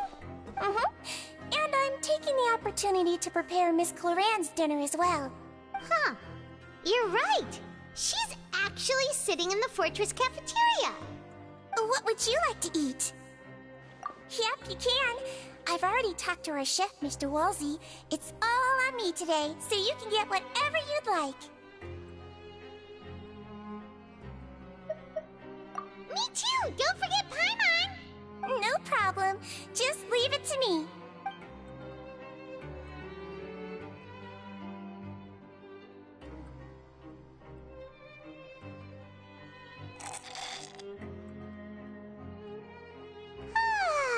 So delicious. Is this how it feels to be freeloaders? Feeling full yet? How's the food? Delicious! I'm so glad to see you all so happy. Sijwin, do you do this to help your patients or to better understand human beings? A bit of both, I suppose. I'm a Melazine, which means I'm very different from human beings. I must know what you're thinking if I want to take good care of you. You're really good at taking care of people. Even though you're so short, you still talk and act like an older sister. Really? You're reminded of an older sister? That's great to hear. Oh, and what did you mean back in Risley's office? When you said that you were protecting Linny and his siblings as well? Oh, that. I just asked His Grace to look out for those children, especially that diver boy. I was getting a bit worried after hearing that something was wrong with the water. Thankfully, Clorand is very strong and managed to save him in the nick of time.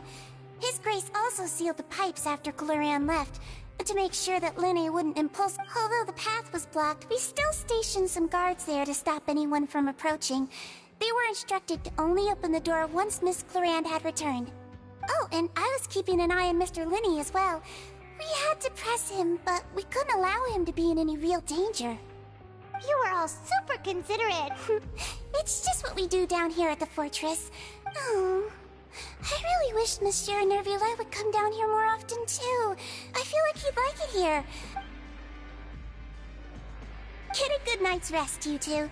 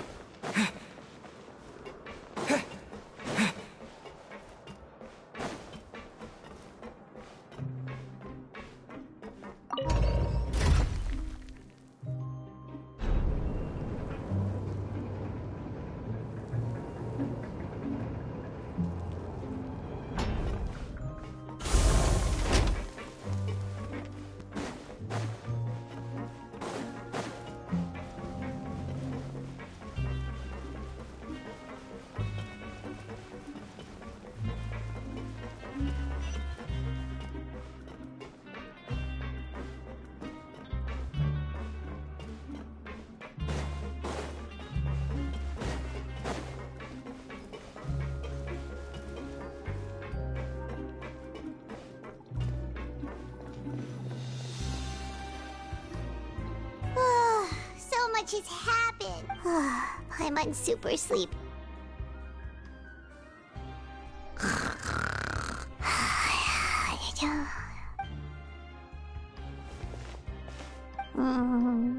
Delicious. I'm on 1 seconds for free.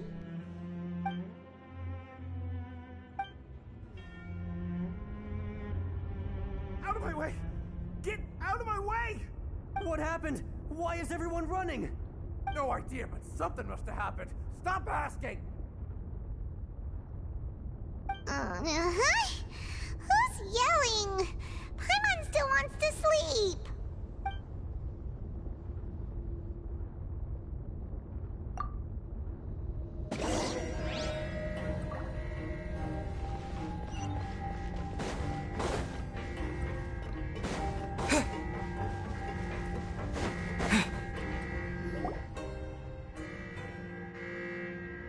What happened? Why is everyone running around? Hey, what are you doing? No time to explain, mate. Goodbye. Hey, wait! What's wrong with these people? They won't even talk to us. They're here! There you are! Oh, thank goodness! Quisto and Laveroon, do you know what happened here? We came here especially to inform you. Something seems to have gone terribly wrong just now. His Grace is telling everyone to evacuate and get out of here. Laveroon was saying you two are new here and you don't have many friends, so you might slip through the cracks. Haven't you heard all the stories like that? An evacuation is successfully completed, yet you only find out once you do a head count that 1 or 2 people are missing. Wait, weren't you the one who brought that up? Why is it suddenly my idea? Hey, shut up! Okay, whatever. The point is, you should come with us. Yeah, he said to get as far away as possible, upwards and outwards. Oh no, it can't be that thing! Whoa, wait, what? What? Hey, where are you going? We have to go find the Duke! You two just go and get out! Go on without us! Hey, hey! Be careful! Attention! Please evacuate upwards and outwards, upwards and outwards. If you're already at the topmost layer, then try to move as far outwards as possible.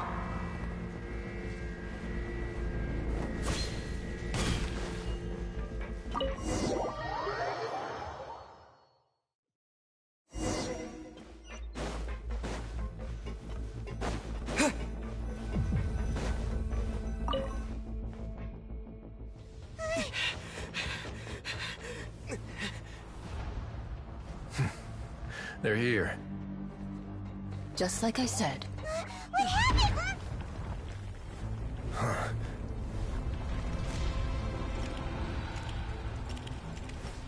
You're just in time. But be ready to run.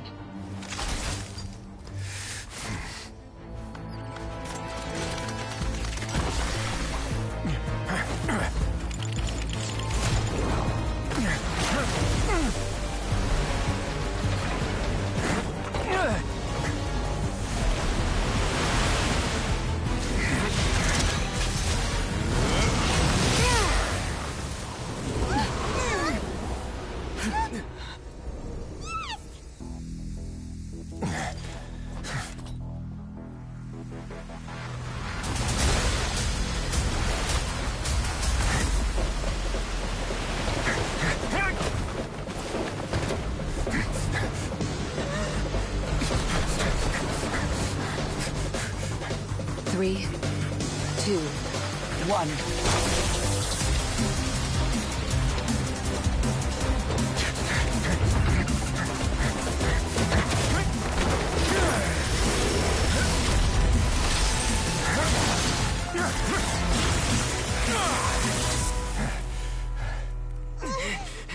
This won't hold it for long.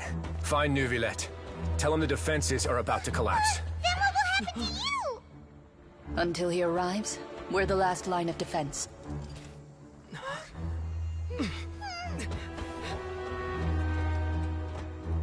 The gate. How long do you think it'll hold? That depends on us.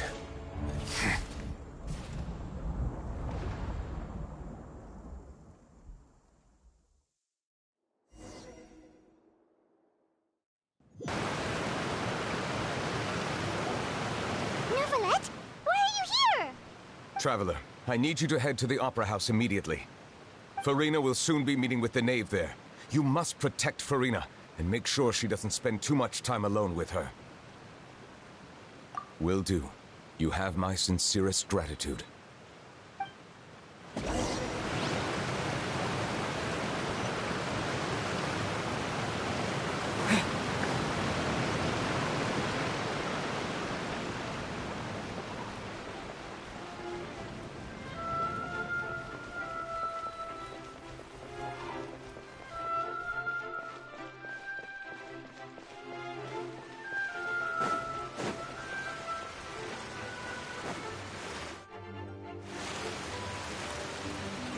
Look! There are a ton of Fatui and Palais Mermonia people over there! The knave is probably here already. We need to hurry! Are you two the Traveler and Paimon? Monsieur Nervalet has left instructions. Please follow me. Though I'm sure he's already explained, this should be a mostly cordial conversation, unlikely to give rise to violence. But it would be most appreciated if you could protect Lady Farina to the best of your abilities.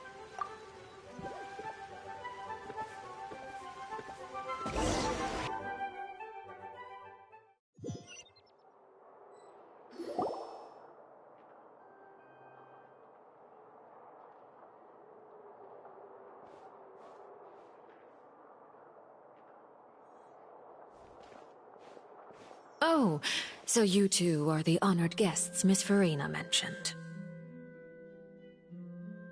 Of course, of course! How could they not attend a meeting such as this? I must always have 2 or more guests at my dessert table. Otherwise, the occasion would be too lonely and unbecoming of my station. It is my pleasure to make your acquaintance, Traveler. I have heard much of your accomplishments. I am the Knave, one of the 11 Fatui Harbingers.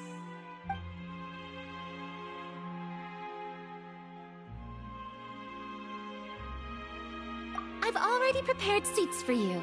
Come, sit beside me. Perhaps you two are unaware of how Miss Farina and I do things. You see, we actually recently agreed to get together for tea when we had the time. See this?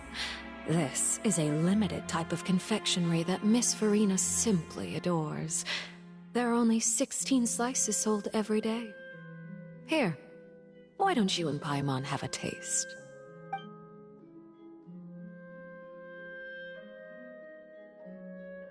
Traveler, what do you think of this cake?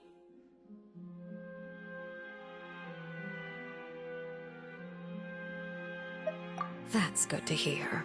So what Child said was on the mark after all. You do share a taste in desserts with Farina and I. I wonder how he's doing nowadays. You must have heard, right? He's suddenly gone missing. I'm really worried about his safety, you know. Here's to hoping that he's an excellent swimmer. Since we're talking about him, I feel like I should add something. His martial prowess really looked certainly pretty impressive, yeah.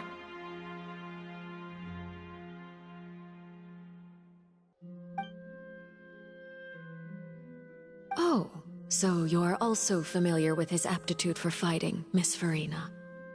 Oh, right. I almost forgot. Child was subdued by Udex Neuvillette right in front of you. Against ordinary people, my colleague would never be on the back foot. But alas, he just never imagined he'd run into such a person.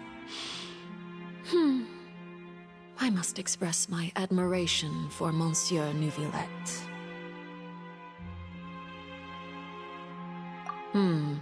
Coming from you, that's not surprising at all. But I thought you would be happier to hear the news. Of course, but it's still a bit of a shame. You see, I would have been far happier had I received this news somewhat earlier. As you well know, a long time has passed since Child disappeared. Well, in any case, there's no need to worry. We know for sure that Child is still alive.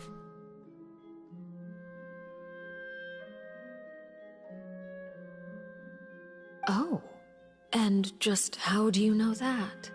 Because we found evidence that proved he left the Fortress of Mirapede! And where did he go after leaving the fortress? Well... The Fortress of Mirapede lies deep beneath the waves. Unless he pranced right out of the main gate, he must have had to swim for it. Do you have any proof that he surfaced safely?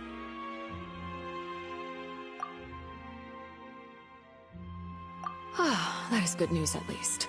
His sister Tonya sent a letter to Fontaine not too long ago. Since he was unfortunately unavailable, I picked it up on his behalf.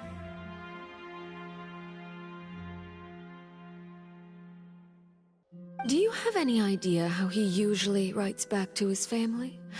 Dear Tonya, your letter made me feel like we were still enjoying our time in Snezhnaya together.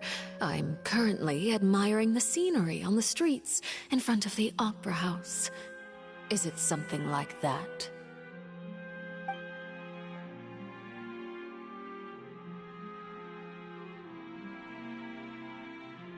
All letters tend to follow the same few formats anyway, right?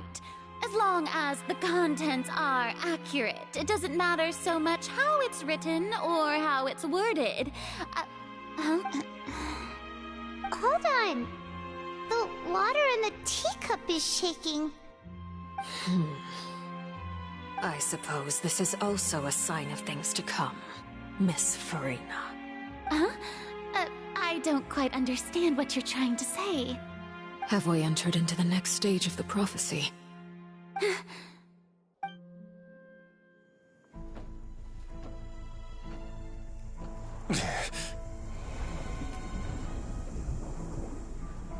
My thanks to you both. I will take it from here.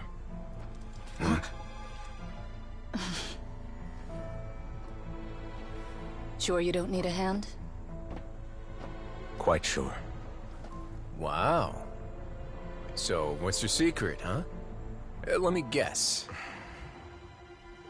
Nah, who knows? Maybe it's just your sense of responsibility. Sounds about right.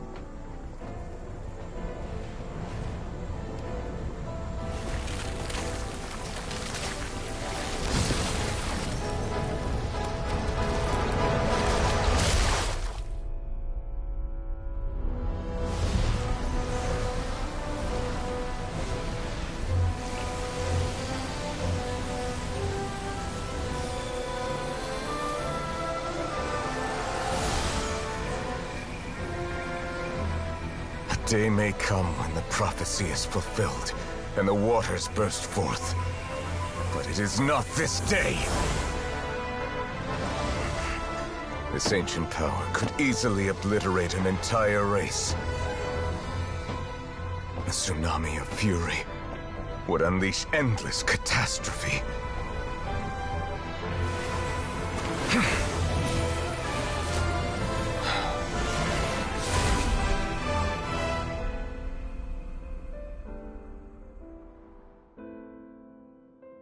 This sentence is too severe. Forgive me for overruling it.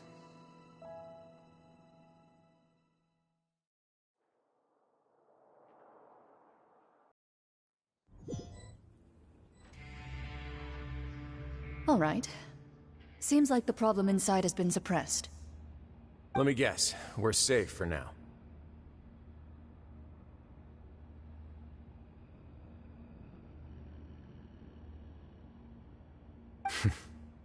Indeed. But only for now. I win this bet. You owe me a present. Very well. It was indeed just as you said. You made a bet?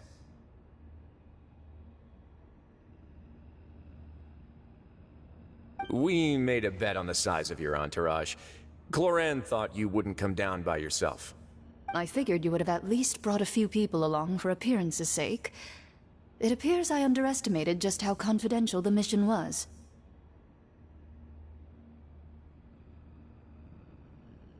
Shouldn't you have gotten used to confidential missions by now? That's just how the courts operate. So what gift must the loser give? Tea? He already has tons of tea in his office. I'm thinking about a set of legal codices.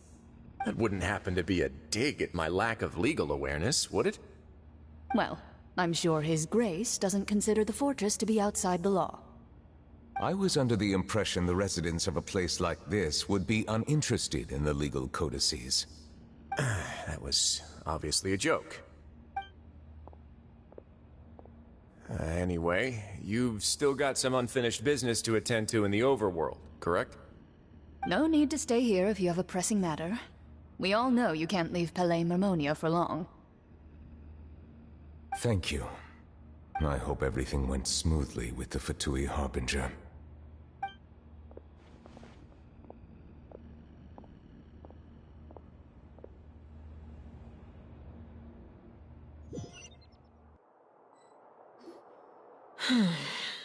I must say, we've spent long enough playing house. Miss Farina, as the Hydro Archon, I am sure you understand the exact meaning of the phenomenon we just witnessed. Or should I say, that's what I originally thought.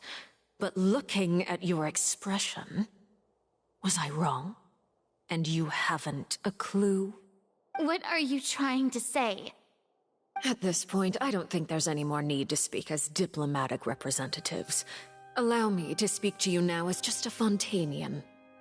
You know the prophecy by heart, and also that every part of it is being proven true. Yet, here you are, relaxing, drinking tea, and eating desserts as if it's all nothing more than a few stray bugs in your garden. Do you really think that's acceptable? The prophecy's hanging above our necks like a guillotine. Every faction is looking for a way to either avert the disaster or save their own. Even the orphans of the House of the Hearth have devoted everything to saving their homeland. But you? It beggars belief just how nonchalant and carefree you have been. From the very beginning, you, the god Focalor, you have utterly failed to take action. You're wrong. I've never ignored the prophecy, nor have I just been passing the time in self-indulgence. Retract your accusation and stop doubting the wisdom of the gods with such absurd conjectures! I am not alone in my doubts, you know. All the children of Fontaine may be harboring the exact same thoughts right now. Oh, great Hydro Archon. How are you going to save them? Save us? How are the people you've sworn to protect supposed to survive in a land that will soon disappear beneath the waves? I have my ways, and I've been working on them for all this time. Even if you look down upon me, you have no right to judge me. Fontaine will be saved. Even if I still cannot see the true future right now, as long as I continue on as I am, I will be able to hold my head up high!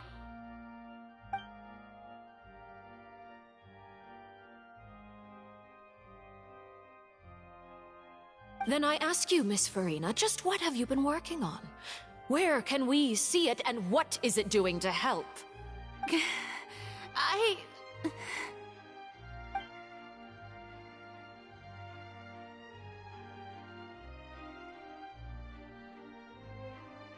My machinations are just like the prophecy itself. They will only reveal themselves at the fated time. It is just that beings like yourselves are unable to perceive them as of yet. I see. As a god, the proof of your labor always lies beyond prying mortal eyes. Allow me to be so bold as to ask another way. Would it be possible for you to tell us the parts of your plan that are not confidential? Such as your emergency response plan for the impending disaster? An emergency response plan? Oh, that look in your eyes. Have you not even prepared one of those? The emergency response plan is also strictly confidential. Then allow me to jog your memory. Miss Farina, what is the purpose of your Oratrice Mécanique d'Analyse, Cardinal? And what do you plan to do with the massive amounts of indemnitium that has accumulated over the years? The Oratrice? It's just like it appears to be. So you also have no idea. If I'm not mistaken, someone's using it to prepare for something. But unfortunately, it would seem that someone is not you, Miss Farina. I first caught wind of this when Linny tried to investigate the Oratrice in the Opera House. You see, even just getting close to the core contaminated him with an extremely large amount of indemnitium. But even if that had nothing to do with you, then what could you possibly be working on, oh great Hydro Archon? Oh, right. I almost forgot. Udex Neuvillette is not at the tea party with us today. Miss Farina, I suppose you must have ordered him away to take care of some troublesome business. Yes, that's exactly right. Please keep it a secret for me. Of course I will. Although, I must say, Miss Farina, you seem quite insecure without the Udex by your side. Oh, very well. Let's stop that conversation here. There are still a few slices of cake left, so please, help yourselves, everyone.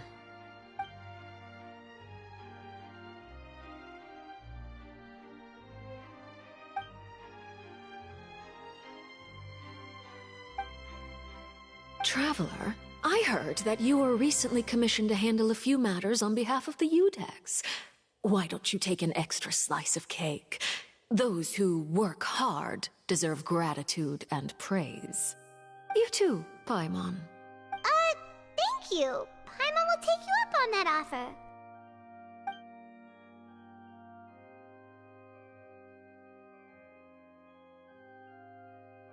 Oh, Paimon's super full. That cake was great. If it's on my tea table, it must be of the highest quality. Yes, and we must thank the knave for bringing these over as well. You're welcome. I'm sure the cake also felt greatly honored to be featured at Miss Farina's table, and I was merely catering to Miss Farina's tastes, seeking a chance to chat over tea. It is getting late. Why don't we call it a day? There are still a few matters that I need to take care of, so I must take my leave now. Very well. We'll end it here. Mind seeing me off, Traveler? We could use the opportunity to discuss Child before I must be on my way. Paimon's coming too!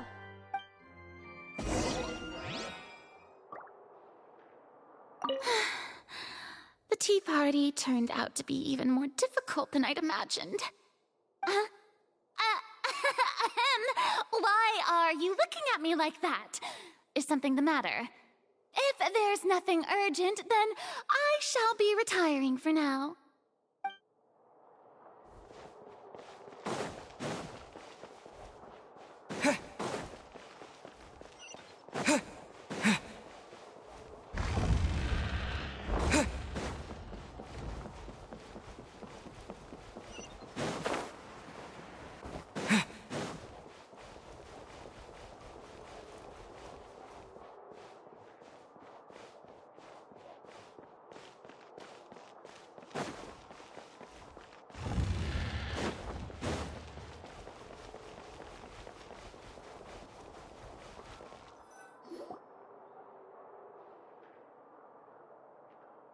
I'm glad that you were willing to come with me.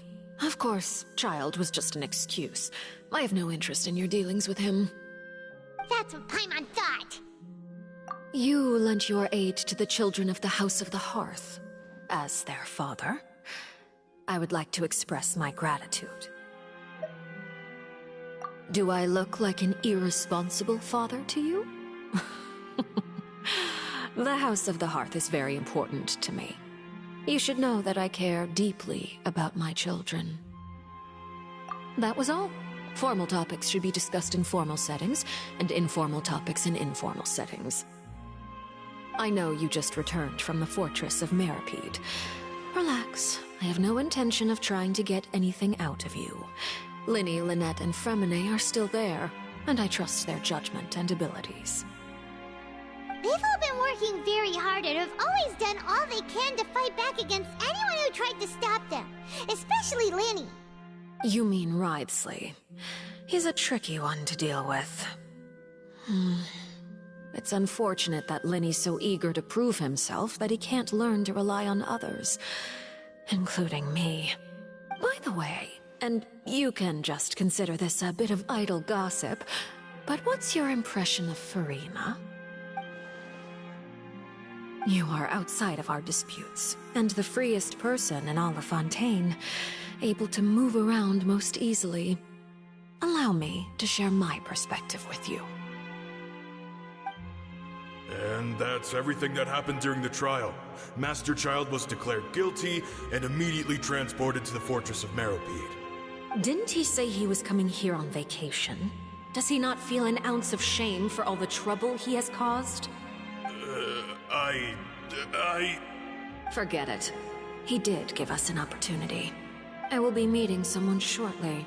Do you require help with any preparations? No need. I will take care of it myself. I need to meet with Furina, the Hydro Archon. She is at the heart of Fontaine. But what's fascinating about her is that she often seems more like a celebrity than a working Archon. Oh, come over here, you little critter, you! You dare to run from me? Stop right this instant!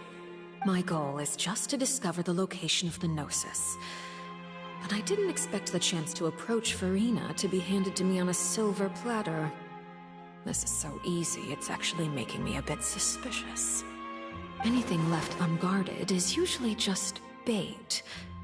But no one will blame someone for taking the bait. After all, from the moment it was attached to the hook, the bait is meant to be sacrificed. It's just as I guessed in the second before I struck. The Hydronosis is not currently held by the Archon. In fact, this Archon doesn't seem like a god at all. And I sense that she's under some kind of curse. Who are you? And what are you trying to do? Please don't kill me! I'm begging you, please! The fear in her pupils is genuine, so perhaps she's not bait after all. Either way, targeting her has lost all meaning.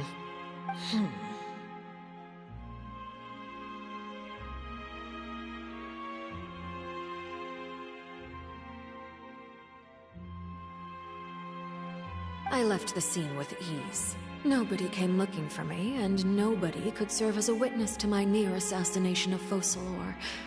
I suspect even Furina dares not mention this incident to anyone. Not long after, my informants confirmed what I had guessed. After returning to her quarters, Furina quietly cried alone. She was so scared that she could not sleep that night, nor could she even bring herself to eat her cake.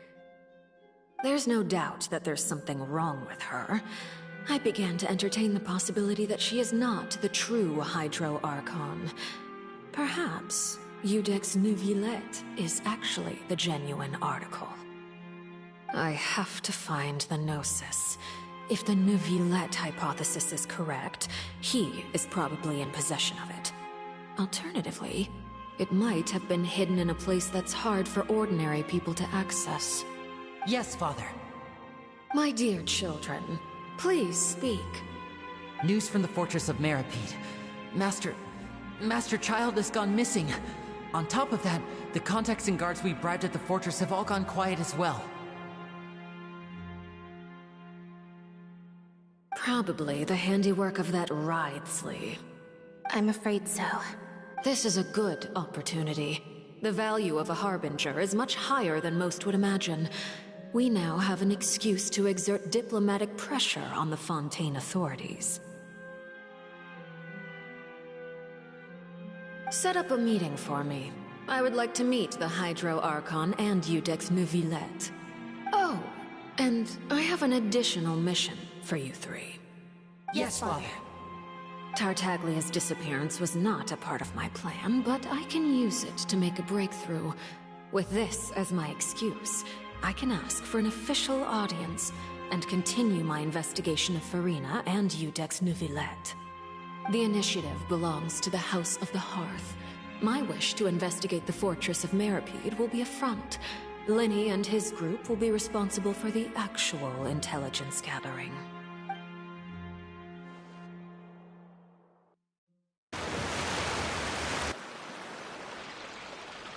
You should know the rest.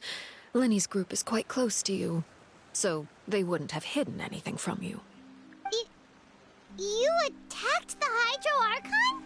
It wouldn't mean anything, even if you shouted it from the rooftops. After all, even Farina herself is still pretending that nothing of that sort ever happened. Alright then. I've now had 2 chances to enjoy tea with Farina. I have to say, the leadership of Fontaine is even more inscrutable than I had imagined. I once surmised that Eudex Neuvillette must be the Hydro Archon, but now, that doesn't seem right to me either. I am a servant of Her Majesty the Tsaritsa. Over my years of service, I've learned how a real Archon conducts and carries themselves. Whether Eudex Neuvillette or Farina, neither fits the bill. It's hard to imagine either of them as the Archon. Of course, that is all just how I feel. Gut feelings often do not require justification. It is, however, quite amusing to me that after all my years working in intelligence gathering, I've come to realize I am at a complete loss regarding the identity of the god of the land of my birth. Don't you think Fontaine is quite intriguing? A catastrophe looms, yet many secrets have yet to rise to the surface. Ultimately, though, one must survive in order to do anything else. Should the need arise, I would be happy to cooperate with you. You don't need to commit to anything right now, of course. I have a feeling that the situation will continue to evolve, and as your name is often connected with noble deeds, I'm sure we will work together someday. He certainly returned quickly. You must want to catch up with each other, so I'll leave you to him.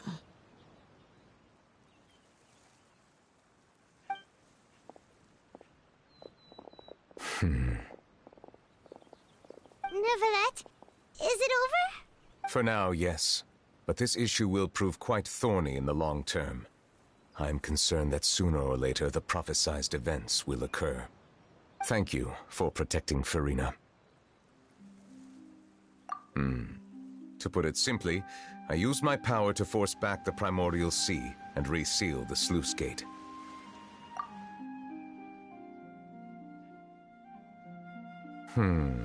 So as expected, the Knave has turned up the pressure on Farina. She's trying to feel her out, though I'm still unsure as to her motives. Permission granted. Whoa. It can't be that you're the real Hydro Archon, right?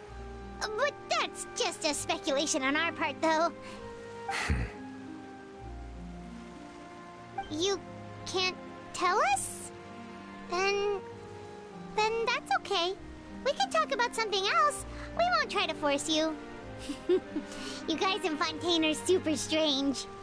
If by the phrase, "you guys," you are referring to Farina and I, then although I'm not sure just what you are trying to imply, I must clarify that I do not share her positions on a multitude of topics. I believe so. The fortress has a long and complex history. It has seen much grief and suffering. And now, another catastrophe will soon be upon us. I mourn this turn of events. Huh? Why is it raining all of a sudden?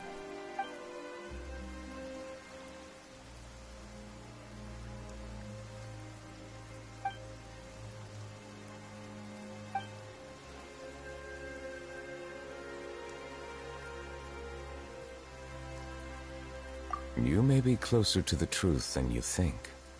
Oh? And what are you thinking? The dragon of... what? Huh? Please do not be so surprised. Farina?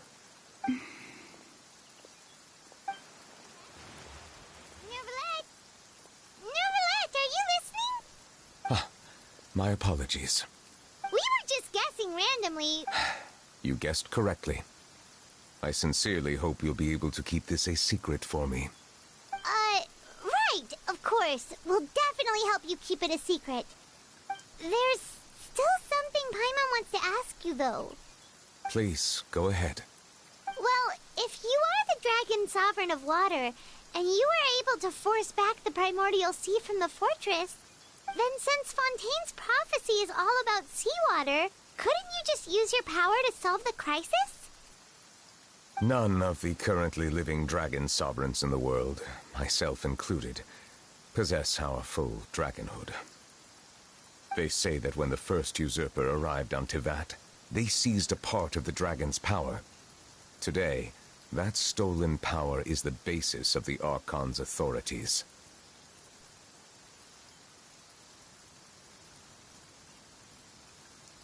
There are 7 elemental archons and 7 matching dragon sovereigns. The dragon sovereign of water who lived through that era perished a long time ago. As their successor, I know far less of that part of our ancient history.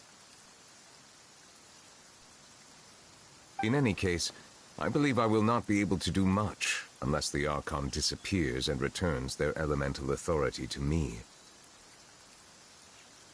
Given the status quo, however, I would recommend finding another way to deal with the prophecy.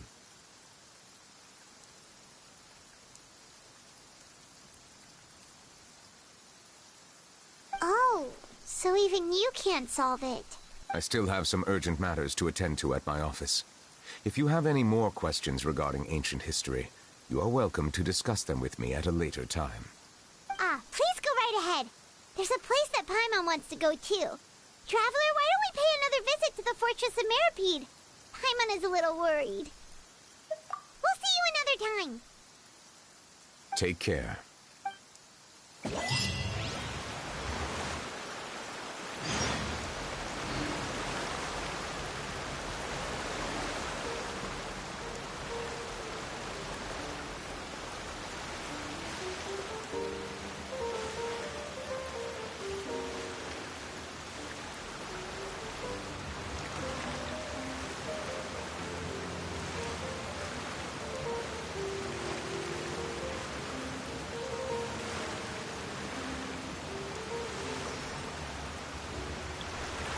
I believe here we'll find a good spot to pause. Overall, a good plot to our conquest. Some pretty cool answers revealed, especially with the fortress of Meropide there. That